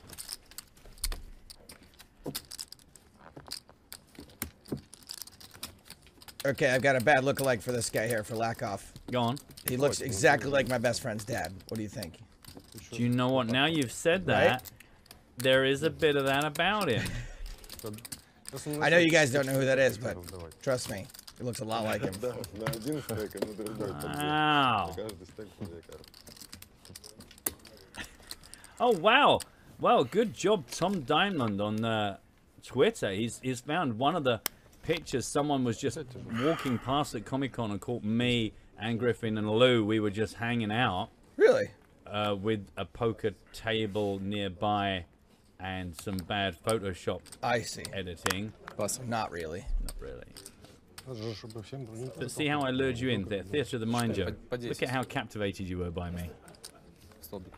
Look at your tail wagging. I like this tweet from BFG.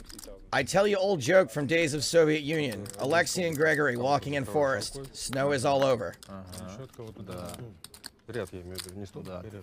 I love it. I think it's multi-part and the second part's just come in. Oh, I thought that was the whole joke. I know, I wonder why you're smiling at me. But I thought, look at how happy Joe is, I don't want to say anything. That seems like a great Cold War joke to me. Just that's it. Yeah. It would have been better if it had just stopped there, wouldn't Yeah.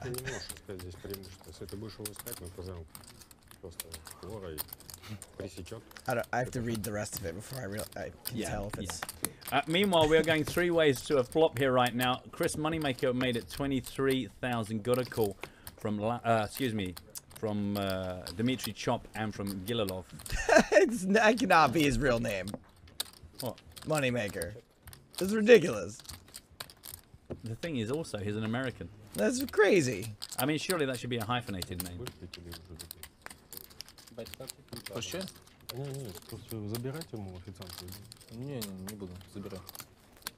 Я забираю официантку. I've never seen something so ridiculous. У всех такие плотные стойки. Все, да? 500. Средний 500. This guy loves the Nye Yankees. So, a check from Gilalov, a continuation from Chris Moneymaker, a call from Dmitry Chop on the button. Gilalov now out. 146 in the middle and a 6 of hearts. Oh, I'd play that. Badugi. Chris slowing things down now.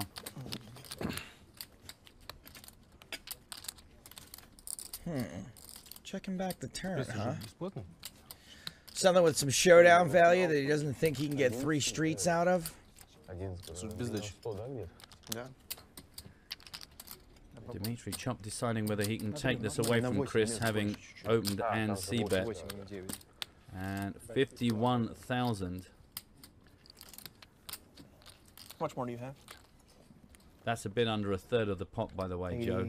About another 100 and something. You saw me taking out my calculator. Yeah, I thought I'd just say solar powered, unfortunately, so it takes a second to warm up.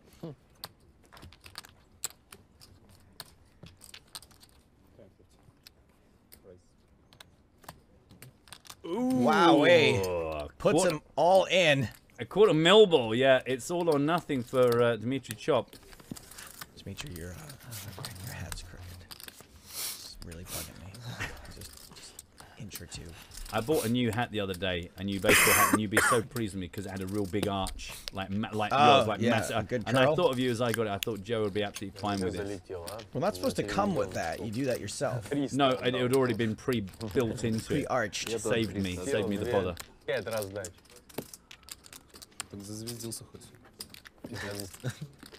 He has worked pretty hard over the last hour to build himself back up to a stack, but now if he lets this go, he's going to be sitting back on 15 big blinds. But of course, the other option is to knock yourself out of the tournament, or double up.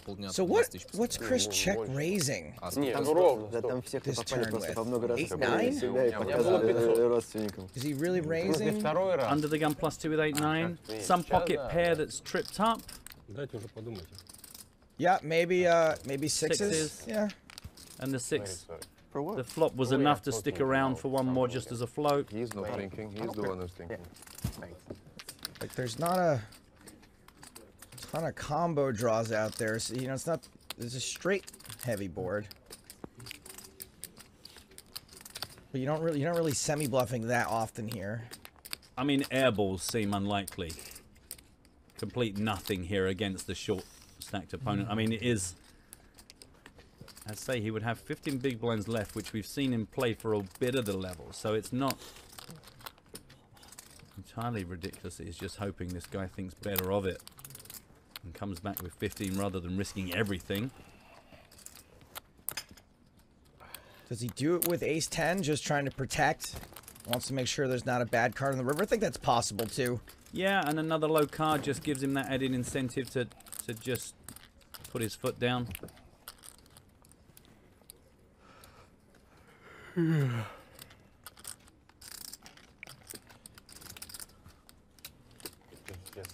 Don't mind this decision taking 2.5 minutes because we've not really seen any tanking.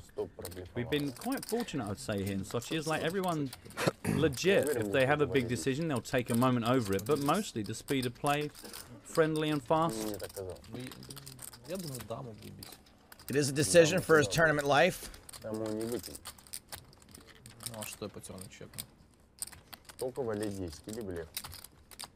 You know, Chop's no slouch, got some good results. I'm sure that he is properly playing this through.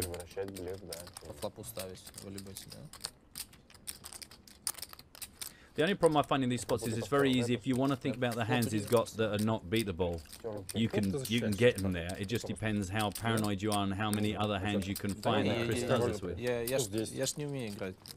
Я ж тут здесь поставил. Семерками ты что, не будешь защищаться? Я ж не чекнул тут здесь. Семерками ты чекнул? Я уже ошибку сделал.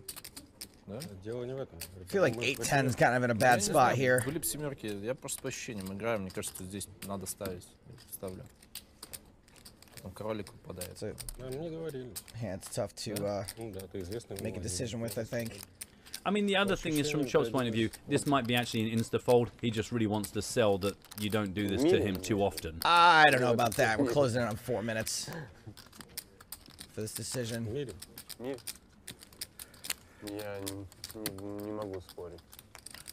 He lets it go. Show the bluff, moneymaker. Just one. That's not how he rolls. I never show you. Well, it's not been super active, but it's a great move. Chris Moneymaker, nearly 900,000 now. Third in chips our featured table. Closing in on Troyanovsky. If you ask, I can show you. Well, maybe I'll ask next time. And you can tell me now. One time one time Up over 600,000 from the start of the day. If we're in the hand. Yeah. Only if we're playing against each other. Half an hour left on this second level of the day. 23 players left. Our aim to get to 16. We will see how we work on that. Show However, both cards. down 150,000 for Dmitry Chop. One time, me and you in a hand. Yeah. Done. Doesn't matter. Here, where. One time. One time. Okay.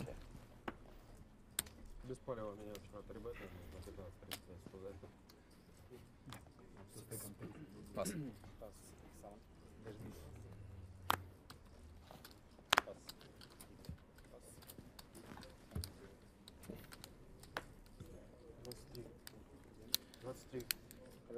Action on the start of day chip leader.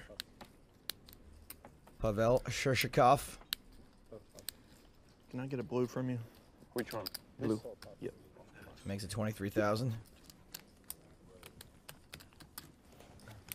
I like two when it's all. I just don't like one off. Yeah, me too. If it's like 4 or 5, it's okay. It's just not one. No one. Big blind defense from Troyanovsky.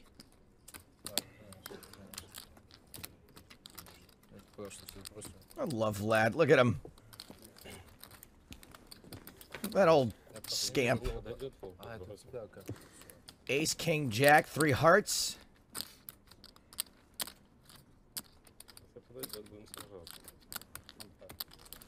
I think Vlad's been bulking up since we saw him last.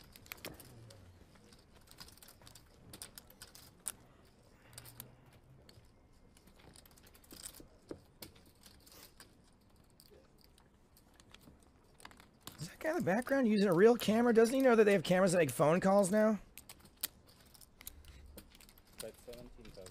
My toaster also boils water. It's incredibly dangerous. That's how Matt went through his first 3 wives. Oh my god, they were so fragile. Humans. Water and electricity and women. So dangerous. Royal must show. Yes, I know. And the rich get richer. 1.32 million for Pavel now. He's having a nice time. Our boy Tunes with us. Don't forget hashtag PokerStars TV if you want to get to us on Twitter saying hello, lads. Asking for the current payouts. Yeah, one. Just one. Yeah. It's around the 1.4 It's million bound to slow rubles. down at some point. Yeah. We moved pretty good this morning. Jumps up What at did we lose, 20. 7, 6, like in one level. What is that in potatoes? Yeah, something like that. Yeah. That'll get you around 600,000 potatoes, medium-sized potatoes. 6 in that first level. And yeah. about a third of those are quite wonky. No, we just lost irregular. We lost one this level. Yeah, we're not going to lose 6 a level. Huh? Spears got a question. He's saying players always asked how they prep for a big tournament. I'd like to know how you guys prepare. I like to go to Comic Con. When you're this deep. I like to take on way too much work exactly the same period of time. I mean, it's a 50 big blind average. I like right to now. pour about 3 or 4 fingers worth of Jack Daniels into a coffee cup. I don't think he means today, Joe. I think Spear means in general. I like to pour about 6 or 7 fingers of Jack Daniels into a pint glass. Right, okay, that's a bit more realistic. A raise from Lakov. Lakov, we don't see so much raise. He's much more of a big blind defender. I think a huge percentage of the hands that he plays this level have come from big blind and small blind defense, but here Lack he of is. aggression. A lack of aggression indeed, Joseph Stapleton. Vlad in the small blind. Re-raises, I thought it was going to be a defense, but he re-raises. 72,000. He's going to put Lakov to the test. Ace of spades. Ace of spades, yes. Мои потом увидишь, как. Ace of spades and other Motorhead songs. In answer to your query, Spear, the questions are written down for me. Oh no, that's Blade Runner. The only real preparation I ever do is any silly competitions that come to me, or if we're going to a location that particularly inspires me with a silly quiz. But mostly, just rock up and take it as it comes. It depends who are the players here, depends who the other staff guys are around. I mean, it's just talking at the end of the day. I used to do a lot of preparation, actually, and then I realized that 9 hours of preparation, you blow those jokes in 9 minutes on the air. Especially when 50% of them are immediately like reviewed and discounted and disqualified. Exactly. You go, by the way, I saw your pad with the jokes. Yeah, you can't do all of those. That one there you could do, but I don't think it's funny. So then you've spent days preparing for something that is been used up. They have to in be the first filled up. hour of the broadcast. The one thing I've learned over the few years that I've been kind of more involved is never to do too specific. Like I've been carrying around So the table a can quiz be- called Monaco or Monaco No, and players. we've never got to Yeah, use it. yeah. And of course, I have to wait once a year. We turn up in Monte Carlo for me to not use it. So everything else I've done since then, I've got Matt's cosplay on PokerStars. I've got Dude Looks Like a Lady. I've got all these quizzes sitting on my laptop that I could just knock out at a second's notice. Gililov, all in. Yeah, he's not had a very productive day. Not really managed to get much going for himself so far. Looks like this one's going to get through. Looking for Gililov in all the wrong places.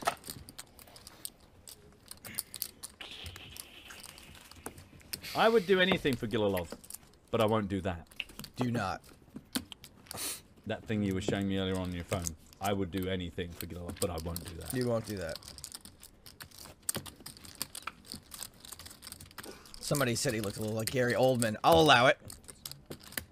Yeah, little crazy Gary over there. Someone else also said he was like a mature David Van Plu. Like that's what Van Plu would grow up to be. Like Grandplu.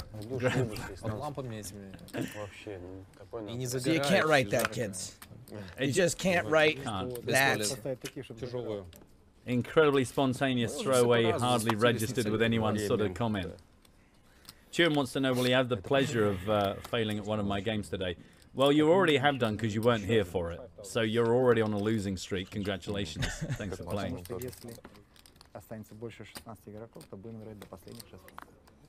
I got a lot of time for Turin.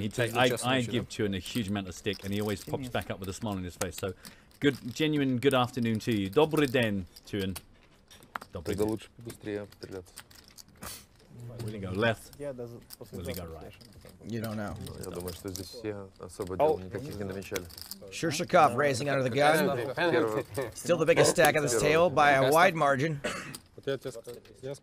I mean, what, millimeters or centimeters? Because margins, like, you don't get a lot to play with. We're talking yards. Wow. Ну что он не слушает? Я ему сказал, что он... Do you guys do yards? Very rarely, when I used to still buy material, there's the odd market trader who's still selling yards. И I'd be получил like, перевес, который я 10 минут назад meters? предрекал. He'd be like, well, I don't know. It was like me rocking up in Sochi and just hoping everyone speaks English. It was just me and this guy going, yards, meters, yards. Just didn't go. So it's Shurshakov versus Big Cack. Big blind defense for the Cack. Ну сейчас уточним. Мало того, что если позовут Флора, то тебя точно их заставят так поставить. Я это сказал для того, чтобы ты по доброй воле это сделал. Говорит за столом, что ему доставляет это дискомфорт в игре, но уже можно иметь какое-то уважение и поставить их, как все ставят. Ну давай поставим. Ты не против? В твою сторону поставлю. Пожалуйста. Потому что за твоими как бы тоже не видно. Пожалуйста.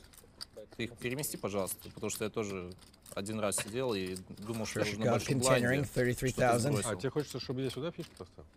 Будет хорошо, да. Не, ну подожди секунду, нет. I mean, when the under the gun raiser loves a low flop, you've got to have a really good reason to carry on against him. Getting a little straighty out there, no more flushings. I mean, the pocket tens, pocket jacks, pocket nines, all the pocket things look great. Японец опять сыграл с сетом на безопасной доске. Чекол. И чекнули. Ace on the river, so the wheel develops by the end. 3 is all you need for a straight. already. 3 what's? Well, you need 5 cards to a straight, sorry. You just said you needed 3. This is very confusing, Joe. I don't really know, even. I'm just regurgitating something someone else said. I think on Doug Polk's stream. I'll do it this time. Probably right then. Not for you. Was it said by someone wearing just a vest? Yeah, he was sleeveless, which always makes someone more credible. Yeah. Because is it possible to put chips in 2 rows? I understood that. I've suddenly learned Russian. Because everyone. this cast is allowed to. It is true. Yeah, it's just immersive. Yeah. Like that. We did that with my sister when we were very young, sent her to a family in France, like this. so that she could immerse herself in the language. Really, she came back 2 weeks later crying, saying, "I just haven't understood a thing for 2 weeks." But she was addicted to cigarettes. They were standing like this. and standing on street corners wearing a beret. Он говорит, что если большие фишки будут стоять вместе, Alright, Shershikov bets. Kakmazov calls. I'm really keen to see this. I'm happy this is getting to a showdown. то мелкие фишки ты можешь поставить вместе. То есть ты Under можешь the здесь gun крупные raise and ставить, здесь мелкие. continuation and continuation. Ace King. I mean, that's the weird thing. It was good the whole way through. I'm sure Kakmazov was relieved to river, but actually did not need. Interesting from Pavel. Петя Бертагов ставит all-in. I mean, I guess it's weird not to see a 3-bet from the big blind with Ace King, but I like it. I like every now and then sneaking in. It's a 50-50 for me. I remember old Tom McAvoy. Do you remember Tom McAvoy? I do. Yeah. Captain. I remember him going, look at his clock. He had a watch that was analog. How cute is that? Like hands on it? Like hands and Little moving. pointy things? You're saying if it was in the first half of the minute, he would just call with the Ace King. And if it was in the second half of the minute, he would raise with it. And that was his decision-making process with Ace King 3. And yet he's not on the scene anymore. No, stone broke, and I have no idea. I'm sure he's doing very well for himself. But I think the point is, it's one of those where it's hard to know whether you play it really strong and build up a pot for a hand that you're statistically hoping to win, or whether you sneak in and profit more from the fact that people don't put you on that strong a range of hands. Against under the gun, I understand it more. Я just calling it a big blind. И смотрю, But I think in general, if you're 50-50ing Ace King, whether you call or re-raise, I think that's a minus Я так подумал EV play. секунд 10, ну типа, что мне сейчас фишки поедут, тоже отодвигаю карты в сторону дилера. И значит, смотрю, фишки куда-то вообще непонятно куда. Двигаются. Туда двигаются. Девушка, ну то есть полминуты жду мои фишки, и они не ко мне двигаются. Думаю, в чем дело? Оказывается, там... Какая ставка была? This is another What game is this? Оказывается, там был all-in. Dealer's Я, choice. значит, просто дамы скинул на all-in. 8-card Palugi. Было обидно. Я после этого сел просто стол разносить. Under the gun +1 raise from Alexander Lakov to 23,000. Nikki writes in to say that Zadinsky looks like Scott Storch. I have no idea what that is. Thanks for playing. Apparently. Or these socialite types. Навалить 4 таким образом all-in закрыл. Не видел. Стал нападать с малого. Pretty douchey. Потом уже пошел. I'm not saying Zadinsky does. This Storch guy does. Я блайнды 5-10, all-in был 84, а я нападал 28. Что это, реайс? Пришлось 56 добавлять. So Zadinsky being 3-bet now by Big Cack. Big Ну, нападать-то я обязан, там сидел человек аккуратный. Я вот аккуратно, вот так некрасиво еще на ТВ-столе выбил. Меня мало напал. 6 человек. На 10-4. А я у меня вторая фишка. That's a bit expensive. And Big Cack on the up and up. The Dark Kakmazov now 655,000, fourth in chips at our feature table. Still our chip leader here on this feature table is Pavel Shoshikov. 1.2 million. Vladimir Troyanovsky, second spot with 987,000. And the man, the myth, the legend, Chris Moneymaker, 879k for him. With 50 minutes left on the level.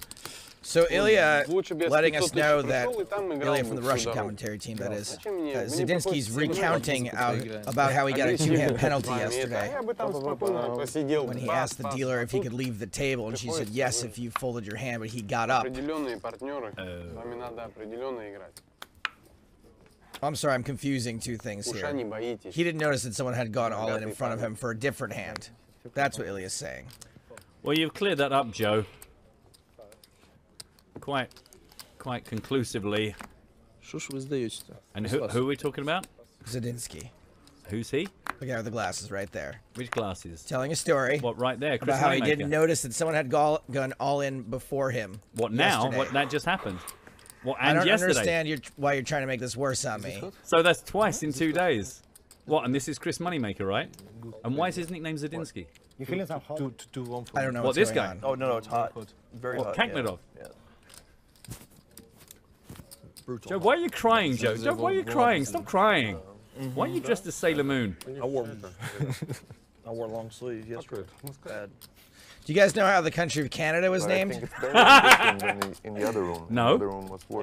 The other room is really hot. I'm wondering our audience are probably quite keen to hit press it's 1 bad under in this Twitch table. if you'd like to hear how Canada was named. hit the X in the top right of the window if you'd rather not.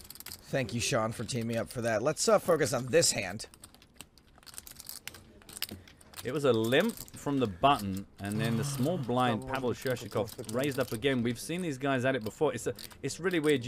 I personally wouldn't expect to see lots of button versus small blinds where the button's limp, especially considering he limped in with the ace-king. As it turns out, the aggression from Pavel good enough to take this down.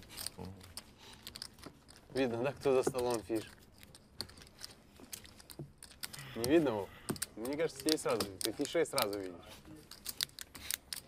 Twitch is always impressive. If you give them 2 options, they will come back with 16 or 17 different replies. Yeah. Funny people on there. Только не говори, Вов, что ты их не видишь. Oh, a lot of people are watching us on a Mac. There's no X. There's probably a red bubble or something kind of arty to make people feel that all the money they spent on Mac was worth it. Тут в кэш к нам приходили такие фиши, что фиши начинали в плюс играть. Matt, can I tell you how many times that my Mac has gone into automatic update mode and been unavailable to me for 6 or 7 hours? No? 0. Oh, really? 1 for me. So pretty good, actually, really, yeah. I don't know, I can't really sometimes afford to have like 8 hours of my life not able to use my computer. Really? Yeah. I seem to manage. Have you not got like an iPad or a phone? I do. Oh, well, they are. That's all right. Yeah, those also don't do it. Oh, really? Yeah. Well, they are. So you've always got a backup plan in your bag, because yeah. That's good. That's good. That's good thinking. It's just one of the many benefits of Macs, why they cost a little bit more. Stuff like they don't get viruses. Yeah. What was that? Around 200, 300 pounds? This computer? Yeah. I don't remember. All right. A lot of adapters you got coming out the side of that there, I see. It's almost as if it's not designed to take quite basic input from all of technology's standards. Sleek. That's the beauty, isn't it? Just find your customer, understand that they just want things to look like sexy. Who wants a bunch of holes in your computer? This one is our friend Shershikov. On the button this time, makes a change. 23,000 you raise it up to. A big blind defense, always the case from Rakov. After a 10-10-9 flop, it was checked through to this deuce of diamonds.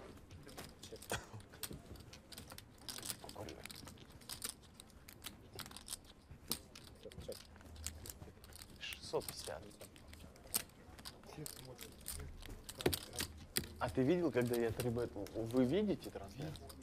Трибетнул сейчас с малого блайнда, огромный такой. Не видите? Рейс, кол, я трибетнул. Well, having checked it through,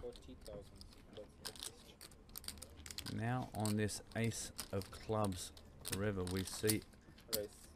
Oh, a bet from Shershikov of 40,000, and now a raise from Lakov. A lot of raising this level. It's been really interesting. Yeah, a lot of movement of chips between these key players. And Shershikov lets it go. Lakov mostly seems to have it. Because he either wins, or even when he's folding, he shows that he had the best hand. That may or may not be accurate. I really do. I wish we could understand these guys. It seems like there's some fun conversation happening. And the fact that I can't understand any of the words leads me to believe that they may be talking about something other than poker. They certainly seem happy enough that they might not be talking about poker.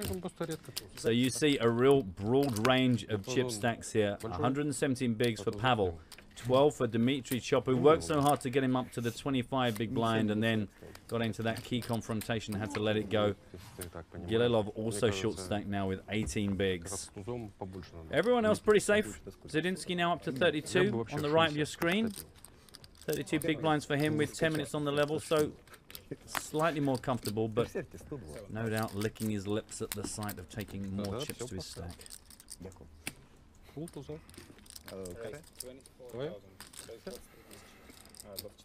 Вот и пообщались. Raised to 24,000 from Pavel Shershikov in the cutoff. This is our aforementioned short stack, Dmitry Chop. All in or call, bruh. Or Yeah. fold, excuse me. All in or fold. Well, our call's really bad. No, don't. Don't do that. Don't do that thing. That was a test. Well done, Joe. That's right. Do not Caught do that. myself.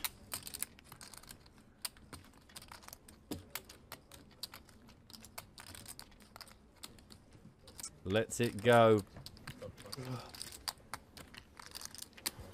Gililov in the big blind. The second shot is stack. Again, you got to know. You get involved in these hands. They're going to really seriously hit your equity. But also 8 minutes and the blinds go up. So I guess do it now while they're worth something. Jim Gordon. In. Now there's two of us. Because their heads up to the flop. Who's in this hand? Not everyone. Ace, ace, three, two hearts. Дима какого? Паша, Красносельский. Пашу вы отлично хорошо знаете, а Дима Красносельский, вы должны его отлично знать. Дима Красильников. А Паша Красносельский. Нет, я только, конечно, про Красильникова говорю. Here comes the continuation bet from Shershikov. Он был здесь на прошлой серии, я... Он на этой серии был. На этой был, да? А, нет, на прошлом. Again, a small one. I feel like his C-bets are relatively small. Это дабл олдскул. Ну, Саша регбист, да? Реальный действующий. Well, there's 100,000 in the pot and 155 left in Gililov's stack. Is this a setup?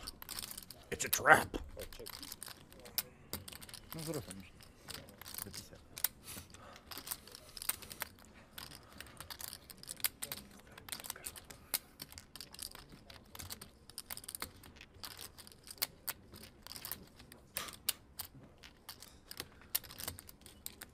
Cutting out some chips. Be interesting to see if it's a similarly small percentage of the pot. All right. You get a break in 6 minutes. Keep it together.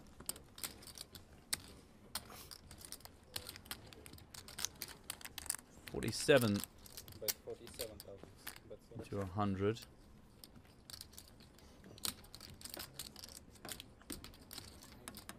What's kicked off all the terrible jokes on Twitter? I don't know. I think they're just amusing themselves. I like it.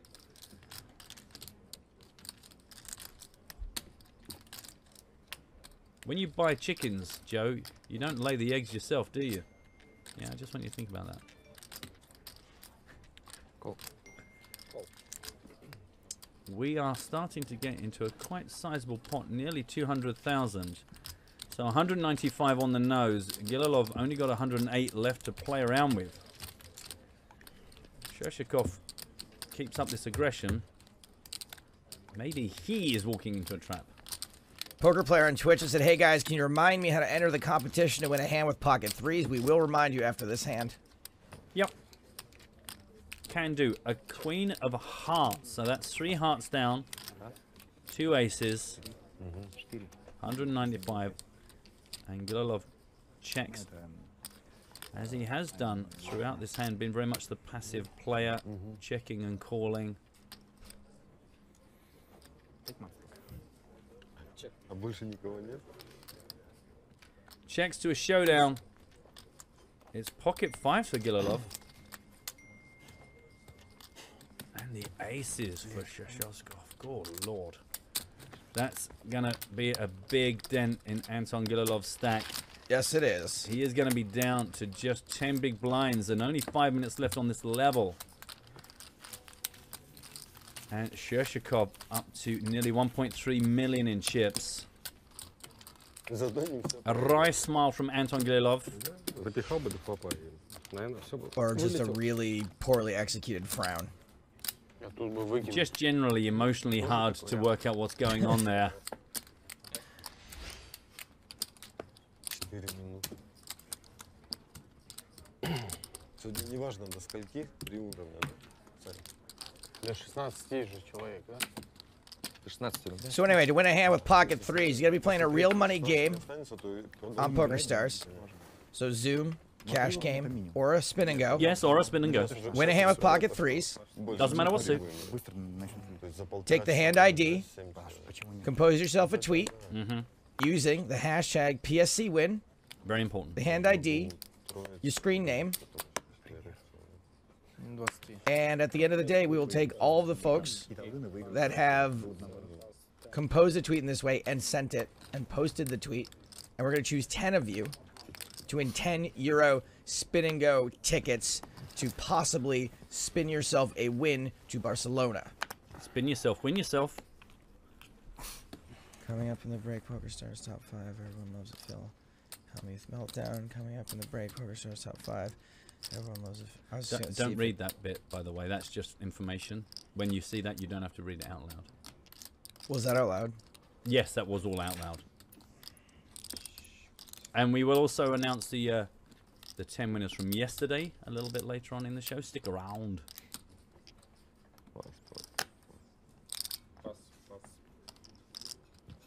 Oh, Dimitri Chop just wants to get it in. 12 big blinds for him, 10 for Gililov. Vlad in the big blind. This is an under the gun raise from Zadinsky, incidentally. You do not raise Vlad's big blind. You went to Russia? Yeah. First time? Second time. Where you Not on was? his home St. turf. Petersburg, about 20 years ago.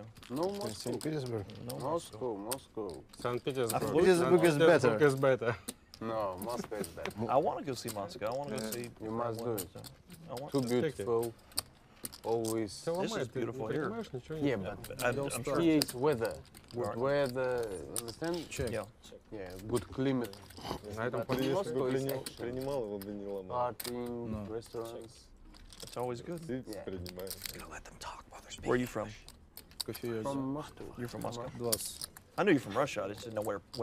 Yeah, I born in Georgia. You know Georgia, Tbilisi. Tbilisi, you know? Yeah, I do. I was born in Georgia too. Really? United States, State, Georgia. yeah. State Georgia. State Georgia. State of Georgia. 120. Always when I Я подумал. where are you from? Almost, no, where are you born? I born in Georgia. Georgia? USA? USA? I know. Yeah. 10-9 разномастно. Неправильно. You know what I say, Matt? Девяточку? No. It's that America is the only country in the world where 75% of the population cannot identify China on a map, and the other 25% cannot identify a map. We lost one person that level. So for them to think that Georgia, home of Atlanta, is the only Georgia in the world does not surprise me in the slightest. Да, кто ж тебе заплатит? Story checks out. Я шел прочекал.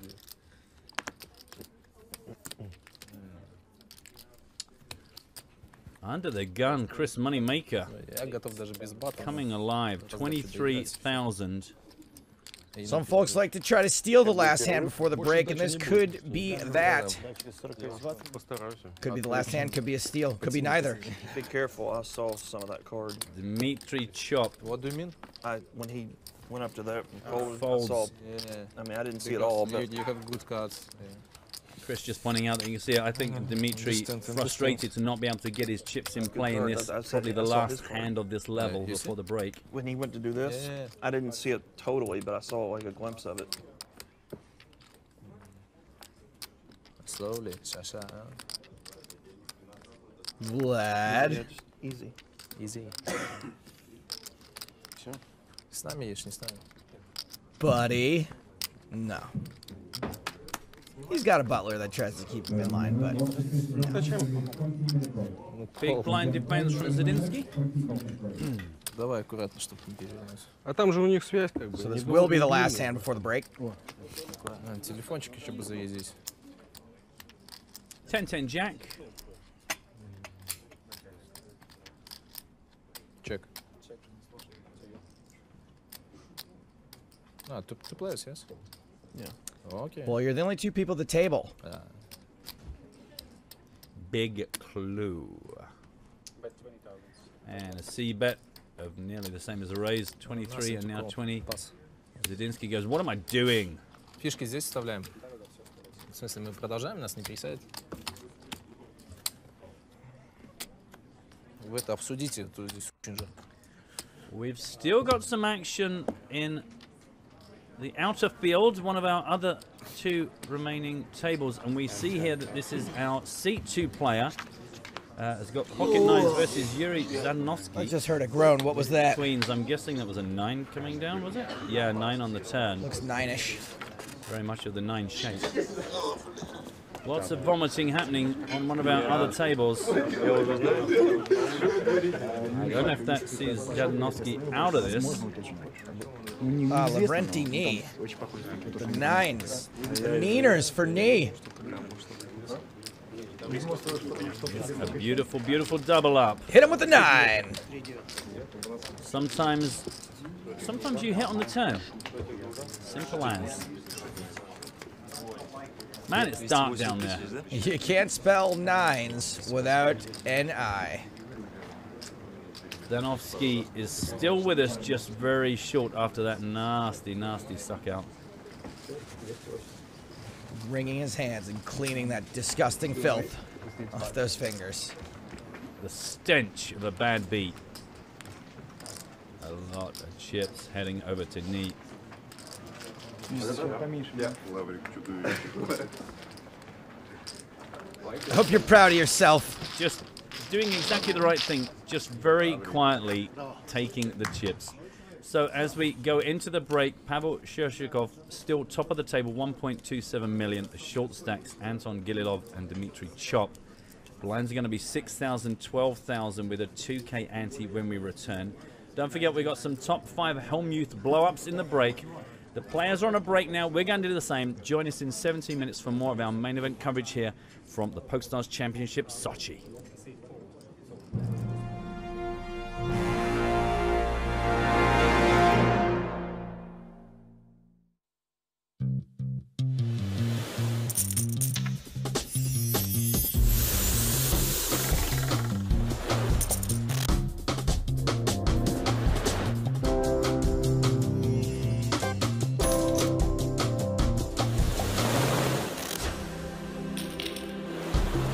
Гранд-открытие года. Сочи казино и курорт. Незапрещенные удовольствия.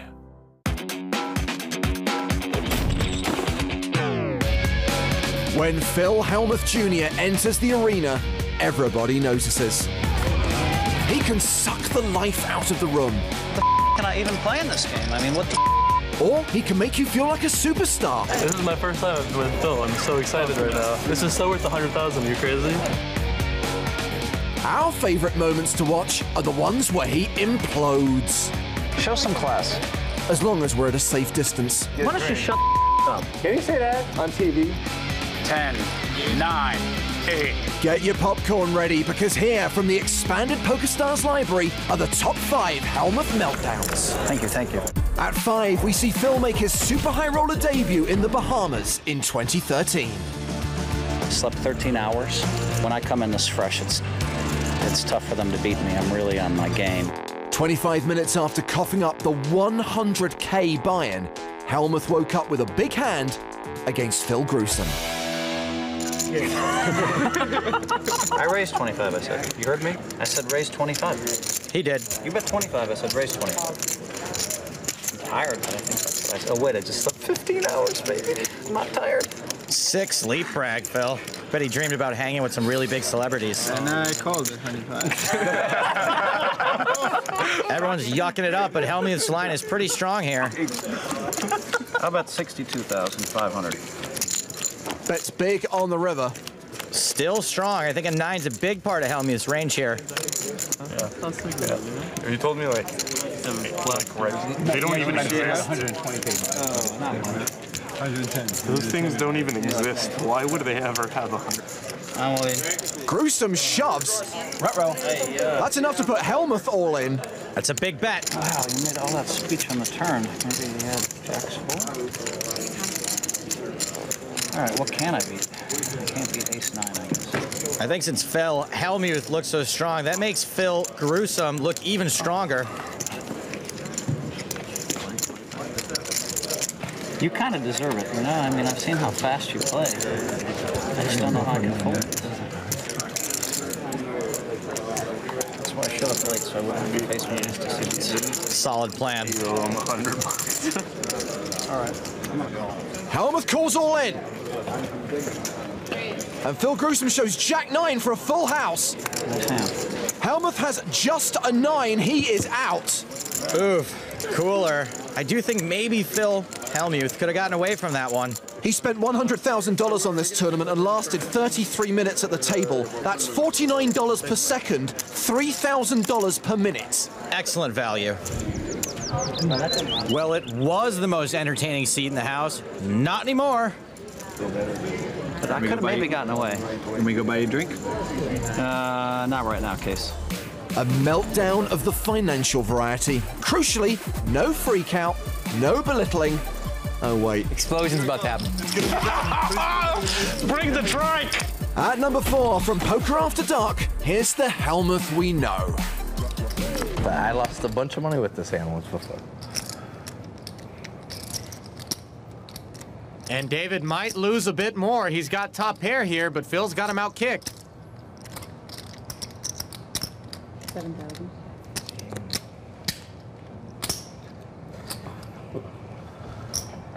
That was sexy. That was sexy. I thought it was in the mug. That was amazing. Oh, boy. 17. 17. 55. All in. Zippity call. All right. Survey says. Is he all in? Yeah. Wait, you are. You raise? This is not? No, he's got you covered. If it's more than 55, he's raising. So see if he has more than 55. I call. Wow. He hit king, a 9 on me? 9 ball, corner pocket. Wait, it's not over yet. Oh my God, is this some kind of joke? I raised 3,000, I bet 7,000 on the flop. Last time I had this hand, I ran an ace king with it too. And an ace king on the river? No, he flopped a straight and I flopped a straight. I told you it's a very famous hand. Is that suited? Double suited. Oh, okay, double suited.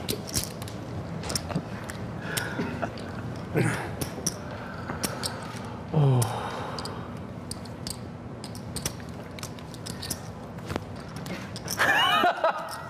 I can't believe the 9 peeled off. I can't believe it. All right, I quit. You can't quit. I got this guy to stick in like 15, 20,000 with king 9 against ace king. Again. So I mean, I just feel like I deserved a lot better, but I feel like losing 50 is okay. You know? All right. Okay. So. We'll have more cash games, and I know you'll be back. You need to rebuy, Phil. You can't leave Viffer and this idiot. Phil eventually came back to the game, mostly to ensure the table knew he was right. Now, taking it out on another pro is one thing, but taking it out on the dealer... It's unreal. Where are these cards coming from? At number 3, Helmuth lets everyone have it. This is a pretty easy call with a flush draw, gut shot, and 2 big cards. Fishman makes the call. He's looking for a club or a 10. The river, there's the 10 completing the straight. Fishman swims the upstream battle and runs down the great one. Action on Hellmuth. 23,600. Bets 23-6. 23,600 into a $45,000 pot. This is pretty dirty. Fishman's reverse pedaling the nuts. Clearly, he's going to raise. The only question is how much, and can he get Phil to call? I'm all in. Fishman shoves. He even fake hesitated. Watch that Oscar, Leo. I'm done, Phil. This is so sick. I mean, is it possible that I just get cooled every hand I play here? God, all that talking leads me to believe this. Wow. Now, that might be real. I'd certainly be shaking either way. All right, I call. Hellmuth calls and sees king, queen of clubs. Bingo! See, if a club comes, I don't lose 1 nickel in this hand. What a pot for Fishman.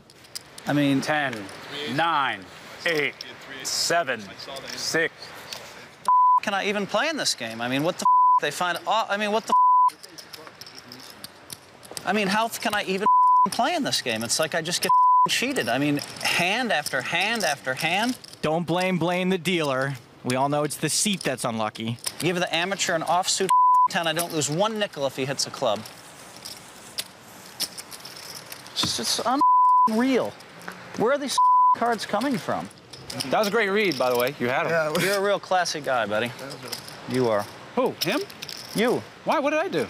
Why would you say that? I mean, why would you, I mean, what are you trying to do? The guy hits a miracle 10 on me, and what, you want to just step on me? He's a school teacher, and you and him have endless trunks of money.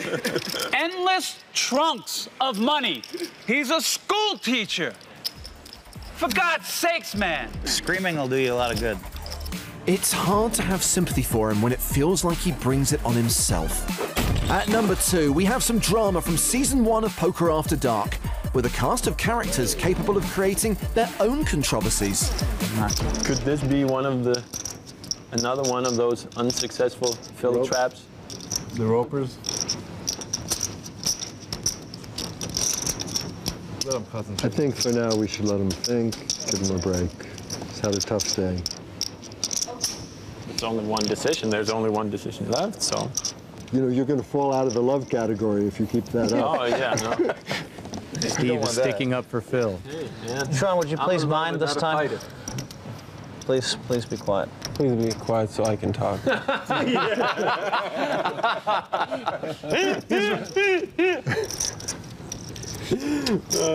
Is this the way it's going to be every tournament out here, or what? Seriously? It only gets worse from here. I mean, I could see if you said, please be quiet so you could stop and think, you know what I mean, Phil? But then you started going on and on, I mean. Talking about 4,000 bet that we all know about. Is this Maury? Is this the way it's going to be or not? I want to know. We can be quiet if you Sean, can, the feistiness just went up a notch. We increased the feistiness. No, I want to know, because, you know, I played poker for 20 years, and never has someone just, like, blatantly talked as much as this when I have a key decision. It's ridiculous. I haven't said a word, Phil. What are you talking Maury, about? is this the way it's going to be? Maury Escandani is one of the executive producers of Poker After Dark. Because you know what? I might not play in another one if it's going to be like this, all right? You understand? This is not poker. Show will go down the tubes. When you have I'm trying to make a tough decision for all my chips. I'm pretty sure I'm going to go with it, and then I've got him talking and everybody's joking and people laughing. Are laughing. It's horrible. People are having fun. You I think, mean, you know, it's you think I'm kidding, huh? No, I don't think you're kidding. Good, because I'm not kidding. So what penalties can we put in place so that when a man has a study for all his chips, people can shut up? Just ask. I mean, I'm not upset. I might sound upset. I'm not upset. Guys, give me a little. That's all. I'm not playing anymore if that's the way it's going to be. I mean, that's not poker. Let's have a moment. I can't use my reading abilities in poker anymore. Reading abilities? Reading abilities? Damn, I gotta get Why don't you shut the up? I gotta get a drink. Can you say that on TV? That's out of line, Phil. You're out of line. And you're too stupid to know it. I didn't say a word to you. You're just jumping down my throat for no reason right now. For no reason? For no reason. You're playing bad, you got a losing hand, and you're just trying to get some TV time. Mock your hand, idiot. Maury, what are you going to do about this? Seriously. This is bull. Now I have to let her win the pot with ace-8 because I can't think it out, right?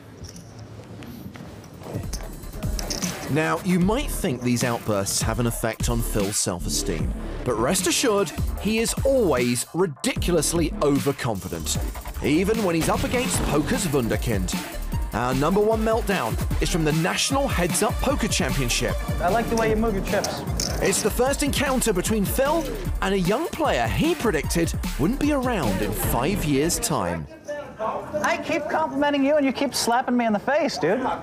This has got to stop, man. Well, this is a really interesting draw in the round of 64. No. You know, even though he's a young man, Phil is still considered an old school player against the young internet star, Tom Dwan. Hellmuth has always maintained if he can get an internet player across from him on the felt, that he'll have the best of it.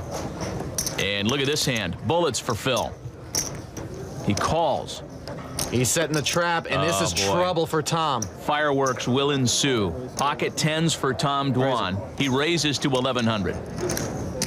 See how Phil plays this. He re-raises to 36. 500 more. Now, Matt, Tom doesn't necessarily have to give Phil credit for a big hand here. It's tempting to think that Phil's trying to say, hey, kid, I won't let you run over me.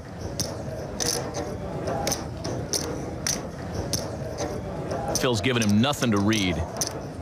I'm all in. And Dwan goes all in. I call. Quick call by Helmuth. I call. And Dwan got caught in the snare. Tens versus aces. I have aces. Tens versus aces. Well, somebody's moving on. This match is going to end in 3 hands. And right now, Phil Hellmuth is a 4-1 favorite to enter the round of 32.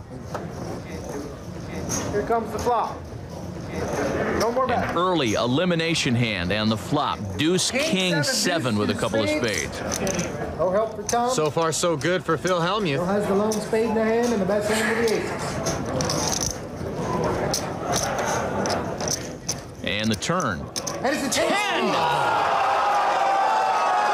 Huge suck out. It's not over yet, Matt. Phil can still win the pot with an ace.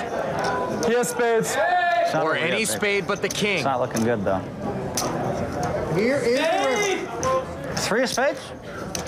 The river's a 9 of diamonds, and Tom Dwan has eliminated Phil Hellmuth. When you look up bad beat in the dictionary, that's what you'll find.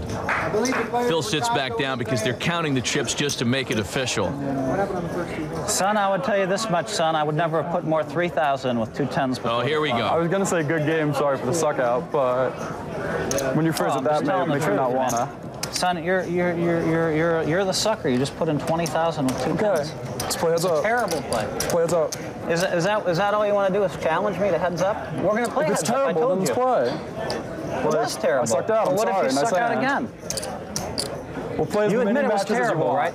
We will play as many matches as you want. Do you admit it was a terrible play on your part? No, it's standard. Learn to play heads up, Standard no play limit. with 1 at 53 blinds, 20,000. Learn to play heads up, no limit.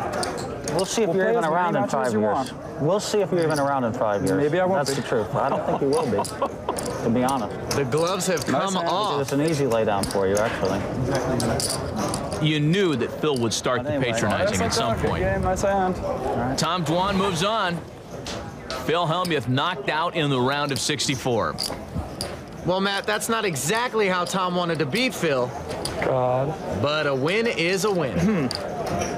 You know how I got him to stick in 20? I did the quick re-raise. Made myself look weak. It was pretty beautiful, I thought. He raised, I did a quick re-raise. And he doesn't play much live poker, so he read it as weak, which I wanted him to do. And he moved in. Yes, Phil, you're brilliant. It makes me sick. A first meeting that lasted only 3 hands, but left an infinitely long impression. Well, those are the top 5 Hellmuth meltdowns. Check out the rest of our countdowns at PokerStars.tv. All right, well, that's it. What do you need from me? I'm done.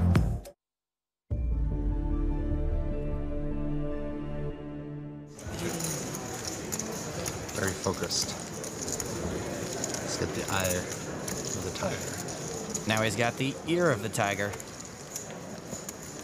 Oh, that's a lot of graphics. What is happening? Well, Joe, there's been a raise from Grant Levy, a 3-bet from Andreas Torbegson, which has been called by Kitty Quo, Luca Pagano, and John Carew. It's like the opening to a sitcom. I'm not folding. I call.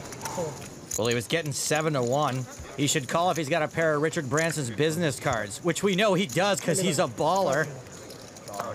Grant Levy calls as well, which means we are going 6-way to the flop. 6 ways till Sunday. Might have been a little different if it were just the 3 of us. And the flop. Yeah. I would have. No, I might have jammed it. Or fold. 6 players. Ace 9-3 with 2 hearts. Check. Check. Well, I imagine someone's got an ace. You're supposed to play pretty tight in these spots, but I'd be shocked if everyone missed completely. It's been checked all the way around. Deuce of clubs on the turn. Now we should see some betting. It's a pretty safe board, even for a 9. Check. Check. Check. Check.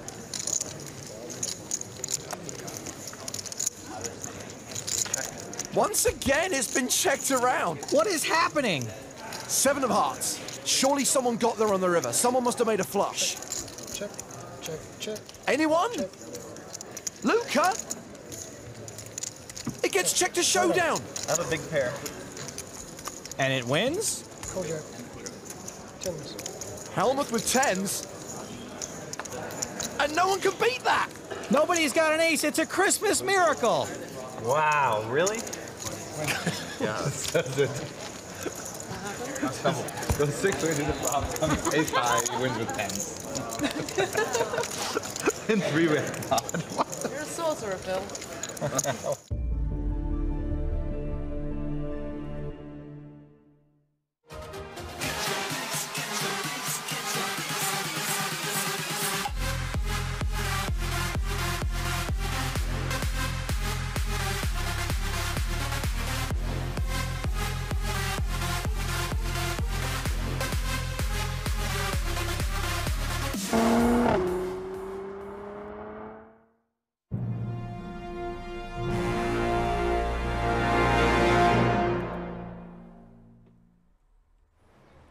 Welcome back to Sochi and the PokerStars Championship. Here we are midway through day 4. 2 levels played so far. 2 more to play, or we will stop the action when we get down to 16. Right now, 23 players remain from the 387 who started. I am James Hartigan alongside Matt Broughton. Hello again, everybody. Thanks for sticking around. So we've got Pavel Shirishkov as the big stack at this table, close to 1.3 million. Troyanovsky and Moneymaker are also big stacks right now. Average stack, 500,000. Blinds right now, 6,000, 12,000 with a 2,000 ante. We have entered level 20 of the main event. Ante, please. 2,000. 2,000? Все же по-разному влияет. Thank you for all your questions and comments so far. Keep them coming. Hashtag PokerStars TV on Twitter. There's the live chat on Twitch. Should point out we have got 2 shorties at the table. Dmitry Chop nursing 10 big blinds. Anton Gililov with 8 bigs. Yeah, Dmitry Chop getting a bit frustrated at the very end of that last level. Just could not find an opportunity to get his chips in before they lost their value at the turn of the level. Chris Moneymaker sat next to Nadar Kakmazov, who has folded under the gun. Pavel Shirshikov is out. Here is Dmitry Chop. Definitely has a little bit of the Jimmy Simpsons about him. He has folded. Round to Vlad. Troyanovsky on the button. Nope. Artyom Zadinsky. Cool. Completes in the small. It's Chris Moneymaker's big blind, and he has the option.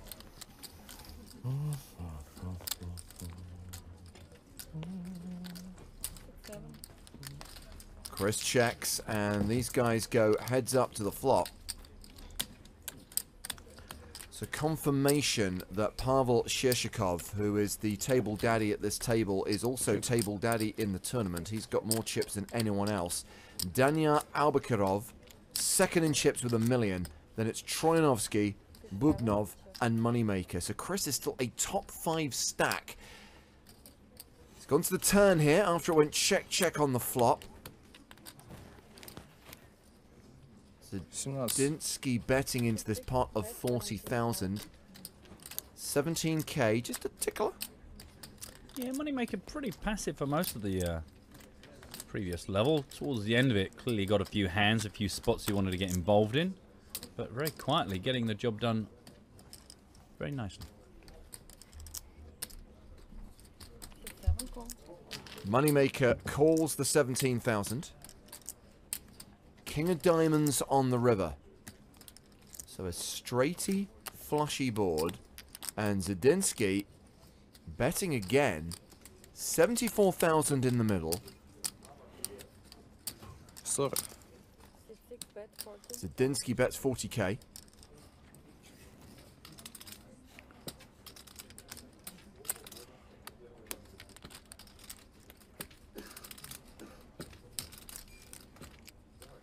Hello, showdown.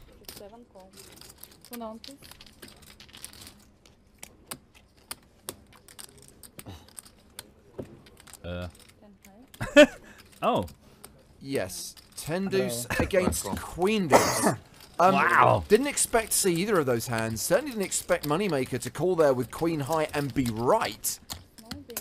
I mean, you got to be really seriously worried. Your Zadinsky's there thinking, do you know what? Yeah, I got nothing, but you called me for 40 grand at the end of that. Well done, you. Moneymaker having a great day 4, up to nearly 1 million chips now. And an update on a player on one of the outer tables. Just before the break, we saw Yuri Zaniowski crippled in that hand. The queens against nines, where Knee spiked that 9 on the turn. Well, Yuri has just doubled up, has around 50k now, but is still super short. Yeah, there was an audible gasp when that 9 came down on the turn. What a way to go into the break. Just 20 minutes to think about how horrible life can be sometimes. There's a classic race going on Twitter, by the way, James. Not for the first time, we find ourselves racing against Undersea Monkey, who's doing the ironing. I seem to recall in one of the more recent stops, we also were trying to see, could we get through to the last 16 players before he finished all the ironing. Мысли, они же материальны, правильно? Troinovski's made it 26,000. Moneymaker in the small. У меня такая большая семья, все болеют. Я думаю, что сейчас что-нибудь напишем. And now, Kakmazov in the bag.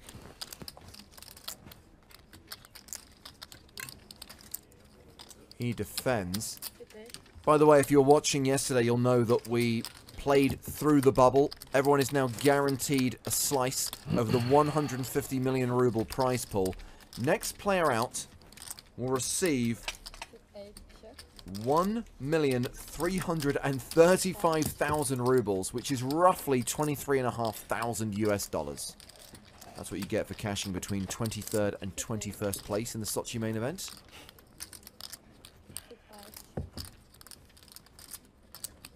Well, this went check on the flop and the turn. And it gets check to showdown. Купил балеты? Я 8 у меня. На таком говне, да, играешь? Да. Хорошо.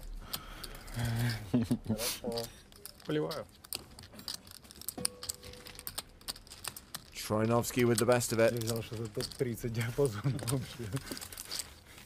Можно мастерые. Туз 8 назвать. Что? И хорошее слово. Туз 8 мастер. So Vlad second in chips at the table with around 85 big blinds.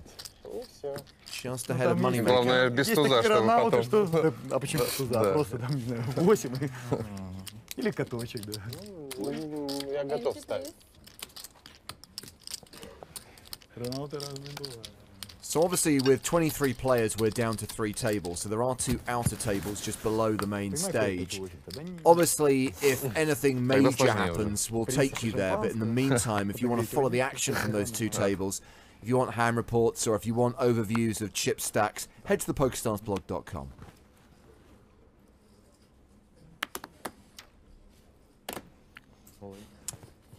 Finally gets an opportunity to get his chips in the middle. Yeah, Chop under the gun, shoves for his last 120k. 10 big blinds, and Troinovski with a decision. Сколько там на скидку? 110. Примерно.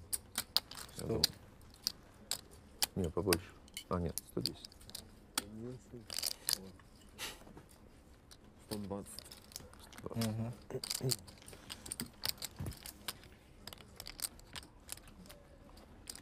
I think Chop's going to get looked up in at least one spot. Sure enough, Troinovski has called. Still players to act behind. Looks like they're all folding. So we get to showdown. Тузы, что ли?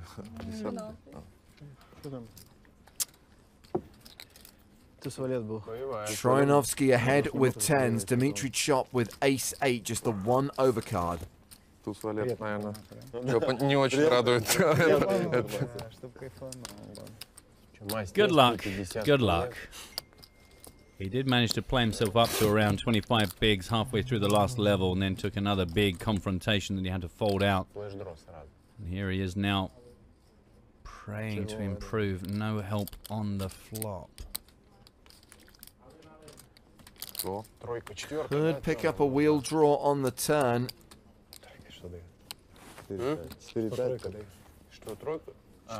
His best hope is to spike an ace. And there it is. However, it is the ace of hearts. So in addition to having to fade a 10 on the river, he also has to fade a heart. The Lord giveth and the Lord taketh away againeth.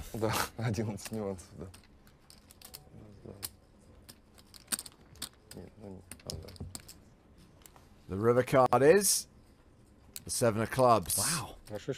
Dmitry Chop doubles up through Vladimir Troinovsky. Вы ничего не проиграл все равно. Он не собирался проигрывать изначально. Поздравляем.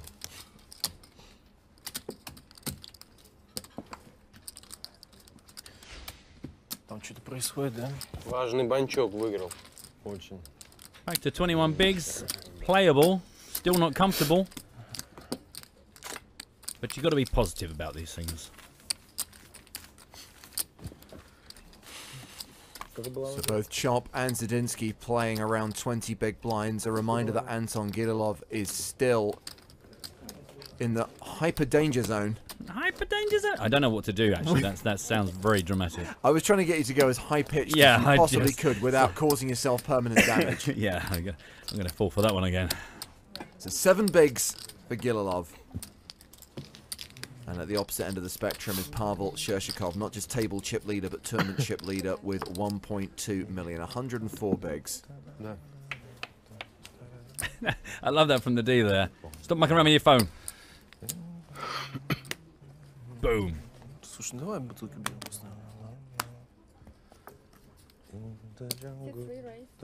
Lakov in action here. Raising under the gun to 27,000.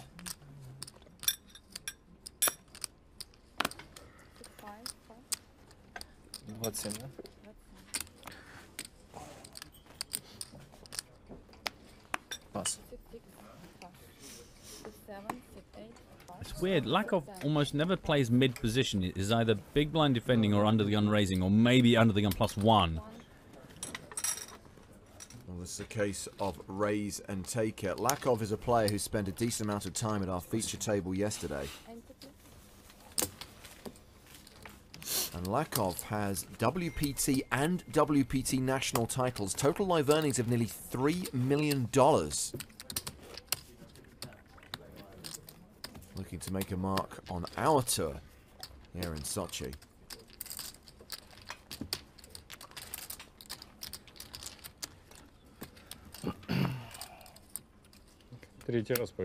Very astute of you, Undersea Monkey, who notices that there must be RFID sensors in the center of the table because the graphics had the flop before the cards were turned over. Absolutely, as the cards are dealt, flop, turn and river, it's the RFID sensors that pick up those cards and relay the information to the graphics system. The table knows everything. What about happened to the whole having chips in the chip so we get the accurate count? Did that just... No, I mean, it's honestly, it's something which has been looked into on more than one occasion, and obviously it's an aspiration. It would be so expensive to implement. Yeah. And let's be honest, this seems to work the way we're doing it. I mean, what would you do? You think the bloggers who have developed that skill over the decades to just stare at a stack and go, 167,000? And they would just... It'd be a wasted art. I mean, you're talking about replacing every single chip in every single chip set at every single stop on the tour. Re-raise from Moneymaker. Vlad opening to 26k. The 3-bet from Moneymaker is 76k.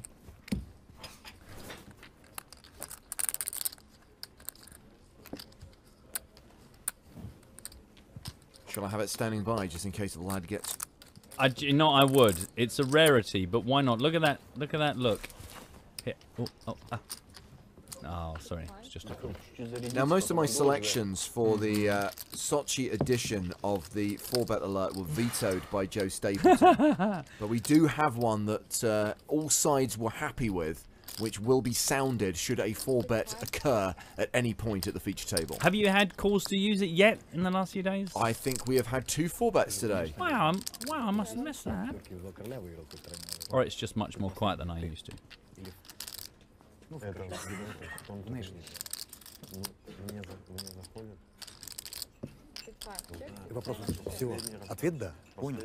Well, we were expecting fireworks and it's all kind of slowed down. That's disappointing. Yeah, 3-bet pot pre, but since then, check on the flop, check on the turn, and check on the river. Yay. I think Moneymaker has the winner here. Ace Queen high. And he will add more than 100k to his stack. Moneymaker moves over the $1 million mark, ladies and gentlemen. He is making money here on day 4. Remember, this is Chris's first main event cash in 5 years. That cash will be at least 20... What did I say? It was $23,500. I have to keep trying to do all these translations. I'm sorry, but rubles just don't mean anything to me. I don't know what they actually equate to.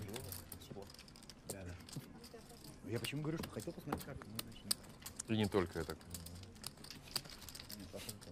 Я немного на 3-беты заходил сегодня. Remember, Chris came into play today. Not as a short stack, but around the 30 big blind mark. He needed to get something going, and now he is challenging Shershikov for the chip lead. Start on Vladimir, he's out. I only beat a bluff with queen high too. Yeah. Round to Moneymaker. Now, during the first level, Matt, when they were sharing our first feature table of the day, there was kind of a lot of barbed conversation between Kakmazov and Moneymaker. During the last level, it was all good? No, it's all calmed down. We did mention about the fact that after the redraw they've been sat next to each other, and maybe that was just, they both acknowledged it was going to be a bit awkward to spend a whole chunk of time next to each other. So no, everything's been very cordial. A lot of chat, as say myself and Joe are saying, it's a shame that this one time where actually English isn't forced upon every player, for obvious reasons. They're having a lovely time chatting about all sorts of stuff. We can only imagine. Very friendly. Good question on Twitter from Brett. Hashtag PokerStarsTV. How is it always known what a player's total earnings are? How is this tracked? Well, Brett, when we talk about total earnings, these are tournament earnings. Because if you cash in a poker tournament, the results are recorded and published generally by places like thehendenmob.com on a poker database. So it's easy to reference that information. Now, what this doesn't take into account is anyone who's cashed in a private game or anyone who's made money in cash games. But it also doesn't log how much players have paid in buy-ins.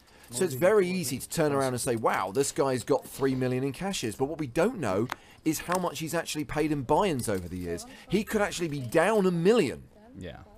And that is one of the imperfect ways in which poker results are measured. But it's all we've got, really, in terms of keeping track of results. And it's pretty much what the entire industry uses to keep tabs of players' poker resumes.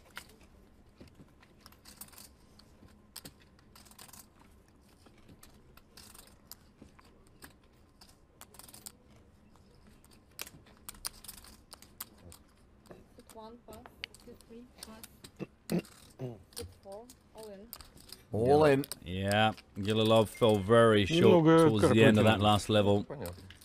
Now just looking for Vladimir Troyanovsky to pay him off or get out the way. Что нашел все-таки ту, которую можешь скинуть? Vlad shows the deuce 6 or some such 5 deuce. No.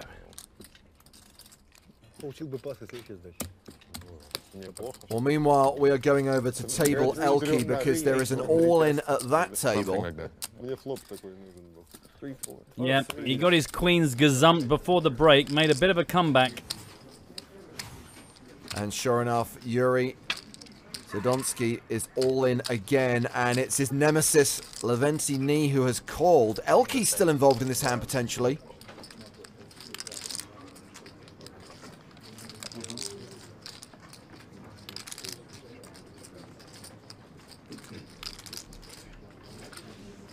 Точно в 2 раза. 99? А, нет. Подожди, 46 минус 12. 92 минус 12 только будет. So Yuri has moved all in. Ni has called. And we're waiting to see. Did he say right? Yeah, 80,000. What Elke decides to do. Oh, interesting. He's been forced to raise there because he actually put out too much. I'm not sure what his intention was, whether he wants to call the all-in or if he did want to re-raise to isolate. But he put out enough that it's been ruled as a min-raise.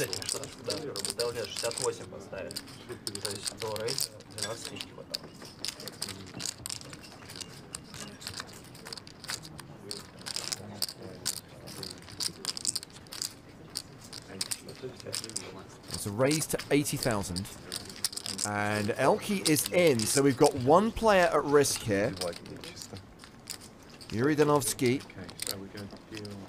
And there is action on the side. There is already a side pot between Knee and Elke.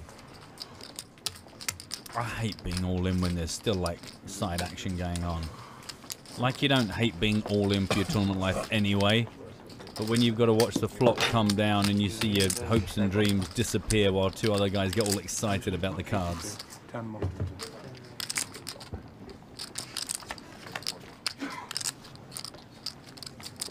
So a 10-5-4 rainbow flop.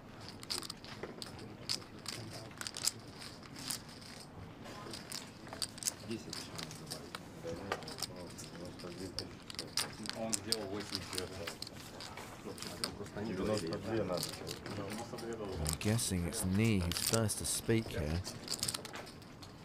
So reminder of the pre-flop action. There was a shove from the short stack, Yuri Danevsky. Then Knee re-raised, but Elke called the re-raise, which is why we've gone three-way to the flop with one player all in. And Knee is going to bet into the side pot.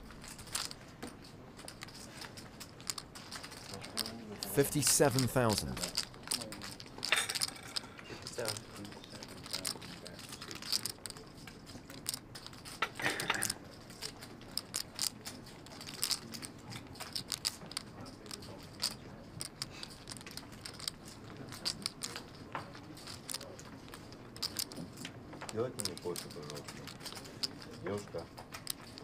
Elke's not folding. Man. Elke calls that continuation bet of 57,000. So still potentially more action on the side between these two. With Danovsky still at risk, still waiting to learn his fate. 3 of spades on the turn, so a 10-5-4-3 board now. Set mining got there. I'm trying to work out what Elke wants to get involved with here.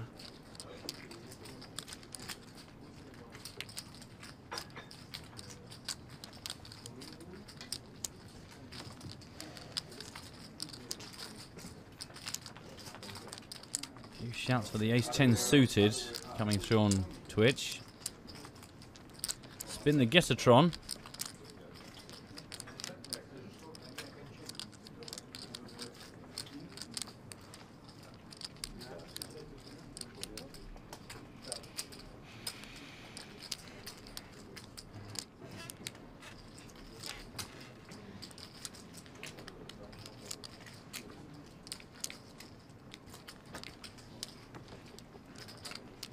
This hand has the potential to be huge, and it could see more than one player all in.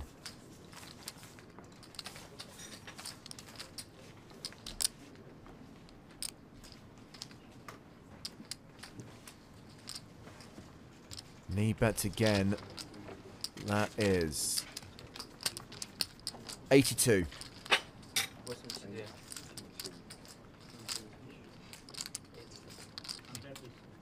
So remember, he raised it, re-raised it rather, to 80,000 pre-flop. Continued flop for 57k. Barrels 82k on the turn. Interested after that kind of like quote accidental raise pre is if we get to see what Knee's got. If it's some absolute monster, you're gonna have to sort of question what he's up to there. I'm not sure when he made that fumbled re-raise pre-flop whether he just didn't put enough in or put slightly too much in. I'm not sure what his intention was, but Elke has called again. This hand is going to the river. Look at... I know. Well, I said, don't you just hate it? I mean, God, look at him. Yuri shaking his head, knowing that this does not look good for him. The river card is the 9 of spades. No flush possible. I'm going with pocket aces versus a set of 10s for Elke. There you are. We've opened the magic box. Horrible spot for the all-in play. I mean, Elke... Sorry, Nee rather has set this up for a river shove.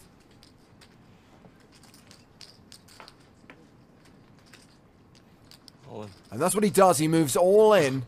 Elke must have known this was potentially coming. Now, I'm just eyeing the stacks. I think there is a small pile of green behind Mao 5 on top of Elke's cards. So I think that Elke has Nee covered, but he does not call here. So Nee wins that huge side pot. And I think we will see the elimination here of Yuri Danovsky. Sure enough, Nee shows a set of 4s.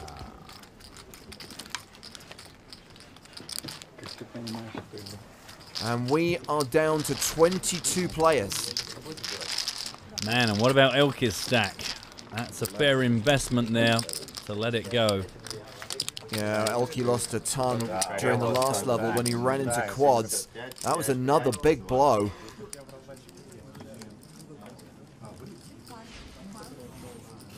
Yuri cashing for 1.3 million rubles. Roughly 23,500 US dollars. So we've just done a quick count of Elke's chips. He's down to 130k. Elke now in the danger zone. Danger zone. Sochi.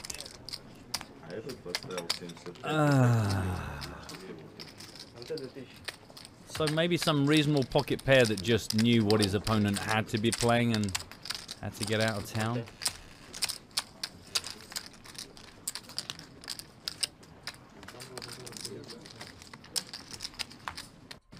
Well, let's head back to the feature table.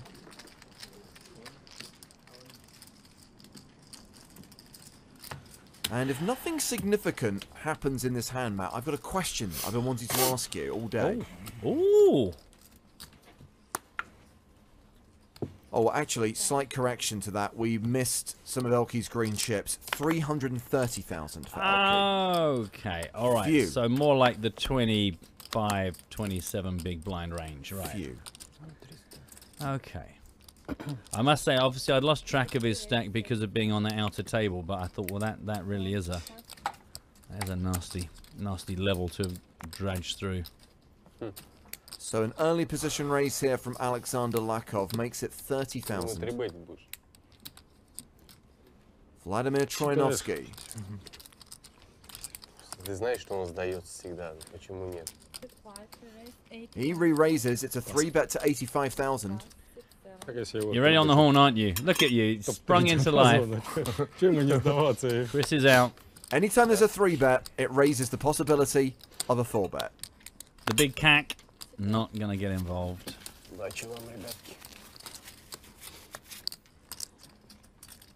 And again, I mentioned about Lakov always seems to play the early positions. Under the gun +2. Читаемая же просто ситуация. Не читай. Накиш, дай зарядку по-братски. Сколько у тебя там? 35 накопилось. 35 у меня 3. Я не буду вам мешать. Чувствую друг друга. 4-bet alert! Is that the 4-bet alert? Никогда ни на какой стадии не хотел. That's dreadful. That's not. I didn't agree to that. Joe. Oh man. No wonder I haven't heard it. That's Would you like to hear the other options, which were vetoed by Joe? It works. But That's much better. That's much better. Or? It's still better than DJ, but... Or? No, I don't. I'm not keen on that one either. Oh, well, needless to say, like it or hate it, the 4-bet alert has been fired off as Lakov makes it 265,000. I think we'll play the foghorn in future. Yeah, I think that's a good choice. Undersea Monkeys beat us, by the way, in the classic race. He has finished the ironing. Congratulations. Enjoy your beer. This is a pretty sizable 4-bet, by the way. 265,000. It's an almost impossible bet to just call. Lakov's only left himself 440k behind, and Troinovsky decides to let his hand go. Yeah, when you think it went from 30 grand to 85 grand, the next step up 265, it's like, okay. So lack of up over 800,000. So Matt, I was going to ask you about Discord. Okay. So remind me what Discord is. A really simple explanation is it's a funky forum. Okay, well, it's a funky forum that PokerStars now has a presence on. Yes. And our Vice President of Corporate Communications, Eric Holreiser, is going to be hosting an AMA, Ask Me Anything session this coming Sunday, the 4th of June. So this is starting at noon Eastern Time, which is 5 p.m. in the UK, 6 p.m. in Central Europe. And the idea is that you can ask Eric anything. Any questions you've got about any area of PokerStars business, however awkward the question, Eric will answer it. And bear in mind, this is a guy who is very high up the corporate ladder, so he knows a lot. Now, here's an incentive for you to get involved in the chat, and this is why I wanted to know, Matt, how easy is it for anyone to get involved? Do you have to sign up? Do you have to join, or...?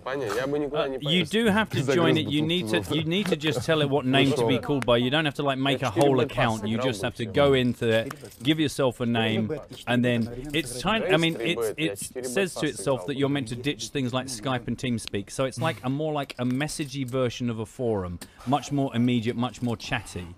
Okay, well, I have a pledge here that anyone who asks a question for Eric, if your question gets used in the AMA, and if Eric actually addresses it, you will get an $11 PokerStars tournament ticket. Ah, nice. So there's an incentive to fire through your questions. So that's taking place on Sunday the 4th of June. And what we'll do is from the PokerStars TV Twitter account, we will tweet a link to the Discord board so that you can get involved, put your questions to Eric, and remember, if your question gets asked, you'll receive an $11 PokerStars tournament ticket. Yeah, I think it's basically just going to ask you for an email address. You can set an avatar if you want, and what name your parents, but you'll see it's broken into a number of different channels. There's a channel that talks about the live events, some that talk about online events, strategy. It's just a nice, big, healthy chat room, really, but much more immediate and instant messaging than old school play-by-post forums were.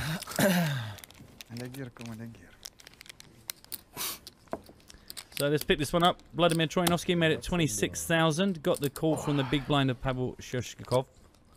And now we've got a 10-7-4, 2 spade. Where do I live? Just south of Memphis. Where? Memphis, Tennessee. Elvis Presley. Elvis Presley. I don't want to be Ничего не понял. Где Элвис? Мемфис, ну где Элвис жил? Он же тоже.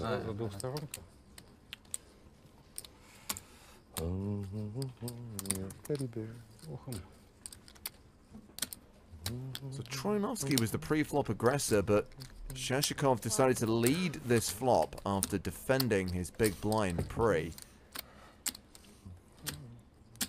And now the board gets straighter on the turn.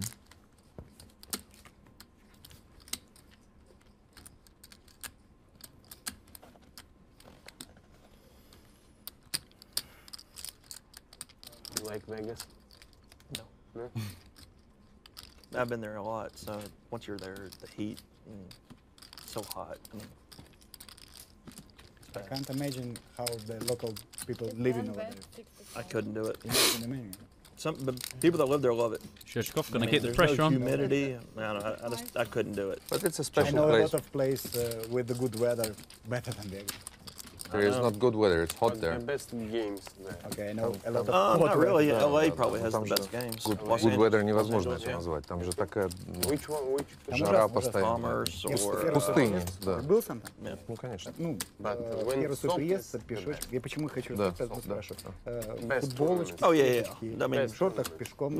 No other place compares when that's going on. I mean, Да, конечно. but it's like, you know, any like circuit event going on around the country, those are always going to be really good too. It's wherever, you know, people follow the event. Вообще невозможно. They don't really follow them over here because it's, you know, so hard to get here. But in the U.S., a lot of grinders just travel throughout the U.S. playing. But yeah, the World Series is definitely a special. Yeah, it's hard to beat that as far as action. I love Vegas. All in. Are you going this year? Maybe, I don't know. Depends on. Сколько? It's a Gililov shove. Zelinsky wants to count. Not exactly super rich himself. Yeah, Zelinsky's down to 15 big blinds.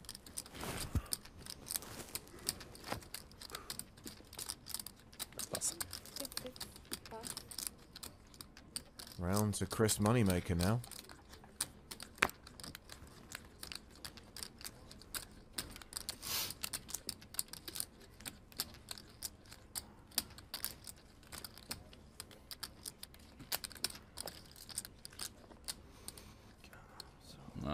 It looked like he really wanted to play that.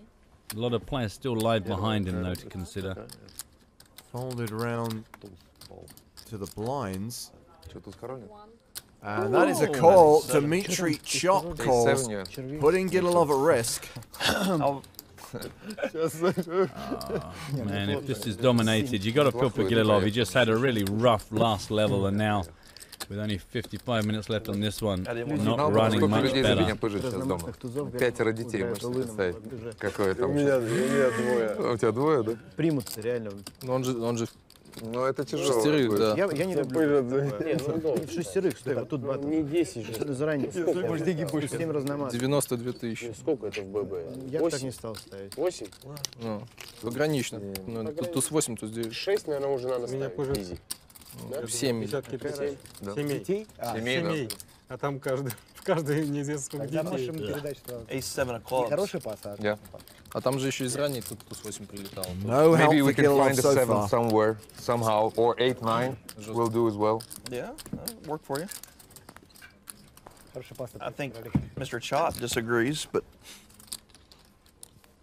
Ooh. V8. Ta-da-da-dum. Ta-da-da. 8 or 7. Those are results. There was a time when it was always coming 7, but I don't know if those times are past. Восьмерка. Ну? Вот думаю, что на дам 1.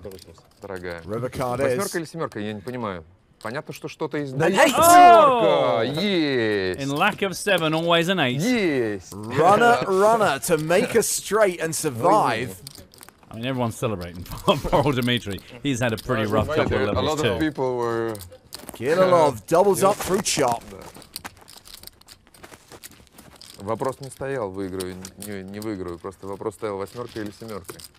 Короче, максимум, минимум на дележку был согласен ты, да? Да, правильно, да. 9-8. Gililov now playing around 17 big blinds, same size stack as Dmitry Chop. Low man at the table, Artyom Zelinsky with 15 bigs. Валить надо. Я у тебя ни одной сдачи не играл. Нет, я же... Ты говоришь спасибо. Нет, так за предыдущий? Да, я же... Подумал, что ты спасибо, что меня уволил. Нет, я не...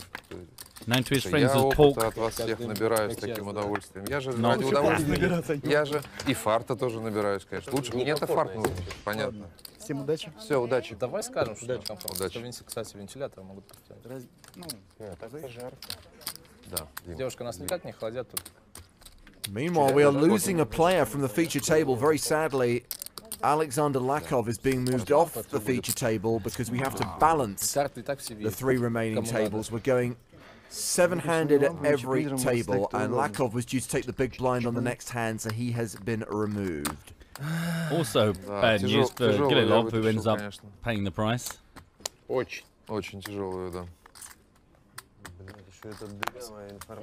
Now, the fact that we've lost Lakov means that we've lost a player from one of the other tables. We are down to 21, so we'll tell you who went out very shortly.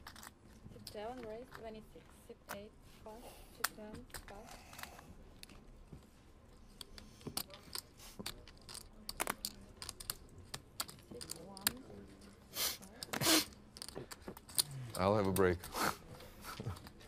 Nice hand.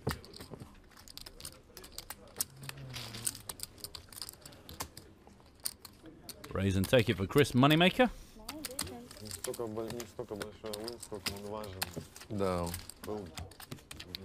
Moneymaker still playing more than a million, more than 90 big blinds. Я вас тоже не очень сильно покидать хочу. Так, если честно. Мы тоже, на самом деле, не очень сильно хотим. К сожалению, это не говорит о том, что надо выигрывать на тусте. Ну, слушай. Да, пожалуйста. Я очень сейчас сговорчивый там. НТ, пожалуйста, блайнд. Что скажете? Любой каприз.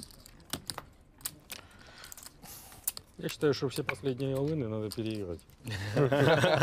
Я согласен. Кроме последнего. Я не против проиграть туз 8 в десятке, но пускай руки поставят. Класс. Еще и так цинично. Слушай, ну я тоже хотел бы, чтобы у тебя там было туз 3, и ты просто закопал бы в пас. Ну, Zadinsky lets another one go. He's not going to get too many opportunities to get his Какая chips in разница, first. цинично или не цинично? Running low. It's a raise from Pavel Shershikov here. Makes it 27k.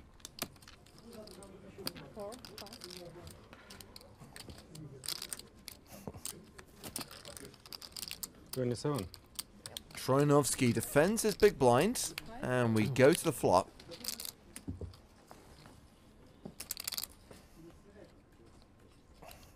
Ten, 4, 3. 2 diamonds on the board.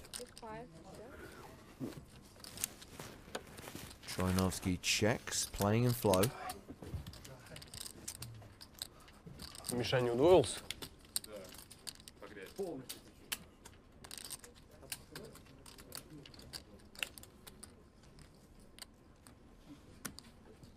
Shershikov continues, betting 28,000. Так слышишь, что там еще там еще туз 7 выкинули, прикинь.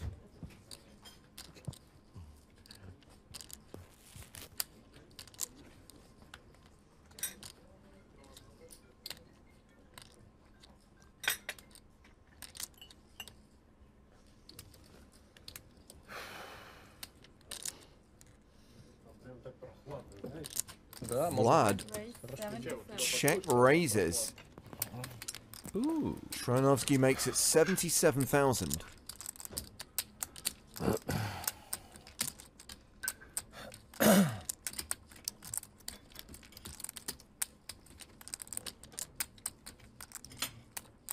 Кто-то вылетел, да?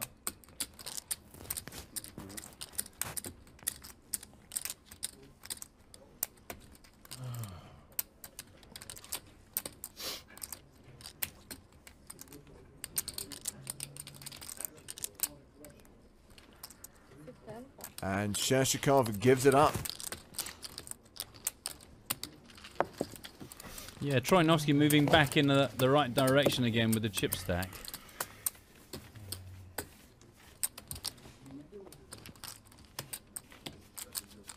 Things seem to have slowed down. Made a few comments about, you know, being kind of quite fortunate with the pace of play, but people now, I think, starting to feel the gravity of the situation, how close they are. It happens at every event, to be fair, as we get to the business end, as we get to those last 2 tables, and people realise what's at stake here and what's on the line. They do start to take more time over their decisions, realising that every single act, every single bet, call or raise has real money implications.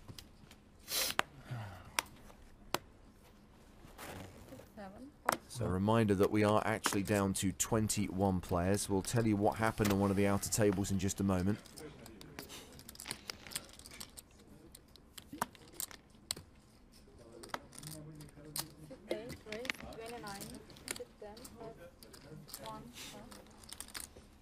Raise, да?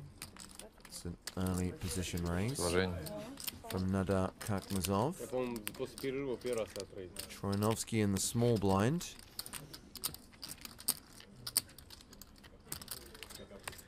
Got to be aware of the shortest stack at the table in the big. Zadinsky with 13 bigs. Да не будем тебя требетить, раз ты. По-моему, прекрасная девушка. Вроде так. Я не помню. Не прекрасно. Чего-то. Troinovsky is called, and now we have the short stack. Artyom Zadinsky. He's folded, so Troinovsky and Kakmazov will go heads up to the flop. Под меня сколько? Твои любимые десятки. Накрылись десяточки. I mean, the under the gun +1 raise is meant to love that kind of a flop. Вот валять здесь не... О, еще один бабу прошли. О! Vlad looks like he's going to come along for the ride, take a turn. 24,000 apiece. Turn card is the 8 of diamonds. Pairing the board and putting a flush draw out there. Меня трогать не надо. Я же отец 5 детей. Ну, как так? Это ж... Сколько людей надо кормить?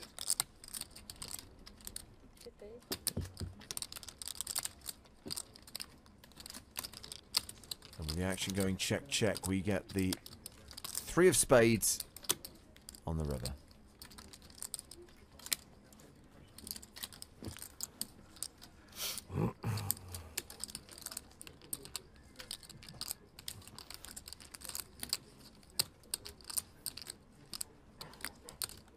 Troyanovsky will lead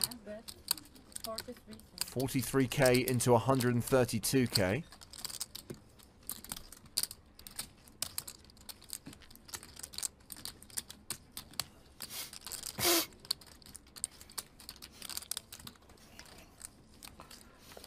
Doesn't feel like that long ago we were watching Kakmazov shoving all in with a shorter stack. He's worked his way back up to middle of the pack, so every chip sacred.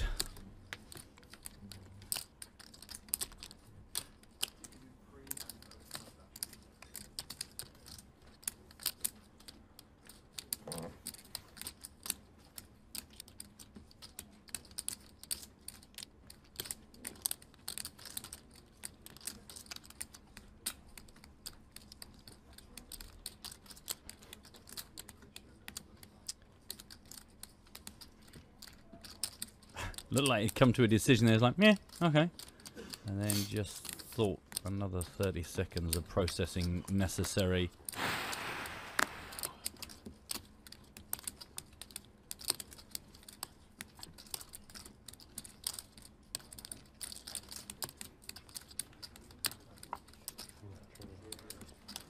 Сколько? 43?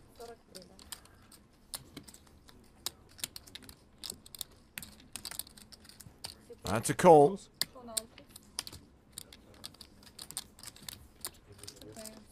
Troyanovsky with 2 pair. Aces and 8s. And he'll add 120k to his stack. So we mentioned that we're actually at 21 players. Would you like to see who went out in 22nd place? Yes, please. Пока-пока. Да. Я даже Мария, что ли? Приколями шпилями. А? Приколями. Что? На приколями? Well, I can tell you, Matt Broughton, that it was this chap, Mikhail Galitsky, who went out in 22nd place. And that's why we had to balance the tables. That's why we lost Lakov from the main stage.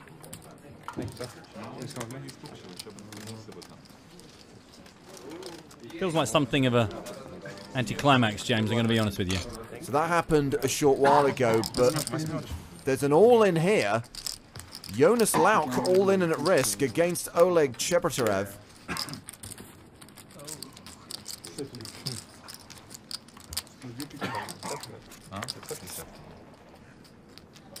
Not sure what the hands are here.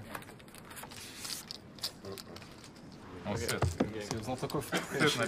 crucially, Lauk does not improve and he is eliminated. Jonas Lauk out in 21st place, taking us down to 20. Now apparently, Lauk had been crippled on a previous hand by Mikhail Rudoy. Lauk had ace-king, Rudoy had ace-10, but there was a 10 on the turn. And that saw Rudoy have a huge double up, and it left Lauk with just 5k, so that's why he got it in there. Pretty light. Didn't hit, didn't improve, and he's now out in 21st place, leaving us with 20 out of the 387 who started. Although considering we watched Jonas Lauk be one of the real hanging on for the monies when the bubble went through yesterday, pretty good to have come back and got much deeper than just the min cash. Punisher points out it's slowing down a bit. It is, but as James says, it now each elimination means so much more. When you say it's slowing down a bit, we've seen 3 eliminations in the first half of this level. Yeah, but I mean, you know, it was very final at the end, wasn't it? In general, I think bust outs per 30 minutes. A reminder that we are trying to get to 16 today, so 4 more eliminations and we will be down to 2 tables. там, и там. Too good. Ну там время и all-in. Last hand, a small win for Вылетел один. Nadar Kakmazov. -1. Сидим, еще вылетел. Гриня. Кто это? Да, Вов, я тебя не ожидал, конечно. Ты мне сейчас давление У тебя вопрос поднял. не уместен. А? А ты Бориса Лаптинского знаешь? Отвечаю. Гриненко как раз более пониженное известный. давление в этом. Я так не думаю. Ну да. Не, ну ладно, ну 3-бетни уже там. В оффлайне турнира более Хотя бы одна масса. Ну да, одномастный кухня, ну как бы средне нормально. Ну кто где больше ездит. Королей в рот выебал. Его чаще видят, а ты чаще. Я думаю, понял? Да, да, естественно. больше ездить. Ну, кроме сильного кого. Ну да, туз дама, ладно, забирай. Тебя там узнали, пусть и с хорошей стороны, но первый раз. Я же тебя и спрашиваю, я же первый раз. Кто это? Ну, это молодой парень, стал уже, смог увидеть. Такой светленький блондин. Gililov all in, shoving for 180k. Сидел с ним, да, хорош. Troianovsky folds. Сколько? 180, да? Sadinsky А что я спрашиваю? is Меня covered что все by равно меньше. Gililov. Пас. He passes. Moneymaker in the small blind По первой is я, out, so наверное, just по первой. Kakmazov in the big blind. Я вторая, нихуя. Сколько там? Пас. And he's out as well, so Gililov's shove gets through. But I'm hearing that there is an all-in and a call От десятки бы колил. at one of the two outer tables. Dmitry Grinyenko has moved all in, called by Oleg Chebotarev. We just saw Oleg eliminate Jonas Lauk. Is he going to bust another player? Grinyenko is at risk with ace-jack. Chebotarev with 8, so it is a race. Let's get over to that table because they're about to deal the flop. Что ты играешь? Иди это, 8 игр играй. Многие задают. Касательно...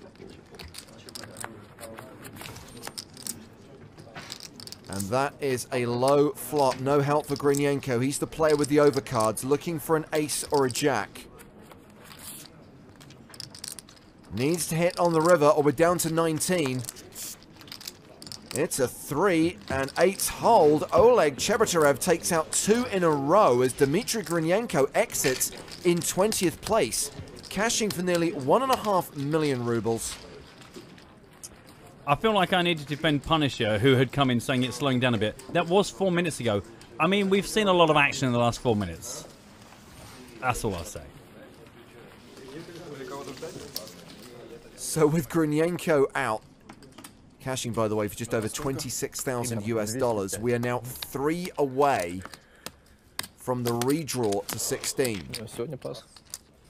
Now, the average stack has moved up over the 50 big blind mark, so we've seen that flurry. Dmitry Chop all in here. The shove does not get called. Assuming that we do get to the end of this level, then it's a simple case of we're going to stop when we get to 16. But should we see more madness like that, Matt? So should we see 3 eliminations in the next 10 minutes or so, we will do the redraw and at least play to the end of this level, because we want our days to be balanced. We want to play at least 3 full levels today. Yeah, and we have got 3 players. I mean, we just saw Dmitry Chop try and get it all in. We've also got Anton Gililov and Zadinsky under him, so there's at least a couple of potential shorties here. Meanwhile, of course, it's Oleg killing everyone on the outer tables. Maybe I could call upon Punisher to send in a tweet that says something like, "I can't see us getting to 16 soon," and then we'll probably have the end of the day quite Ты quickly. просто чаще так заходи с малого блайнда на рейс со второй руки, а то здесь в разных. При финалке в мейне. И будет все отлично.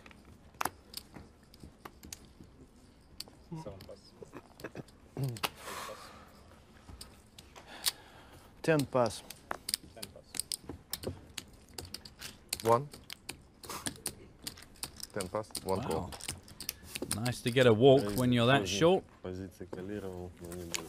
So as promised, we can now reveal the names of the people who won yesterday's Spin and Go competition here on PokerStars TV. Congrats to BLP Madeira, Zofa 25, Ace King 1397, Ornox, Adore Stars, Moon 2015, Alex Poker 143, the Ted 012, Izzy 2742, and Eduardo Amigo.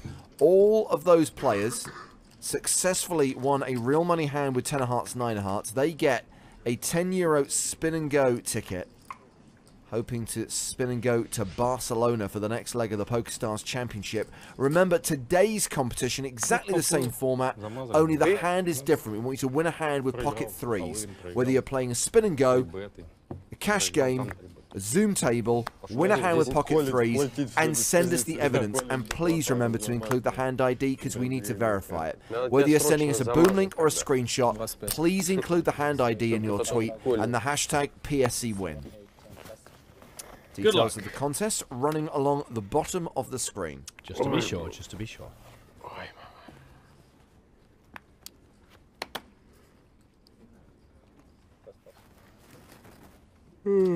Raise and take it for Zadinsky.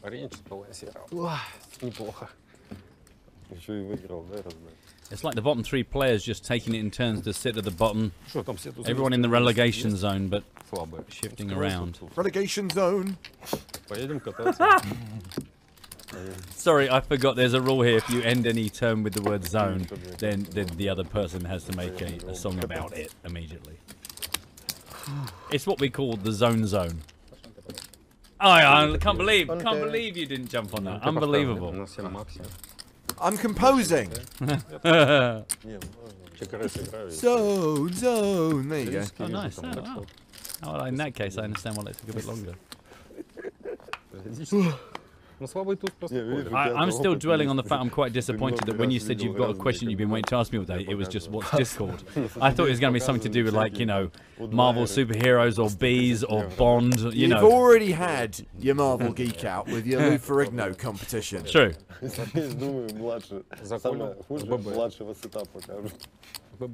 He was very friendly, instantly. Very friendly man. Unlike that Griffin, Benjay threw me to the floor and stood on my back. He didn't. Not true. Hashtag fake facts. Moneymaker opening under the gun +1 to 29,000. Still got 30 minutes on this level, by the way. Lines will then go to 8-16.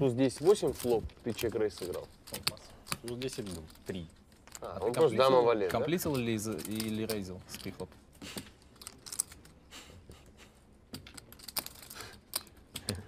Сейчас он доиграет. А.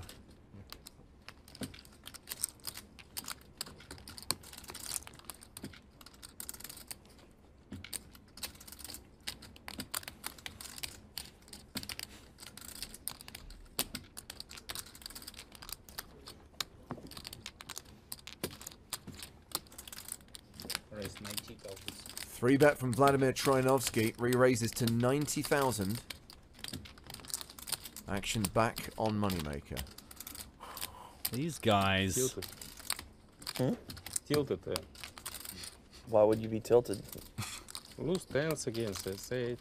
That was an hour ago. 3-bet pot against you. 3-bet pot against Lach. That was an hour ago. I'm tilted.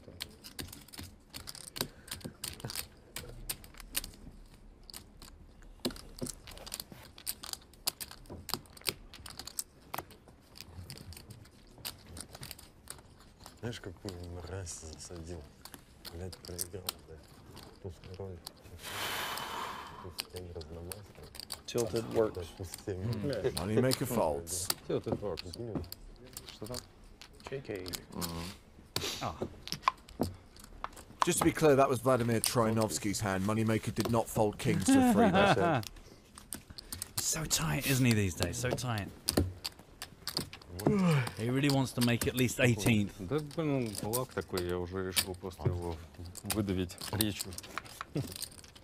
Мне, в смысле, не складывается. Чтобы попец не смотреть, да? Сейчас запихает там или фу посмотрит. Ну, вот я его уговорю. Да, котлета. The funny thing is, we're so used to seeing Chris because obviously because of his legend. When he's around, he's quite often picked to be a feature table. But actually, massive result here to get down to the last 19. Like, not even in a trolling way. You know, it doesn't feel unusual to be watching him play, but that might be quite early on in one of our main event coverages.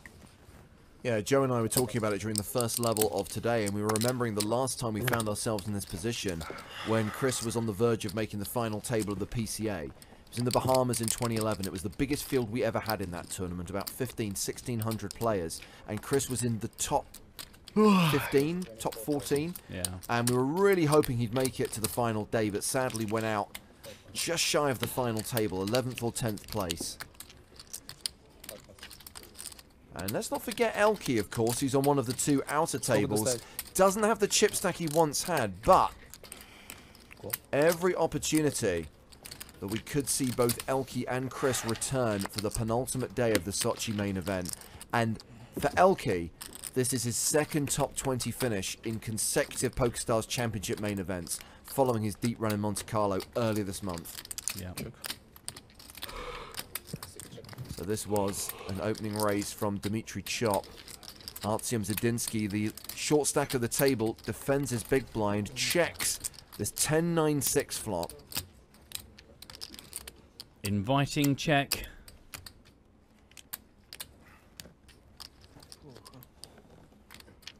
I mean, neither of these guys can afford to muck about.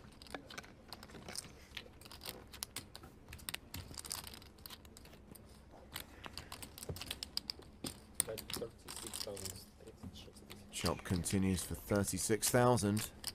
All in. Zadinsky check raises all in. And Chop snap calls. I love when no one actually wants to turn their cards over in showdown in these all-in situations. Very unusual. 8-4 of hearts, the hand for Zadinsky. He is on a draw. Chop ahead with top pair. Queen 10. Plenty of outs with two cards to come for Zadinsky, though. Zadinsky has a gut shot and a flush draw. Hearts and sevens, the cards that are working for him. One of the situations where you only want one heart, though. Two hearts, no good. Chop's got the queen of hearts in his hand. So there's the jack of hearts, but it is not over. Zadinsky now has to fade another heart on the river. Oh! It is a heart. But crucially, the best hand held up. Not much consolation to Artyom Zadinsky. The Belarusian player busts in 19th place in the Sochi main event. So funny, you spelt it out, you want to hit the heart, you're calling for the hearts, but don't call too hard. Otherwise loads of them will come and then you're ruined. Zadinsky cashing for 1.5 million rubles, 26,000 US dollars, and a reminder that this is his first recorded cash. We do not believe that Zadinsky has ever cashed in a major tournament before. Doubly impressive. Nice hand. And that will take us down to 18 players, 2 away from the final 2 tables. A lot of nasty rivers here today. Фартовый. Он даже мне Тоня пишет. Чоп, говорит, фартовый. Фартовый, да? Чопу просто больше всех. For the first time in a long while, Dmitry Chop finally clear of that awful sub-20 big blind spot. 36 to play with. Kakmazov in his sights. Maybe actually get to play some poker now. Go Jimmy Simpson and your 36 big blinds. Just big blind. Yep. Yeah. No need to steal. Guess whose big blind it is? I'm Mr. Moneymaker.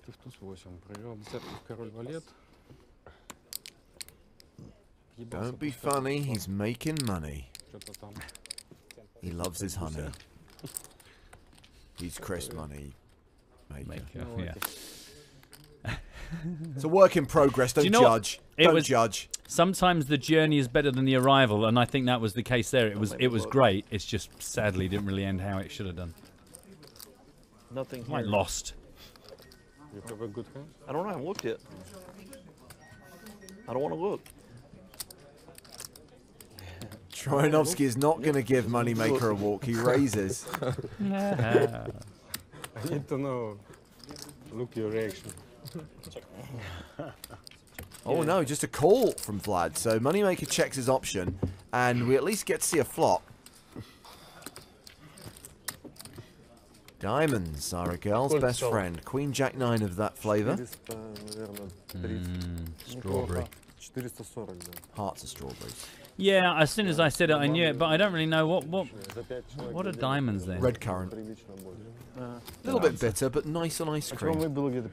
Man, I didn't realize you'd already thought this through quite so extensively. A comprehensive answer from James Hartigan. Check, check. 3 of spades on the turn. Да. Тузы. Восьмерки, да. Да. Было дело. Still no betting action. 4 of spades on the river. 8 high. 8 high, you powerhouse, Chris. Близишься к среднему потихоньку. Не, понятно, что сейчас уже более 8 high. No good because you got rivered. Vladimir Troyanovsky is an absolute river monster today. Just keeps getting into these marginal situations and just nibbling away in these little pots. Just keeps hitting on the end. He knows it, cheeky. Look at you, cheeky boy.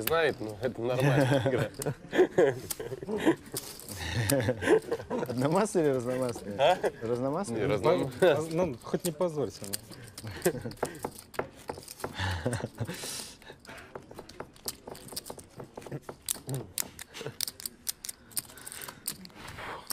Давай еще разок лимп на батл. Limp. Different. He played 8 games. You know 8 games? He's good. I like 8 games. Yeah? They call it horse, no? Well, no, there's horse is 5 games. Ah, then add 3 more games and you get. Я не играю в них точно. Welcome to Fundamental Mathematics with Chris Moneymaker. 5 letters equals 5 games. Add 3 and you have 8. 8, right. I'm going to make a note of that for future reference. Well, this has been folded around to the blinds. Chris in the small. Ладно, уговорили, давайте в Dealer Choice играть. Raises to 36,000. Nadar is in the big blind.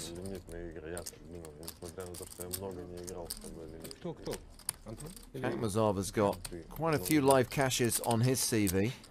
Live earnings of $161,000, but I think he's had bigger results online. 5-figure scores in several major PokerStars tournaments, including the Sunday Supersonic, plus a final table of a Scoop and a Thursday Thrill. I love them names. I heard you top of the show today. I was listening on my phone. Sunday Supersonic, the sizzling Saturday Super Snorker. Thursday Thrill. I think you'll find it's the Saturday Super Knockout. Oh, okay. I knew there was something like that. So ace 6-3 on the flop with 2 diamonds. Chris continues for 30k. Akhmazov calls. 8 of hearts on the turn. Так, ну избавиться бы еще и от 2 игроков. Лимитные игры именно техническая часть, что мне кажется очень расстраивает.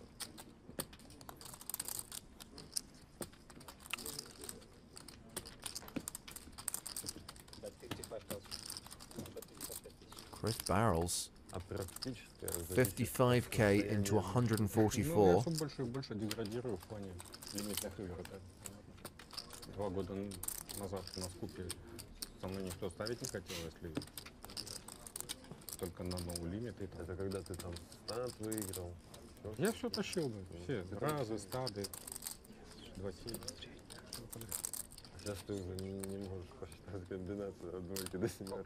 Once again, Kakmazov calls. Well, 254,000 in the middle. Kakmazov, the effective stack, with around 350k behind. The flop flush draw gets there. The board straighty and flushy as Moneymaker stops betting, checking the action to Kakmazov. These guys have previous. Is Moneymaker setting a cunning trap? Не пятикартная, семикартная. Ну, они втроем покатали. $1002 Для них такой средний привычный. Ну, наверное, да. Может быть, чуть выше среднего. Hold Your Fire's begging for a 4-7 of diamonds for Chris Moneymaker. It would be pretty, wouldn't it? Сейчас на СОПе добавили этот турнир очень интересный в начале. По 2500. 2-7, Бадуги и Бадуси. 3 игры. Такого не было. Я, кстати, на СОПе в одном только турнире в деньги попал. А ты был? Kakmazov betting big on the river. В 2007 году. Это твой первый? По десятке попал в деньги. Это твой первый и последний раз? А ты до этого не ездил до 2007 года? 132,000. So actually, it's only just over half par. This might be the one I want to see. It looked very impressive the way he built the stack.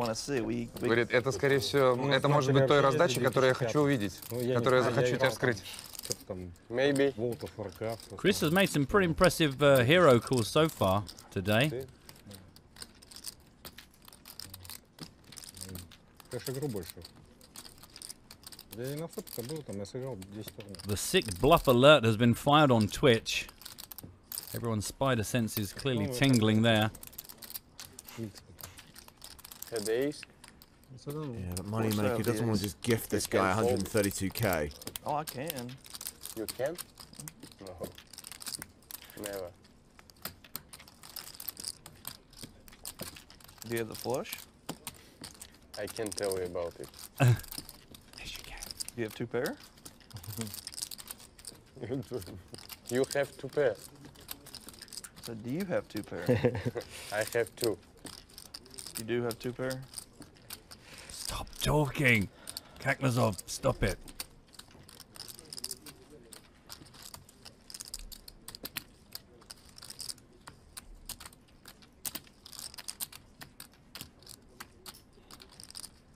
Go on, Chris, make an awesome call with like the ace-3. Сейчас, короче, если вдруг, сейчас не уходите, если появится до 16 человек,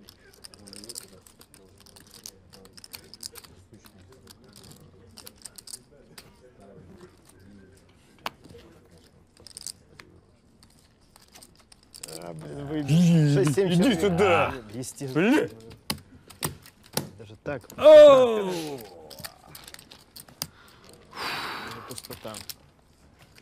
It was a sick bluff from Kakmazov, and the bluff got through. Oh, man. Again, I mean, he did it earlier on, didn't he, Chris? And if he pulled that off there, that would have been such a soul-destroying call. Kakmazov gets it through.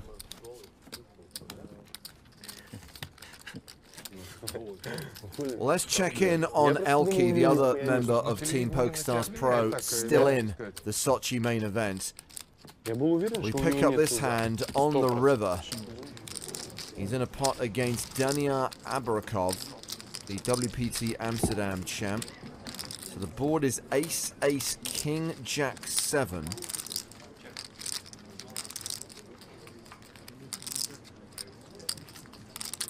I think there's been a bet from Albakarov. Elki folds. And what's he got left? About 160k. Well, that's going to be a 10 big blind stack in 16 minutes time when the blinds will go to 816.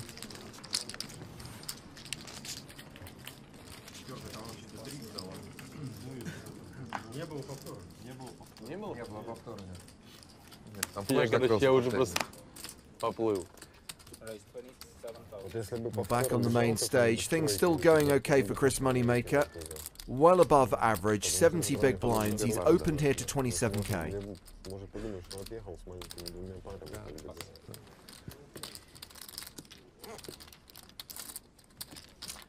I mean, the thing is, Chris will be devastated because all of the experts who have made millions on Twitch definitely were going to call there, especially after they'd seen the hands.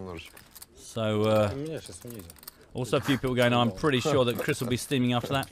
I think Chris will probably take that in his stride, as he has been doing for many, many years. 3-bet here from Pavel Shershikov. The chip leader's made it 77k. Moneymaker calls. He may not have the betting lead, but he does have position. Победителей не судят. Ты не сможешь кольнуть просто. Ace 9-3 on the flop. Запихнет, и ты не сможешь. Не, ну если со мной что-то случится, ты уже спалился. Ну, получается, по-любому... Живые, огнестрельные, там какие-то вещи будешь применять. Бля, 200 оставлял, 220 накрутешь. Других у тебя вариантов нету.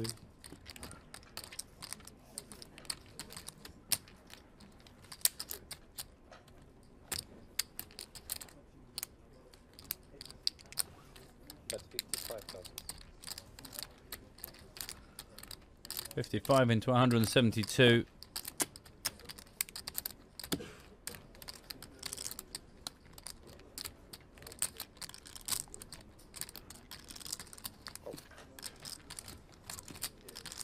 Moneymaker calls. We're heading to the turn, which is the ace of clubs. Puts a flush out there, pairs the board. Ну что, там есть надежды какие-то? Какие? Ну, корстеки есть какие? Да не особо. Ничего там, по 300, 400, 500. Все в районе среднего. Ну, почти все. Ну, ты хочешь одного? Ну, хотя бы, да. Может, их да. Хотя бы так. Не, ну я, если карта придется, я буду. Я в Америке 102 не стал, помню, ждать. Ты что? Не стал ждать 40 тысяч пейджамп одного человека. I'm afraid I have to announce that Sheshkov has become officially my least favorite player to watch, tanking over every decision. 108 сейчас уже шаги идут. 180. 150, мне кажется? Нет, было 150, сейчас 180 уже пошло. 85,000. А может, нет, сколько, 35? Moneymaker. Ну, 35, да. Sticking around. Oh, hang on a second. I don't think Moneymaker's calling here. I think he's raising. 175. So Chris was the original raiser pre-flop, called the 3-bet in position, called the continuation bet on the flop, and now raises on the turn. 85k becomes 175k. Back on Shershikov. Может, там кто-то все-таки. Элки там пошел, по-моему. А Элки, да, кстати. Элки Корстек, а ты говоришь. Я про него вот забыл сказать. Ну вот. У него там 175. Ну вот. С ним бы как-нибудь расправиться. 175? Correct. Wow. Shershikov calls. Things are getting juicy.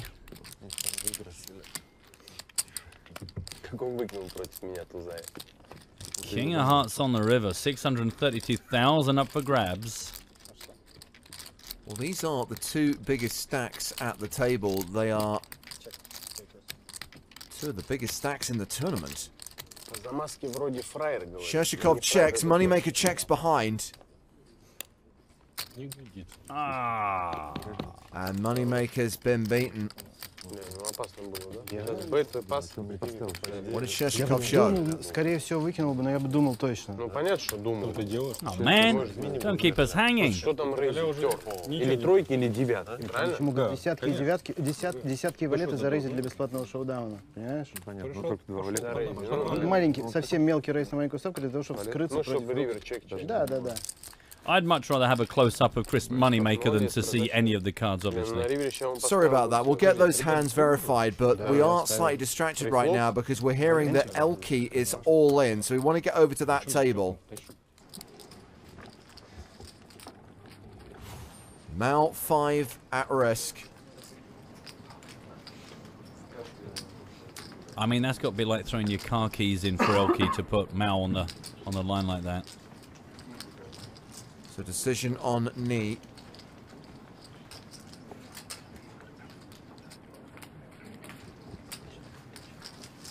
And looks like the all-in has got through. So Elke survives for now, and I can confirm that at the end of that last hand at the featured table, Pavel Shershikov showed pocket queens. And just how much do you love when you've got the ace king board? I mean, especially after that turn, the second ace comes down. And puts the flush out there as well, and that's, Yeah. I guess, what Moneymaker was trying to do, get him off a hand like that, but he called. And so, Moneymaker takes a bit of a blow there, down now to 562,000. A sub-50 big blind stack. Shershikov back to nearly 1.6 million, which is where he started the day. So yeah, Shershikov with queens. Moneymaker didn't show. And we have just 10 minutes left on this level now.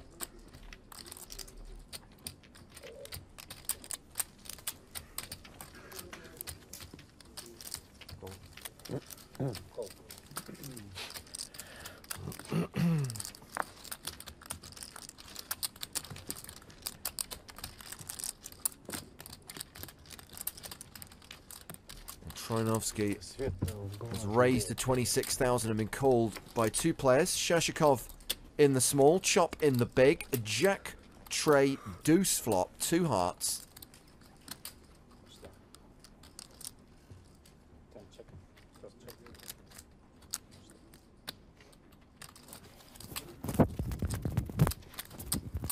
Hot here. Dude, burning up. Yeah.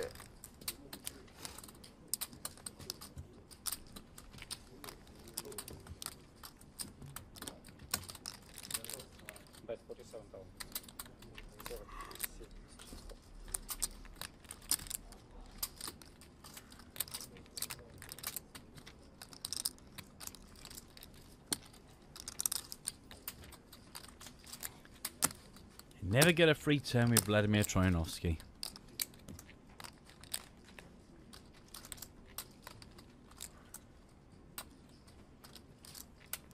Funny thing, with all the attention on the other players, you forget Anton Gililov has been sitting here for about an hour, just waiting to get his chips in.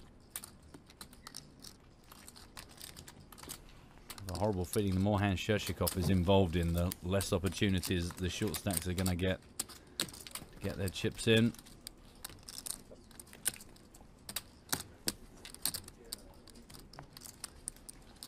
Heads up to the 10.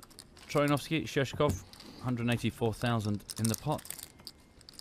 And an 8 of spades on the turn.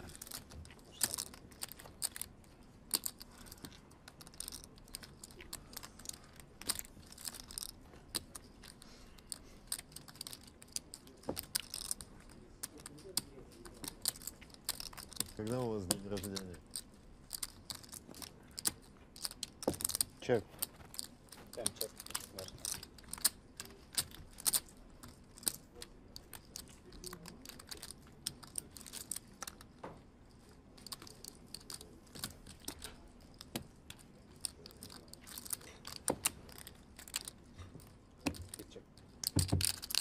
Check, check. River for free. 7 of spades.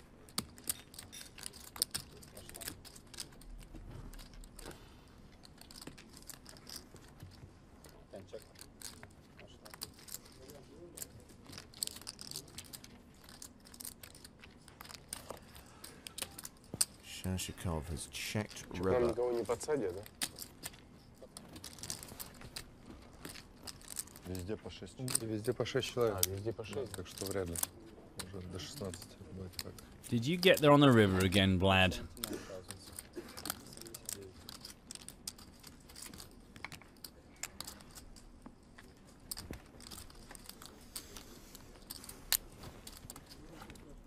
Странно. Пиздец, брат, чё блефанул? Вообще пиздец. Я думал, у него там туза нет. Бля, просто, он кол пизда. 200. Выкинул. Оставалось бы 200.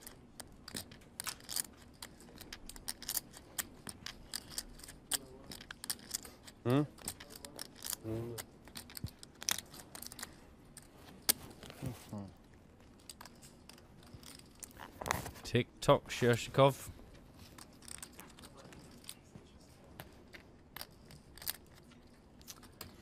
What is Russian for clock? Anyone?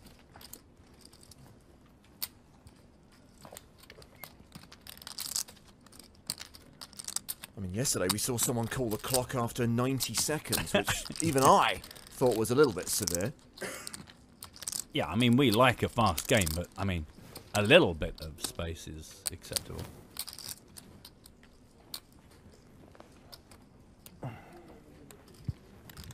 Shershikov may be a thinker, but his approach to the game is clearly paying off. Yeah. Substantial chip lead at this point on day 4 with 18 players remaining.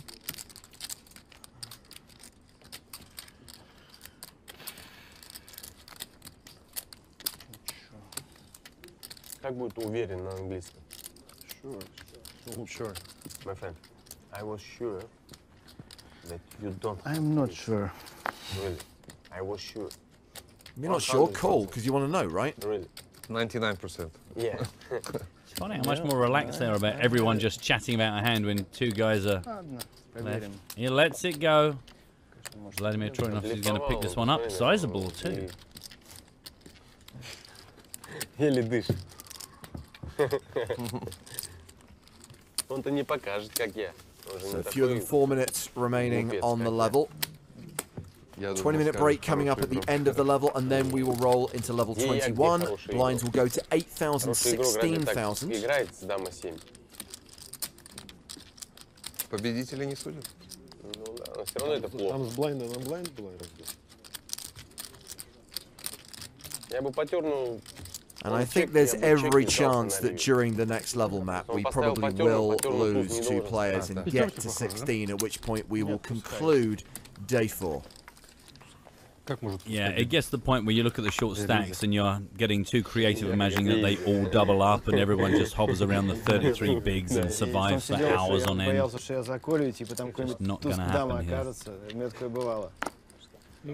Да не, с валета доберу. Чего ты с валета добирал? С валетом, в смысле, да? С валета. С валета. Оверпарой, что ли? А, ну такое я тоже предполагал. Only one shorty at the table, that player being Anton Gidalov, who's nursing a 13 big blind stack.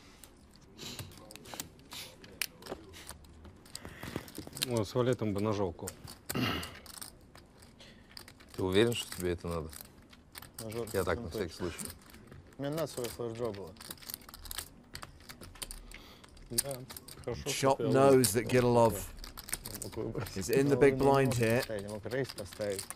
Is he going to put the pressure on? Is he going to force Gidalov to a decision for all his chips?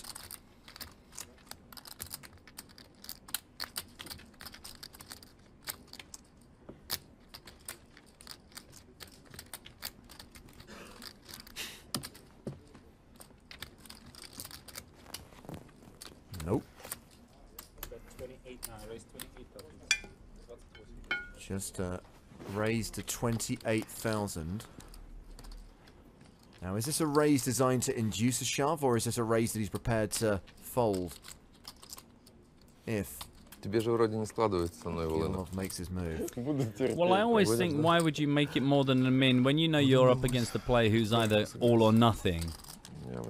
I just sometimes feel the min works on all levels. You say that, but a min raise, I think you can legitimately flat that of a 13 big blind stack. As soon as you make it close to 3x, you are putting them into a spot where they have to move all in or fold. Ну опасно, у вас блайнд, если что. Ну, я пока не отхожу. Разомнусь. Питерского не подставить так. Я буду ждать и не рейзить. А, там карту сразу заберут, бессмысленно. Да, ну, он по-любому будет думать полторы. Есть о чем подумать. Actually, it's only a min plus raise, isn't it? Because we're at 612 right now. Yeah. So there's only additional 4K. But that's kind of my point, is I'm thinking, is the 4K going to make a huge amount of difference? It's like, he either wants it for his chips or he doesn't. Туз есть. Туз, знаешь, туз выглядит вот так вот, знаешь, как туз выглядит? Кто такой? Ну, вот там такая вот. Есть, да? Ашка есть? Ас. Ас есть? Американские авиалинии. Или армянские. Или армянские.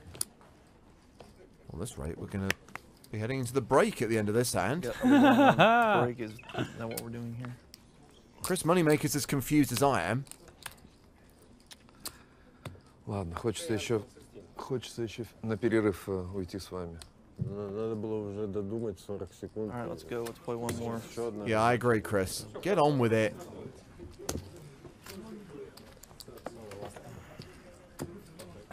Честно, что было? 10-4. That's it. Chris has had enough. Everyone hurry up. Yeah, so we'll squeeze in one more hand before the break. One more hand of 6-12. У меня? Да. 10-4. Да? А у вас? Король 9. Король 9, тогда я не знаю. Вы нас сейчас загнали в тупик. Король 9. Как это? Пас? Вот так? Пол? Король 9. There's the announcement that we are officially at the end of the level and the players will be going on break as soon as they have finished the hand they are playing. We've got a hand in progress here with Chris Moneymaker first to act, and it's an under-the-gun raise from Chris. У меня такая, я думаю, сыграю линк и all-in поставить.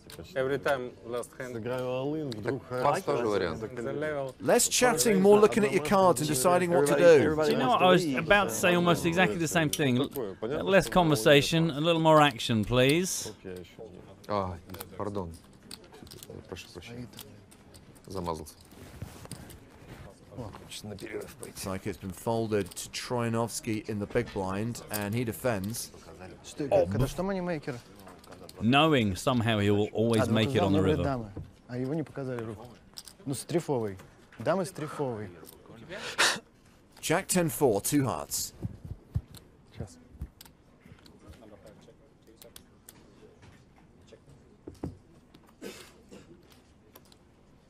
Three of spades on the turn after the action goes check, check.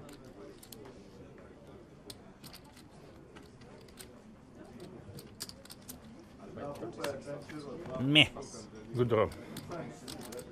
That from Troyanovsky on the turn gets a fold from Moneymaker. And apparently players also concluded at the outer table. So we have come to the end of the level with 18 players remaining in the PokerStars Championship Sochi main event. And we will play on. When we come back from this 20-minute break, we'll go to the 8-16 blind level. Ante will stay at 2,000. Anton Gidalov is in the danger zone. Danger zone! Pavel Shershikov is still tournament chip leader with more than 1.5 million. Moneymaker took a bit of a knock there, but he's still alive. So join us after the break. More action here from Sochi on PokerStars TV.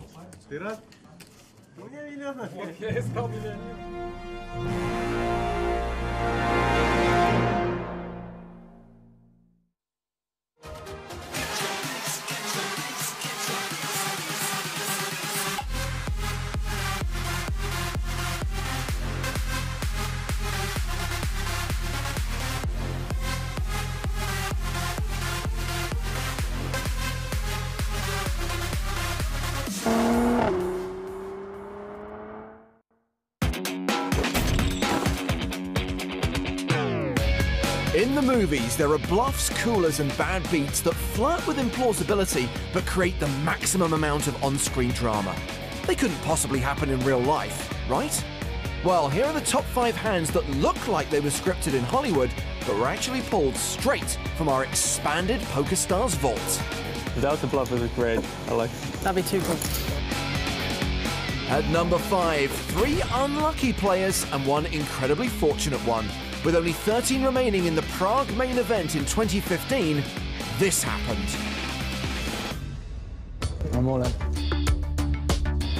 I mean, 2 all-ins in front of you, then you wake up with kings, you got 2 players behind, you have no choice, you have to put it in. Small in. We have a four-way all-in with 3 players at risk. I saw an ace, but after these crazy decisions before me, I just snapped, folded. I leave you alone. The flop was crazy. I mean, everybody back at home, they were watching live, they went mad. A triple elimination. That is awesome. I mean, I feel bad for all the guys that just got cold decked, but that was sick. Living a dream. It's like incredible, you know? I was really happy with that situation, obviously, because I was short stack, and then I secured my spot at the final table without playing a hand. My telephone was bursting after that part. I don't think I will ever forget that part.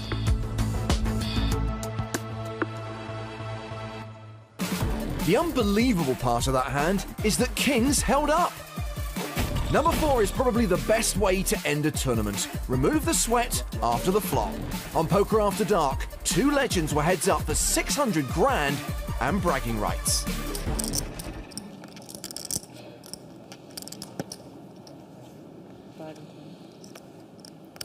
Another good hand for Huck on the button.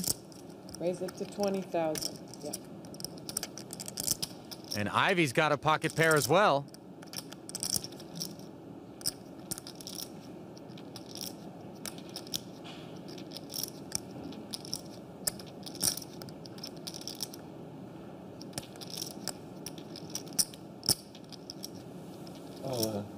You all in? I'll call, right?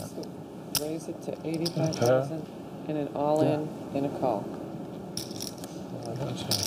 And just like that, all the chips hit the middle, and Phil Ivey is in rough shape. Maybe I'll get lucky. I'll chop it now if you want the whole tournament.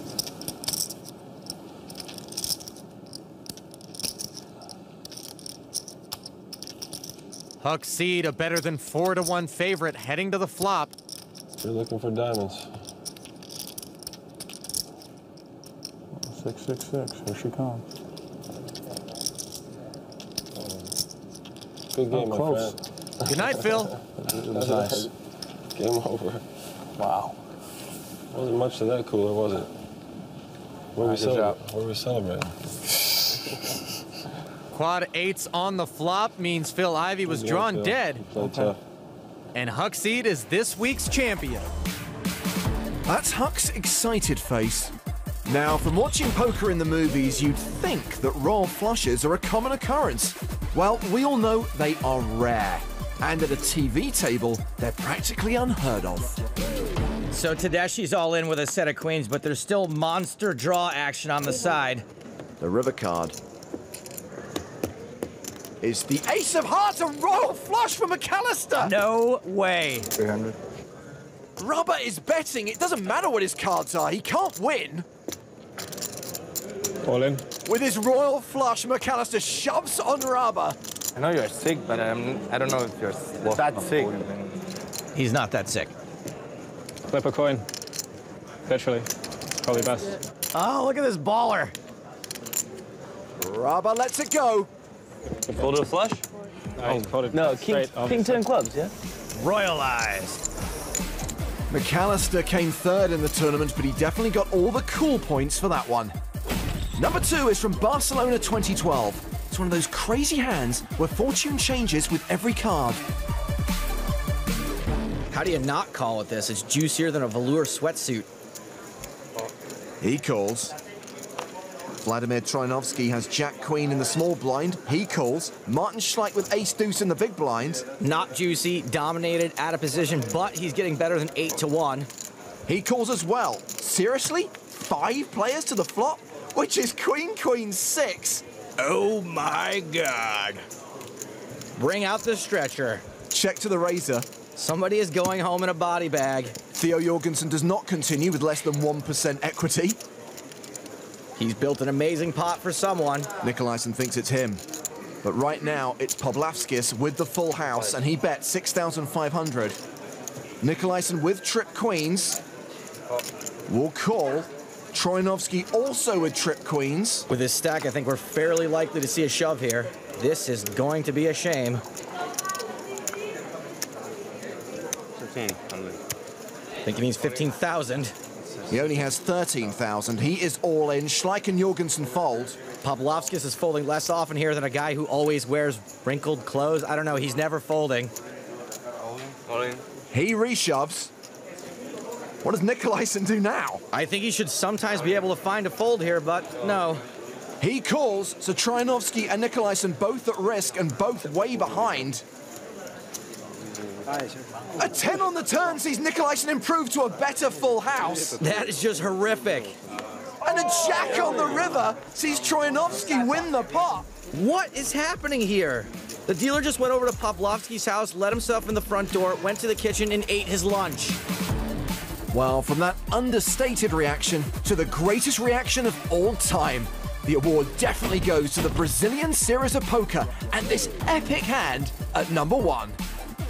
All-in. All-in call. All-in call. E assim, o Santana provavelmente tem uma mão com um Ás e Dama, um Ás e Valete, e... Uou! Uau! Ai! Oh, meu Deus do céu! Olha o começo dessa transmissão, começo dessa mesa final de main event do BSOP Milhos. O que acontece, Felipe Moraes e público de casa? Vamos ao River, será? River Card, um rei no River! Uau! Um rei no River! Meu Deus! Impressionante! O que é isso, Vitão? Estão todos atordoados no salão, quadra contra full, seu Ciro acerta um rei no River. Wow, wow, wow. Even Aaron Sorkin couldn't have scripted that hand better. The flop was pretty funny. It was a funny flop. You're sick, but I don't know if you're that sick. Those were the top 5 Hollywood hands. Look for more countdowns at PokerStars.tv.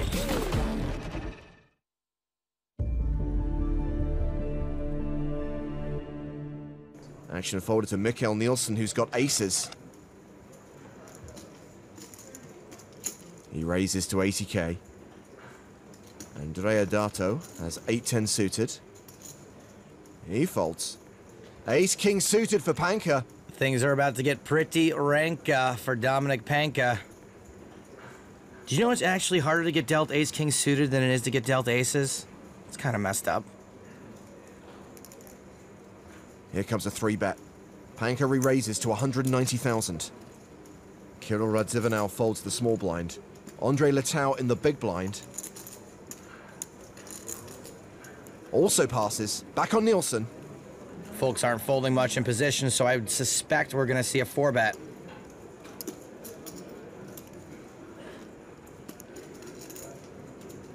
He makes it 310,000. 4-bet's a little small, but I don't think it's going to matter.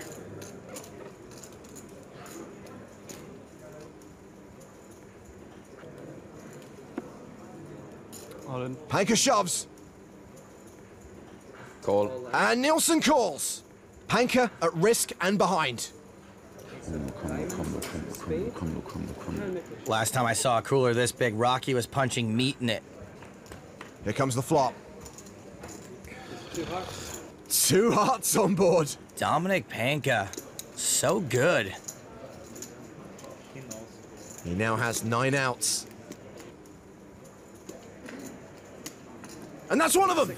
Me. Yeah, that's pretty terrible. Nielsen's not drawing dead. With an ace or 6 on the river, he'll make a full house. No. Must be nice. That hand was the worst thing to happen to a Nielsen since Dracula Dead and Loving It. Dominic Panka doubles up to over 2.6 million. Mikkel Nielsen down to 1.6 million.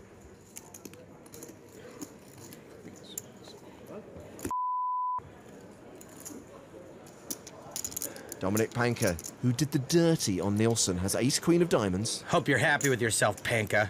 He raises to 100k. Probably gonna crack aces again with this hand. Radzivill folds. Letao is out. Gerald Karlik in the small blind has ace-king of clubs. Like a good ratatouille, it's time to throw a little Karlik in this pot.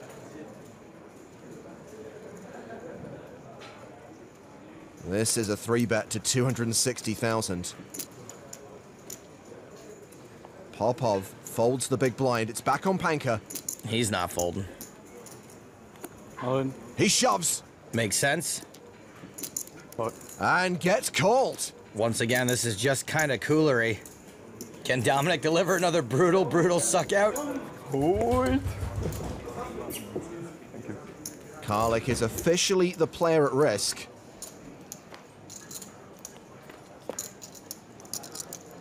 Well, that's a fine and dandy flop for his ace-king. He's set for a double up here.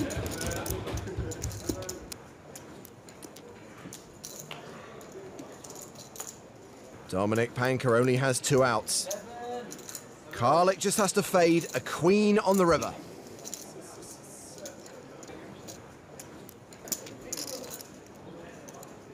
Oh, it's a queen! Dominic Panka not making a lot of friends today. Karlik and Nielsen are going to start a support group.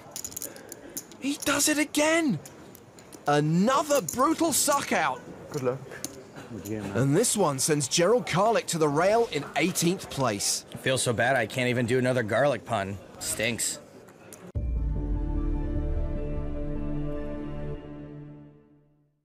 I had another sex dream, a post-apocalyptic dream where Liv was in it and the bad guys were kind of using her as their sex slave. Stop dreaming about me, what the hell? Like, I don't know what it is. I guess it's kind of nice that if you are going to have post-apocalyptic dreams that at least there's some kind of sexual pleasure involved in it.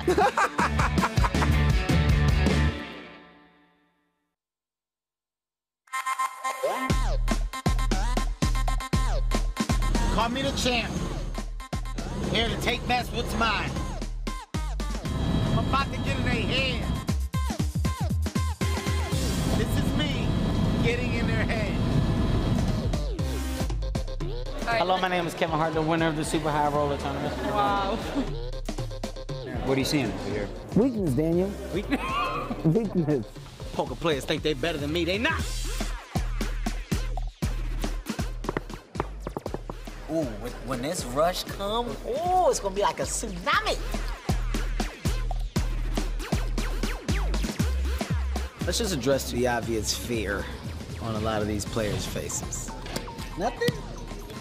You don't even look at me. It's all mind games. What's your deal? What's your problem? Everything I do is to jump in your head. Bo, take it. Fine. Fine. All right, fine, whatever.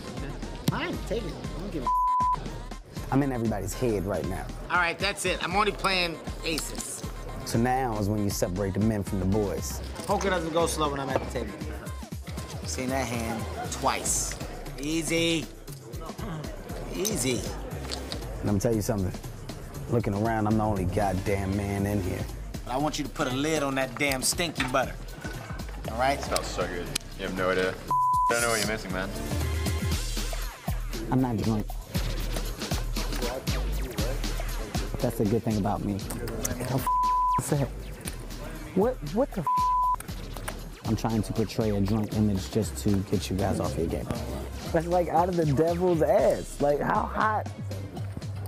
Oh my God. What is your deal? Like, what is your... What it's all about the mind games. Huh? You wouldn't know. You're just a comedian. But I don't the mind understand games what's going on. It's a cruel world.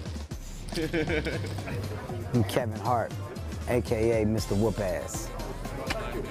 If I didn't have these glasses on, you would have saw me wink.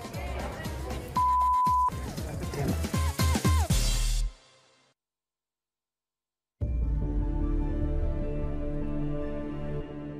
Johnny Lodden is all in. He shoved over the top of Vasily Fursau's virtual all in. Steve O'Dwyer's got 9s. All in. Wow. He reshoves. Wow. You got queens? Fursau is committed. He has to call. Only getting about 73 to 1. Cool. O'Dwyer's got them both covered. 2 players at risk here. Oh, don't show ace something. Sizable side pot. I'm sorry, but I'm rooting for Steve. Steve is also rooting for Steve. He's got excellent equity 3-ways. And this could be a double elimination to get us down to the final 8. How can you have 9s going? Johnny Lodden somehow eked past the teens, but again, he's got a real shot at missing this final table. Johnny needs to hit an ace or a queen. Fursau needs to hit an ace and a 5. Wow. But there's a 9 on the flop, and that pretty much seals the fate of Johnny Lodden and Vasily Fursau. It's over, Johnny. It's over. Mercier off to share the good news. We're done, guys. Really? Final table. Done. You did not? No, not me. O'Dwyer. There's 2 people gone, though, really? I mean, unless they catch runners. Every time. Lodden's so sick of bubbling final tables. Oh. Dude, that is a runner. The aces can make a straight now. A 3 on the river, and it is a chop! No way. Jinx. What happened? All right, never mind. Do we have 9 or 10? It was 9s against ace queen, ace 5. It came 9-5 deuce, and then 3-4. So the ace, both aces split? Chop, yeah. Oh, so cool. Still 10 left. Oh, wow, awesome. Sorry, I spoke too soon. You certainly did. Oh my God, bro. Yo, is that real? What the hell? 207. Take control of the... I get 204 and he got 203. You guys are witnessing the sickest hand in EPT history, probably. You know, I have a mathematical brain. When I see 99%, I assume it's gonna win. Not that mathematical, Jason. O'Dwyer was only 98%. I didn't expect that one.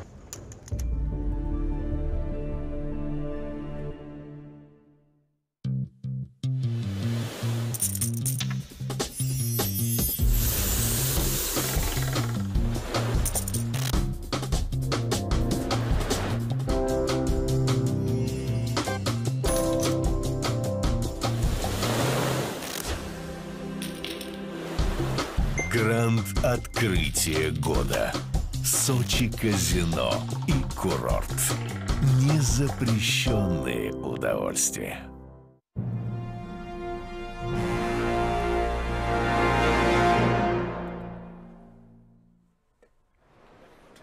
Welcome back to PokerStars Championship Sochi. Day 4 continues as we enter the 4th level of the day.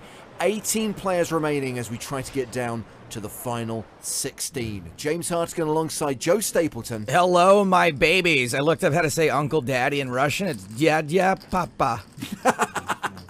Uncle Daddy and James Hartigan, my work wife, in your eyes and ear holes from Sochi. So this is level 21 of the main event. Blinds now 8,000, 16,000 with a 2,000 ante. We've got a super short stack at the feature table. Anton Gililov with just 9 big blinds. Pavel Shershikov has close to 100 big blinds. He is still tournament chip leader with a stack of 1.5 million. Sadly, Joe, Elke, who we see there on one of the 2 outer tables, is also a short stack right now.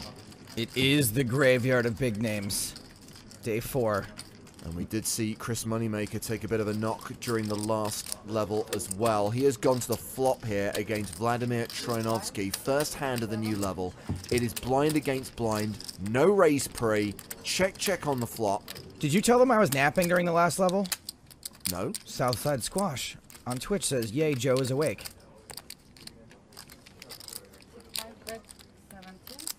Troianovsky wins this one with a bet on the turn. Hashtag PokerStars TV, there's the live chat on Twitch as well.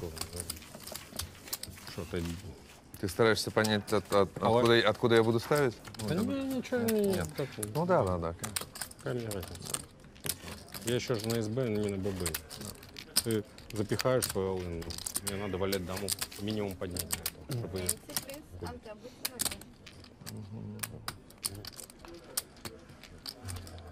9-7 тебе не надо пихать.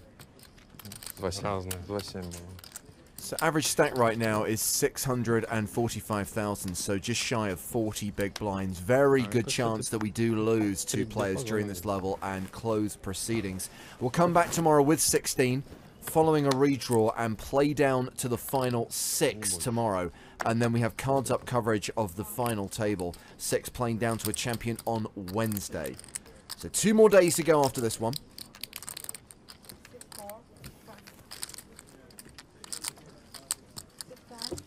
Two days to lose 18 players. Well, 17. We can do it.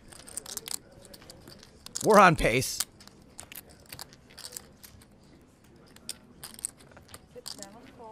So another blind on blind situation. Moneymaker completes. It's Nadar Kakmazov in the big.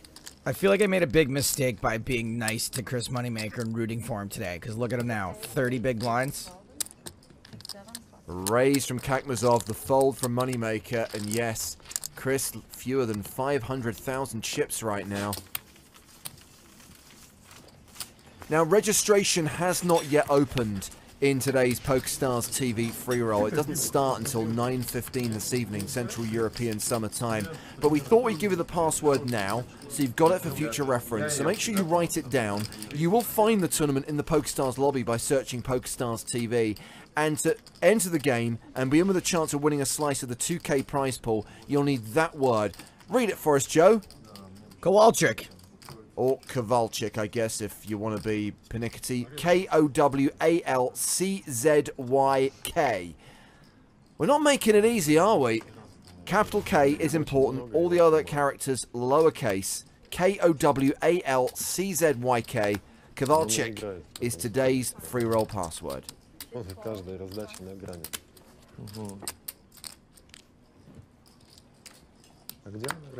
comes Vlad, our old friend. Troinovsky makes it 35,000. And I think everyone else has folded. Pretty much the only guy here we could call a legit regular on the tour. Of the Russians, I mean. That is true.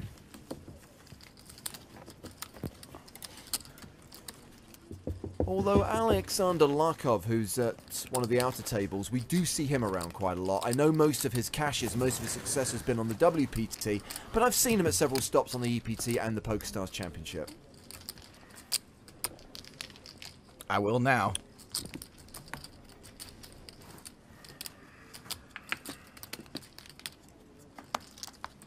Haven't seen Vlad playing Hearthstone at the table lately. Used to do that quite a bit. I'd say he stopped about a year ago. So this is a shove from Gililov under the gun, makes it 146,000. Everything he's got. Just chop in the big blind to get through. Yes. Come on, speed it along. Chop, chop. Come on, doesn't he look like that guy from Westworld? That's what I said, Jimmy Simpson. Oh, I said that way beforehand. I just didn't know his name.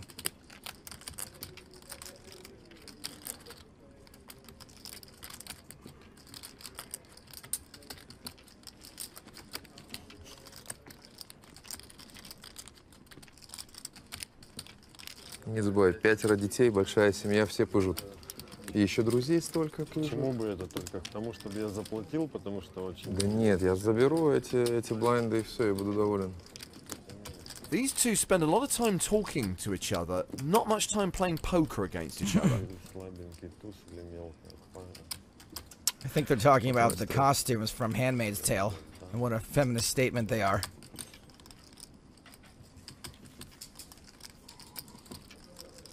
Look at that baby Tony G in the background.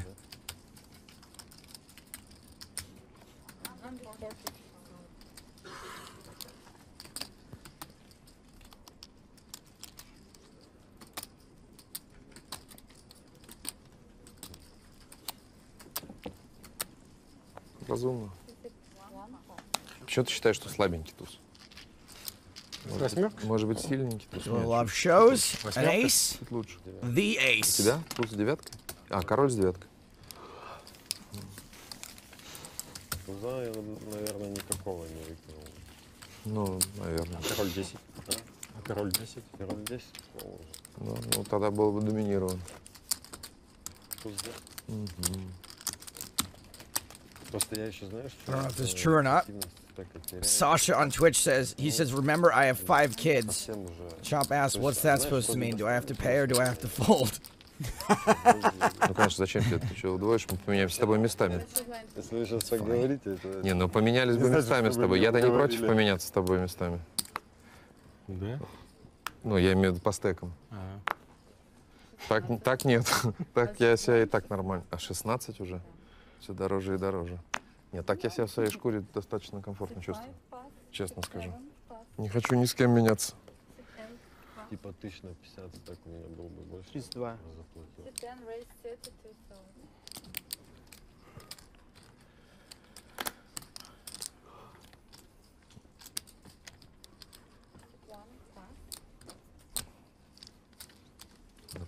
Нападает на меня маленького. Button raise from Shershikov. The blinds fold, and it's raise and take it. Хочу эльки пересидеть все-таки. Еще кого-нибудь. А я не хочу никого пересиживать, я хочу удвоиться. Да, я тоже. Я тоже хочу удвоиться. Утроиться. Давайте так. Давайте. Вы пересидите элки, Нет. а я удвоюсь. Нет. Не, ну давай. Я же могу удвоиться, пересидев элки тоже. Это же одно другое не исключает, правильно? Это уже много. А, ты считаешь, что так, да? Вот с таким стеком нам это многого уже. Chattiest table ever. Расскажи ему, у тебя же было много случаев в жизни, когда с такого стека выигрывал турнир. Конечно, у каждого. Видишь? А ты говоришь. Не надо меня списывать. He's like, come on, tell me there isn't a better performance on television than Elizabeth Moss right now. То, что надо желание иметь. Now they're arguing about whether or not a streaming service can be considered television. Это правда. Но сейчас задача минимум пересидеть элки. Да нет, ну, хотелось бы, конечно, попасть. Еще завтра с вами немножко здесь повеселиться. Kakmazov has raised here. И послезавтра тоже. Big Kak. Still alive and cacking.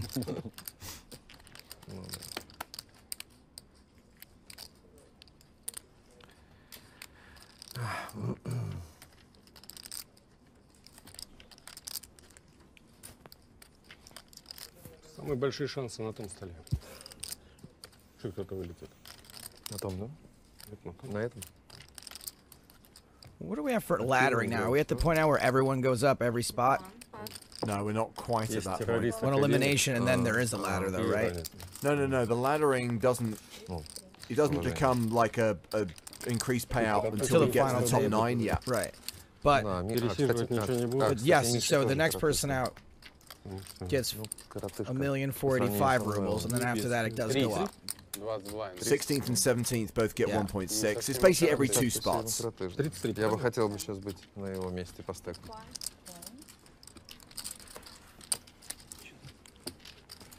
So Vladimir Troinovsky has defended his big blind. The flop is Jack 5.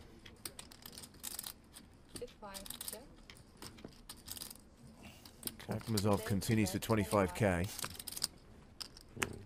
No hearts. No any hearts. Ace 5, the hand for Kakmazov. He's up over 650,000, hovering around the tournament average, 40 bigs. Так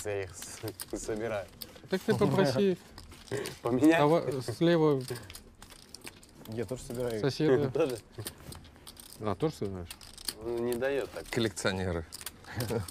Вы отважные люди. Мы пытаемся собрать все зеленые фишки. И все синие тоже.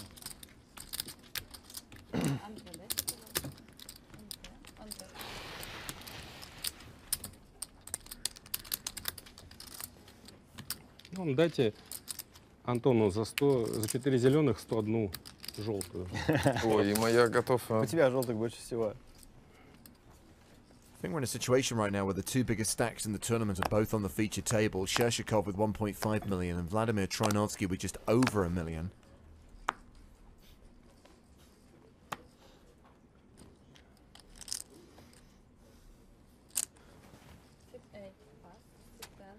Надо было рейзить,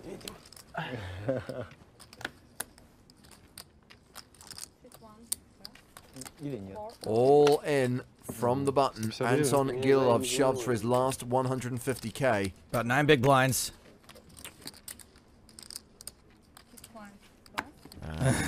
He can't do it. Blinds are folded. Chris's chin looks a lot like a butt. I'm just gonna say it one time.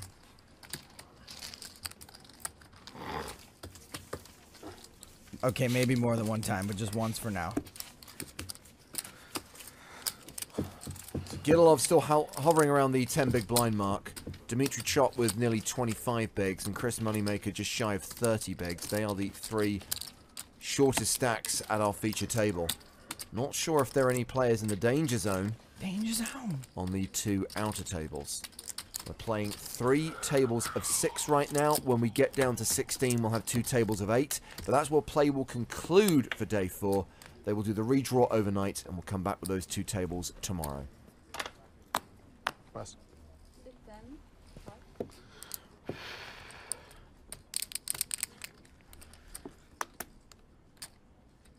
And just to address a question from, or rather a point that Danny was making on Twitter during the last level. Go on. Is it just me, or are we all crossing our fingers for Moneymaker and Elke even more just because they're not Russian? No, I don't think it's got anything to do with that. I think it is, they are obviously famous faces, they're obviously well-known players, and they draw a wider audience. That's one reason. Number 2, we obviously like to see established pros do well, especially when they're players who we know really well from the circuit and we know personally. But also, I think both these guys are due. It has been forever since we have seen Chris Moneymaker or Elke at a final table.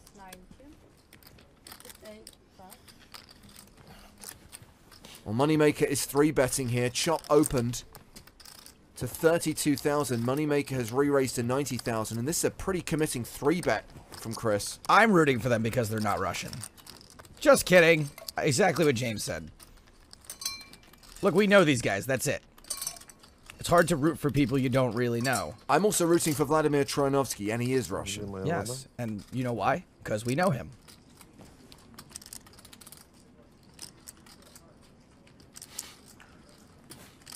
If Dmitry Chop were to straighten his baseball cap, I might even root for him.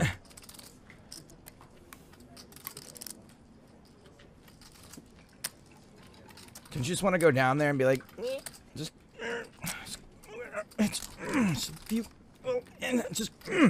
yeah.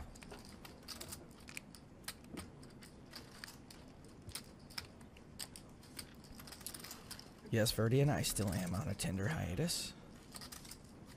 Let's not talk about it.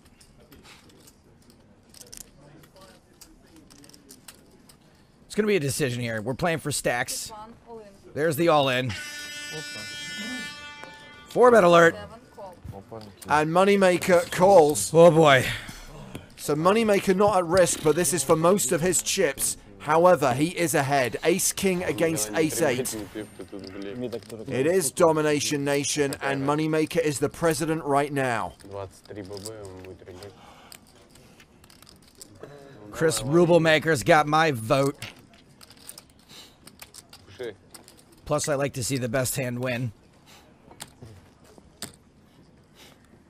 That will happen roughly 72% of the time. Любой спаренный флоп. По 8 нужен. По идее, через одну. Ты выиграл туз-7 в туз-валет, потом проиграл. Сейчас должен это выиграть. Chop didn't have to do this, by the way. Here comes the flop.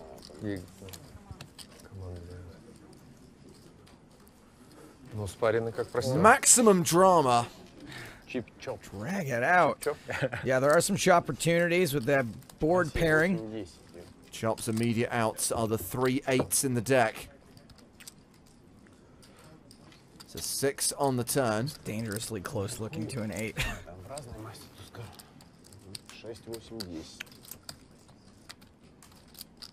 So Chop is eliminated unless there's an 8, 6, or 10 on the river. It's a 4. Ace-King holds. Dmitry Chop goes out in 18th place. And Chris Moneymaker is back in this thing. He's above average once again with more than 880k, more than 55 big blinds. Not only was it not a chop pot, it was also not a chop pot. Dmitry Chop does cash for 1.5 million rubles, near enough, 26,000 US dollars, and we are 1 elimination away from ending day 4 of the Sochi main event. That's a chop. I know. Elke's got 200k. So. Elke and Michael. Oh, there's 2 out there with. There are 2 with 200k. So, if one of them could just do the thing and. Perfectly fine. You didn't find an 8 on the river. You can do whatever the hell you want. Or 10. Or a 10. Or a 6. Yeah, there were a few cards I didn't want to see. Yeah. But 6, 10, 8. I could live with a 6 or 10 on 8. I imagine. Мне тоже казалось, что там вообще нету блефа. Конечно. Да, что-то переиграл он руку свою прям очень сильно. Не в того пушит. А дело даже не то, что в того, не в того. Нет, есть такие люди, в Dmitry которых Chot вообще will там make his way to the cage and be paid his money. And you may have heard the guys at the feature table mention that there are a couple of shorties at the outer tables, a couple of players with around 200,000 chips. So it might not take too long for us to lose our 17th place finisher. Could happen right here at this table. I don't want to send you home. Okay. I don't want to send anybody home. I just want to win the tournament. I think you're not the only one here. I think there are another 17 like with the same 16. wish. Another 16. Another 16, yeah. Correct. Correct.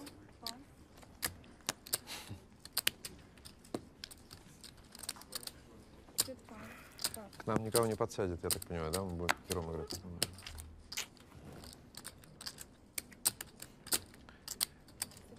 Moneymaker raising the button here. Playing 5-handed on the main stage now.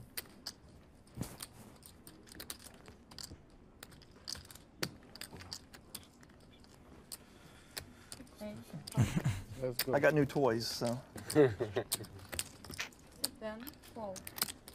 Don't forget about Shirshikov. There could be an all go-home moment there. Oh, yes. Тебе особенно важно. Yeah, I'm for the other guy. Ace deuce deuce. Иди напрягай. Мне сейчас так, кого пыжить? Chris continuing for 25,000 after the action's checked to him. Shirshikov calls. What can you call with there? Нет. Not a lot. Есть там 3 от 90, он So the запушил. diamonds on the turn. Ошибка. Action goes check, check. River card is the queen of clubs.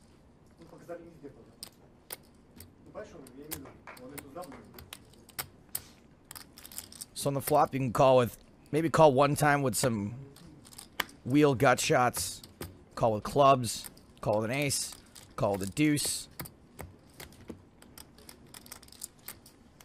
you can call with pocket pairs. Regardless, I think a bet here I have the good card, but makes a lot of sense, and a fold from Chris also makes a lot of sense. he doubled. Huh? Yeah. Who doubled? Was it Elkie? No. Another short Hey, person? doubled Wills. А в кого? Казах. It's a reminder that we are giving you the chance to spin and go to Barcelona, giving away 10 euro spin and go tickets today. For your chance to win, play a real money cash table, a real money Zoom game, or a real money spin and go on Stars, and win a hand with pocket threes. Now, whether you tweet the boom link or a screenshot, we need the hand ID. Very important to include the hand ID in your tweet, plus the hashtag PSCWin. Do it just before midnight tonight, and 10 winners will be drawn at random, each receiving a 10 euro Barcelona spin and go ticket. Не стоит blind еще. 35.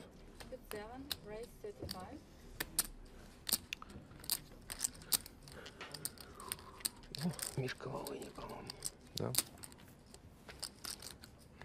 Moneymaker back in the action, raising again, this time from the cutoff. And he is getting 3-bet. Yeah, Kakmazov has re-raised to 104,000. Have enjoyed their tangles.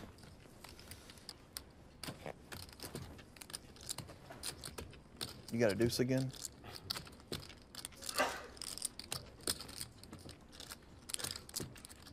Kakmazov bluffed Moneymaker off a big pot during the last level.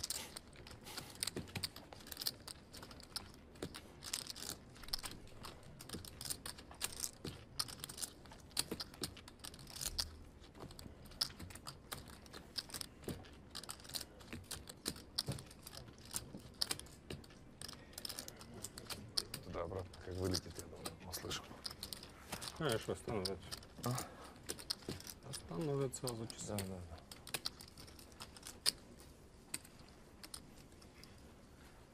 I'm not going to talk this time. Sorry? You're not gonna talk this time? We I'd can be talk. pretty shocked if Chris today didn't fold here. Let's talk about baby. Let's talk about you and me. Let's talk about all the good things and the bad things. Well, I would not have expected that to come from Gililov.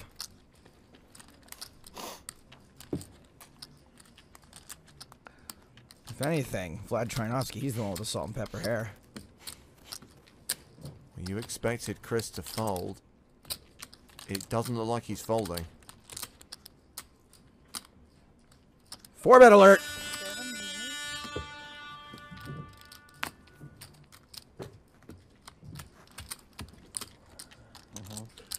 The re-raise from Moneymaker is 260,000. Call. A shove and a call. Oh boy. Come on.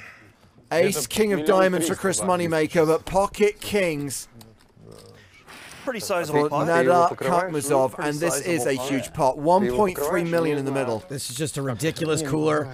Punisher just chimed in to say Moneymaker's been getting pretty lucky today. I disagree, but he is gonna need to get lucky now. So I'm gonna go ahead and use it this time. I haven't used my one time in forever, so I'm gonna go ahead and use it. Seems like a good spot. Are we gonna give him his one time? We're about to find out.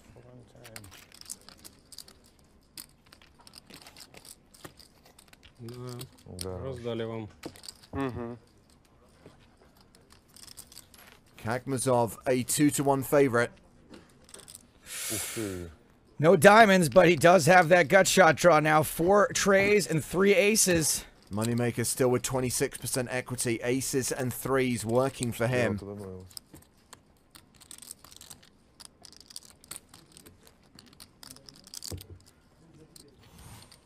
The turn card is a queen. So Kakmazov survives unless there's an ace or a 3 on the river. 7 cards for him to fade. And that would leave Moneymaker with less than 200k. The river card is a 7. Huge double up for Kakmazov. And Chris Moneymaker crippled, left with just 12 big blinds. Really brutal cooler for this stage of the tournament. I don't know how you're supposed to get away from ace-king suited. Да, сразу же 7 аутов, то есть 4 аута добавилось сразу. Пиздец просто. You can do enough. It's a bad spot. 622. Especially given our history, it's a bad spot. 600. Agreed. 622. Right. Well, it was fun having these chips for a second. Пока, по-моему, 500. Oh, I gotta go another 100 down. You can still bounce back, Chris. You still have chips. And crucially, he still has a chair. Yeah, you know what I always say is, you know, I haven't said in a while, James. All it takes is a chip and a chair. Yeah. You know what that means? No, I get it. Don't worry. Well, for people who don't, worth explaining. All it means is that as long as you're still in the tournament, you can still win. Yes. However unlikely that may be. However, but it's happened before. Badly the odds are stacked against him. Yes, he could still conceivably win. Because when I coined this phrase in 2011, yeah, there was a player who was down to literally just one chip in a tournament, and then when he won, I was like, well, I guess all it takes is a chip and a chair, and I was like, you know what? I think I'm onto something here. It's so catchy as well. Yeah. And people have been using it ever since, and I like that. I'm fine with it.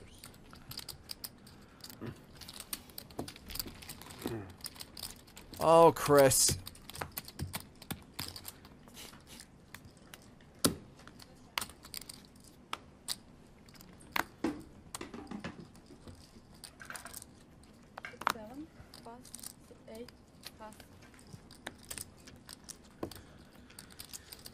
Alpha on Twitch says, stupid 4-bet by Moneymaker. You deserve to lose, stupid player. I don't know if I agree with any of that.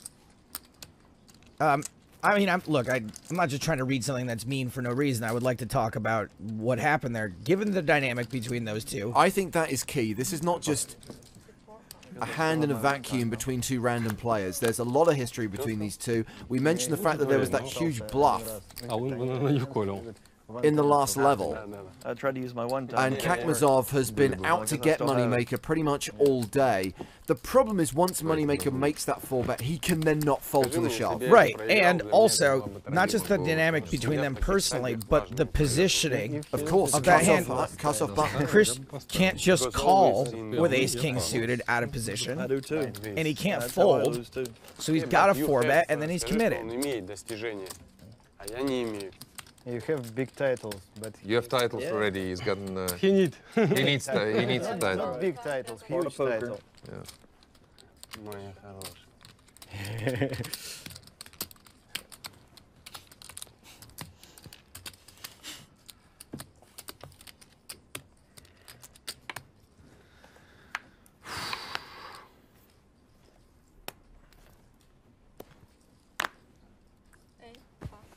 Action folded here.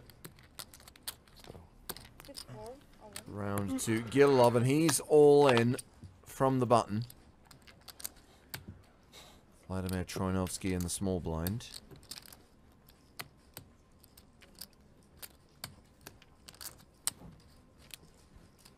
There's the re-raise, trying to isolate. Chris is going to fold, I assume. He does. So, Gililov at risk, called by Troinovsky. Я пас. Ace King the hand for Gililov, and Queen Jack the hand for Troinovsky. Я тебе серьезно говорю. Понятно, что ты предпочел. Я бы предпочел. Я думал, у тебя 2 двойки. Well, Troinovsky's got live cards. Извини. Или валить 10. Будем надеяться, что сразу же туз-король откроется как-нибудь, чтобы не нервничать. Ну да, тут, скорее всего, откроется у них, не думаю. 3 hearts on the flop. And Vladimir Troinovsky has the Queen of Hearts in his hand. Я теперь на туза согласен. Понятно. Как было 33, так примерно. 14 outs for Vlad. Still 14 cards that Anton Gililov has to fade on the river.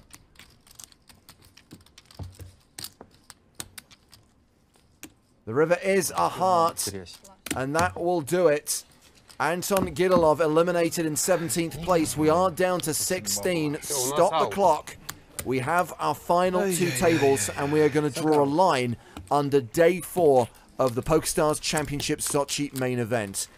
They may be short, but Chris Moneymaker and Elke will probably be coming back for day 5. That said, hands are still in progress on the outer tables.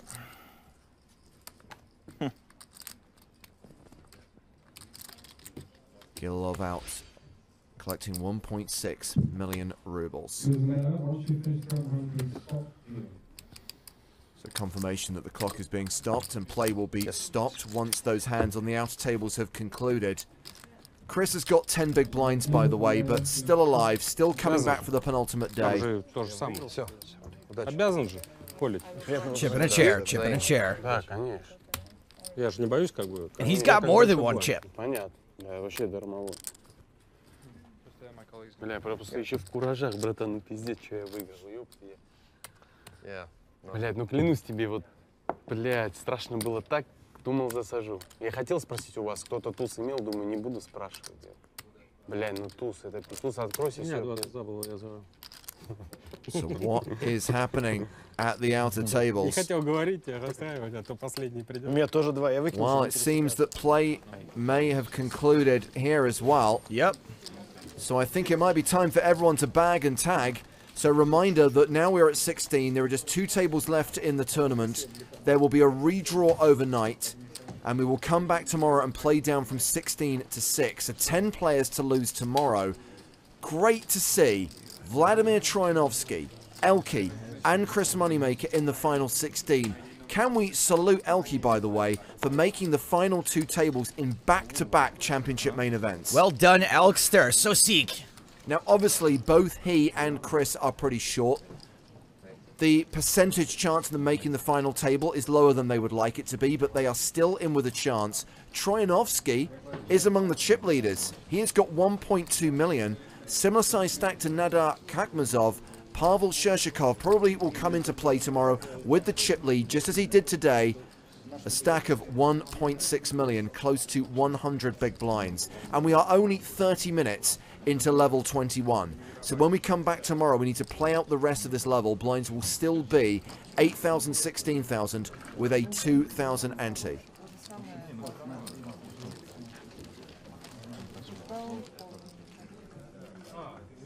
So here's how things ended on the main stage. Moneymaker, a short stack. Troyanovsky, Kakmazov, and Shershikov are big stacks. It's going to be an exciting day tomorrow, Joe. Especially if they're just playing four-handed. Nah, we're going to balance those out. There'll be a feature table on the main stage, an outer table below the steps, and then when they're down to 9, they will play at one single table. So make sure you join us tomorrow.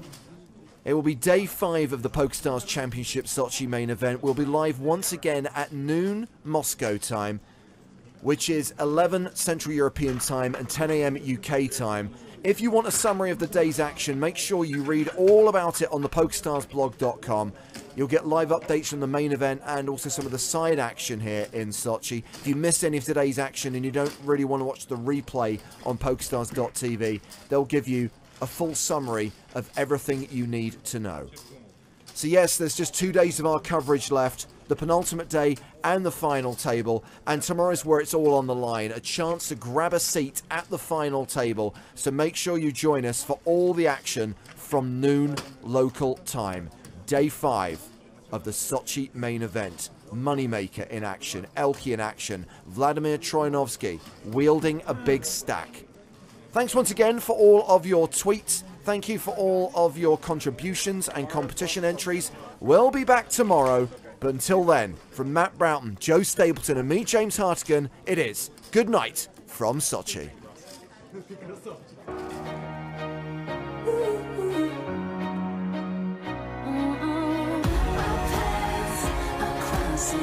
Just in the nick of time. If you needed me